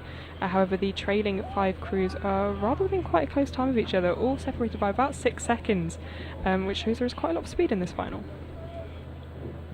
Yeah, good to see. Of course, this is the last open event of the day, and after this we just have 2 more races of the championships. Good to see this. This is, of course, the pinnacle here of these sweep rowers. We had the quads earlier, the pinnacle of the sculling, and then this, the coxless 4, some may argue, is the pinnacle ahead of the 8. As we just see that crew there, the composite, the Hereford crew, sorry, coming ahead of the composite, and it looks like the crew on that far side there, Aberdeen Schools in their yellow boat, may have in fact pulled out a slight lead over that composite from Molesey and Hampton. Yeah, I think before they were only separated by 2 seconds, so that could well be quite overturned. Again, the 4 is quite an easy boat when coxless to move quite quickly. A lot of changes can be made. And I questioned why the 4s were put last in our timetable today, but I can see why. We've had some really exciting racing on our hands as Hereford lead the way down past the 500 metre mark. You've got to say though, Hereford, they've definitely got some pedigree into this coxless 4 event. They were in fact racing this at the Wyfold Challenge Cup at Henley Royal Regatta this year, which is of course the club level coxless 4s, and of course with a club like Hereford Rowing Club they're more than entitled to enter that with a junior crew, and they clearly showed that, progressing through a good couple of rounds in that. I think it was also really nice to see they placed second at the Champ 4s at national schools, so it was really nice to see them challenge a lot of the bigger names who had raced in the 8 on the previous day or on the day after. I don't quite remember which way round it comes. But yeah, it's just really reassuring to know that a lot of smaller clubs are still producing really fast crews. Yeah, of course, at Nat Schools you were not allowed to double up, so the crews they were racing there were the top coxless 4s at Nat Schools who were all in for that race. Hereford raced Derby in the Henley Royal Regatta, didn't they, Ollie? Yes, they did indeed. It was a bit sad to knock out some schoolboys, but it's really nice to see them here. Albert Champs leading the day final. Ollie as a member of the Derby Wyfold 4. Yeah, Ollie there unfortunately knocking out the Hereford crew at Henley Royal Regatta. Of course, though, you'd expect that with the Derby Rowing Club crew consisting of adults and the Hereford crew, of course, all being juniors. But it's great to see them here leading the race. You know, after having that great result at Nat Schools, you know, and then the result at Henley, they're clearly a fast crew. It'll be interesting to see what they can put together next year. At the 500 metre mark, it seems there is a little challenge going on in the closest 2 lanes between Henley and Walton and Clares Court, within a second of each other at the 500 metre mark, but in hindsight I think the composite crew has made a charge for it and has gained a lead since. The Hereford crew maintain their lead moving into the red boys, but are challenged by Azra in the yellow boat on the far side, who are chasing them down, but I think they have left their chase too late. You have to say though, I think Hampton and Molesey, the composite, may unfortunately just be out of the running for that gold medal, but they look like they're charging for that silver. Can they overturn Azra in these final stages? As Rachel. the hands go up. Oh, I think on the surge. The Hampton and Molesey composite did overturn the Azra crew to claim the silverware over the bronze medal. The Walton crew coming in 5th, and the Clares Court crew, traditionally a sculling school. I've been surprised to see them in so many sweep events today. Cross the line in 5th, with the Great Marlow School putting in a gutsy performance, just passing through the red boys now. Yeah, no, great to see. And of course there, the Hampton composite rowing back through the Aberdeen Schools crew. Hampton and Molesey started off in second through that middle K, through that first K, lost it in the third 500 and dropped behind Aberdeen, but then rowed back through them in that last 500 to take that silver medal on the surge of the line, just as we've seen there, Great Marlow School crossing the line, racing all the way to the end, which does of course conclude the open categories at the British Rowing Junior Championships for the year here. And just as we cut back to live feed, interesting to see beneath us the crews celebrating with each other, saying hi to each other. They probably know each other, a couple of the crews, Walton quite close to Hampton and Molesey perhaps, Clares Court and Marlow of course very closely located to each other as well, so probably all know each other, been racing around each other now for a couple of years, of course on the junior scene from J14 up to J18, so great to see that camaraderie as they're going to head back down to the medal pontoon now. And we cut up live to the, must be about the 1500 metre to go marker there with the B final. Just 3 boats in this final. Lane number 3, Molesey Boat Club, Bassin. Lane number 4, Durham ARC Stoddart, which is the centre crew in your picture there. And then Tyne on the left of your picture there, Bartlett. Should be some good close racing again in this 3 boats, so should have some tight 3-way action.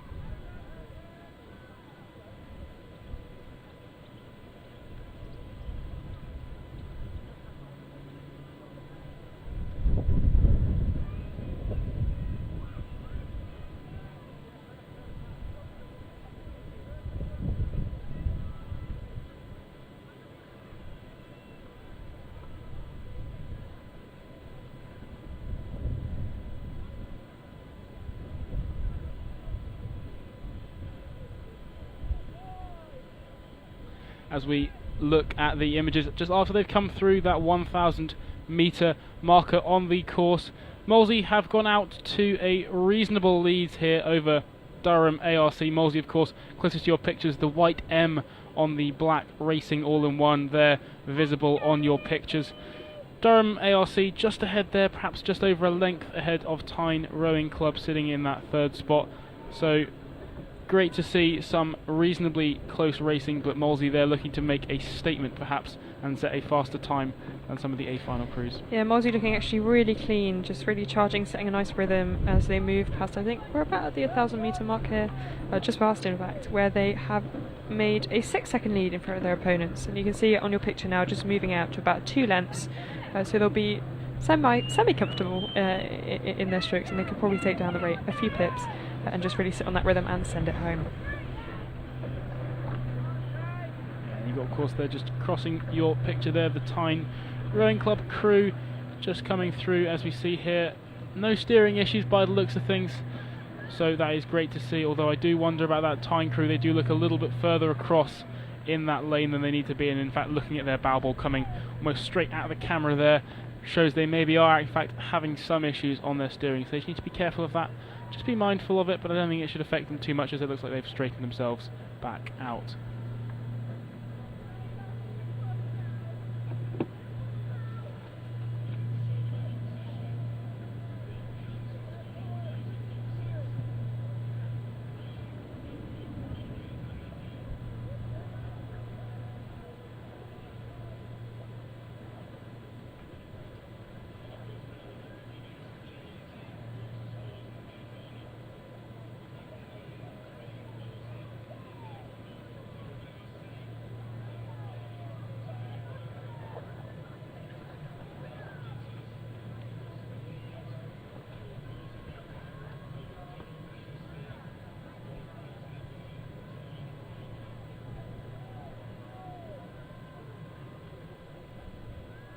As they progress now, 500 metres to go in the penultimate race here today. We've got the crew from Molesey who have extended their lead over Durham, who themselves have extended their lead over Tyne Rowing Club. All the crews sweeping nicely, dealing with the conditions well, relatively flat water, nothing to disrupt them there, which is of course good to see. Just coming towards that 250 metre marker now, Molesey.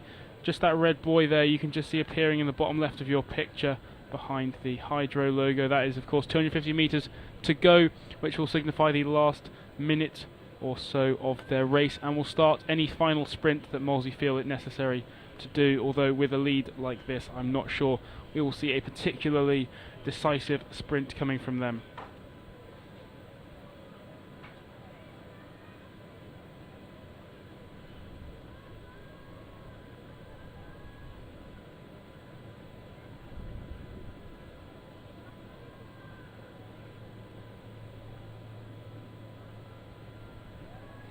That Molesey crew looking like it's rating quite low as it comes into the last 100 metres in comparison to other crews we've seen today. Just really nice control, and to be fair, in credit to all these crews, a really nice steering we've seen, so props to them.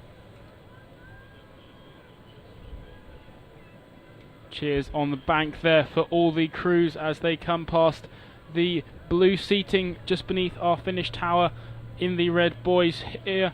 Molesey will be looking to have made a statement there against the A final crews that we will shortly be seeing coming down for the last race of the day, just as Molesey come up to the line there to take the win, as we see the crew from Durham just halfway through the red buoys, shortly followed behind by Tyne. Both crews of course racing it right to the line there.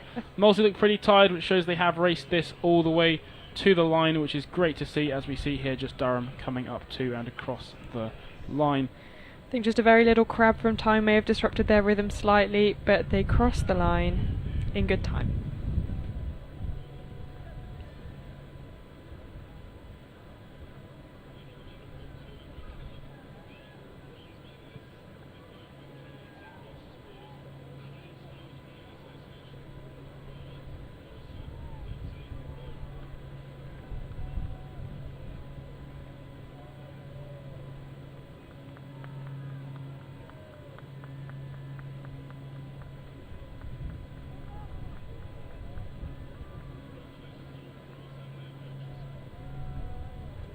and we are now looking at the last race of the British Rowing Junior Championships 2022 on course here. It is the A final of women's J18 coxless fours.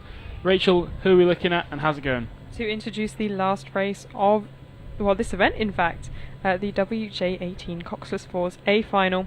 In lane 1 we have Weybridge, in lane 2 we have Clydesdale, in lane 3 we have Aberdeen Schools or ASRA, in lane 4 we have Henley, in lane 5 we have Kingston Grammar School, and in lane 6 we have St Paul Girls' School.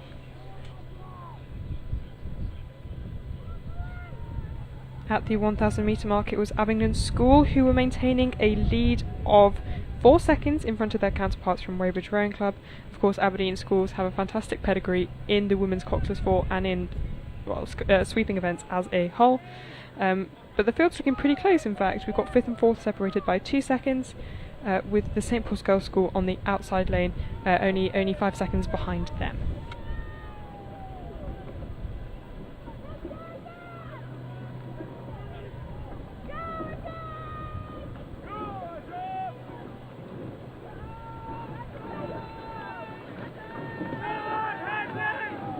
Just coming past our fixed camera at 750 metres to go. We can of course see here that the Aberdeen Schools Rowing Association have maintained just over a length lead there from the crew from Weybridge, who do look to have maintained a strong second place and look like they should have a medal of some colour wrapped up as a result. The rest of the field looks quite close behind them as we see them all come down the track. Yeah, Weybridge looking really nice and snappy in their rhythm. They're a lot more lively at the catch, and I think that's really good. It helps facilitate quick boat changes in speed.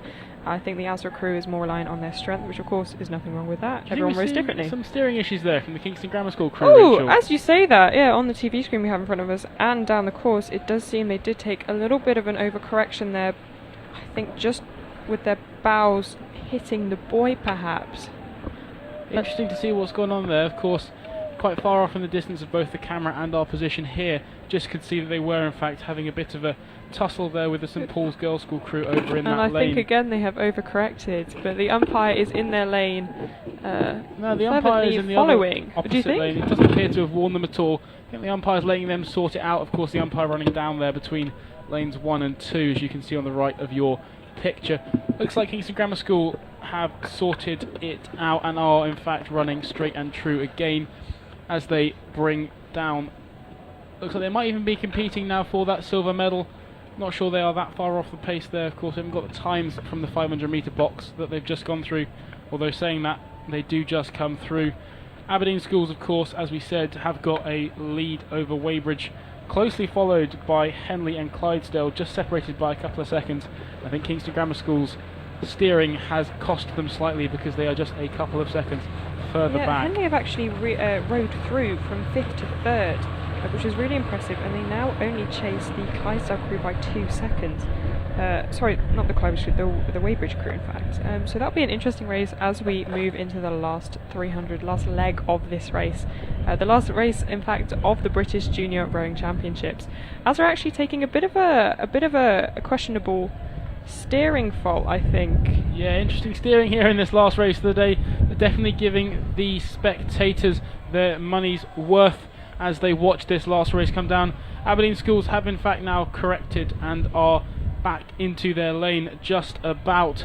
Doesn't look like they will have impeded that crew from Clydesdale hugely though. Of course, Clydesdale also suffering slightly there, running over the buoy line under their stroke side blades. Looks like it could be Aberdeen Schools with a reasonable commanding lead there to take this final gold of the championships.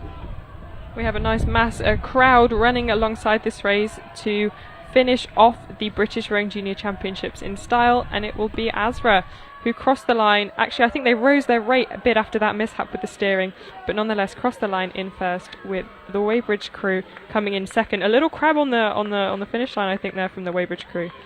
Quickly followed by the Henley boat, the Clydesdale boat, with the Kingston crew, who actually raced already in the 8 today and collected a bronze medal, if memory recalls rather. Yeah, they did in fact collect that medal, so they've already raced today, coming through there just over the line. Really great to see there. I think everyone can be really happy with that. Exhaustion evident on the faces of the athletes now they're through the line. Just as we watch here, the crew from St Paul's Girls' School just come over to take the finish line there and bring to a conclusion the racing for the British Rowing Junior Championships 2022.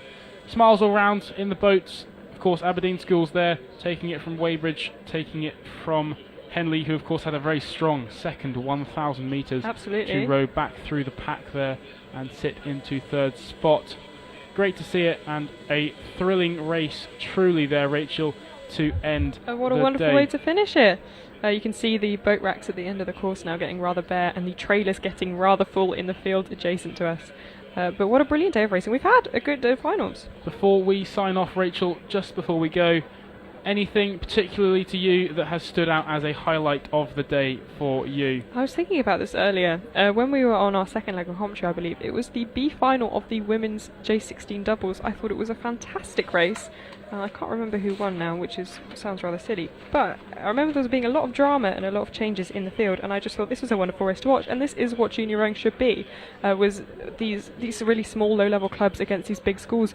And it just shows there's so much talent out there, which this event really, really unearths.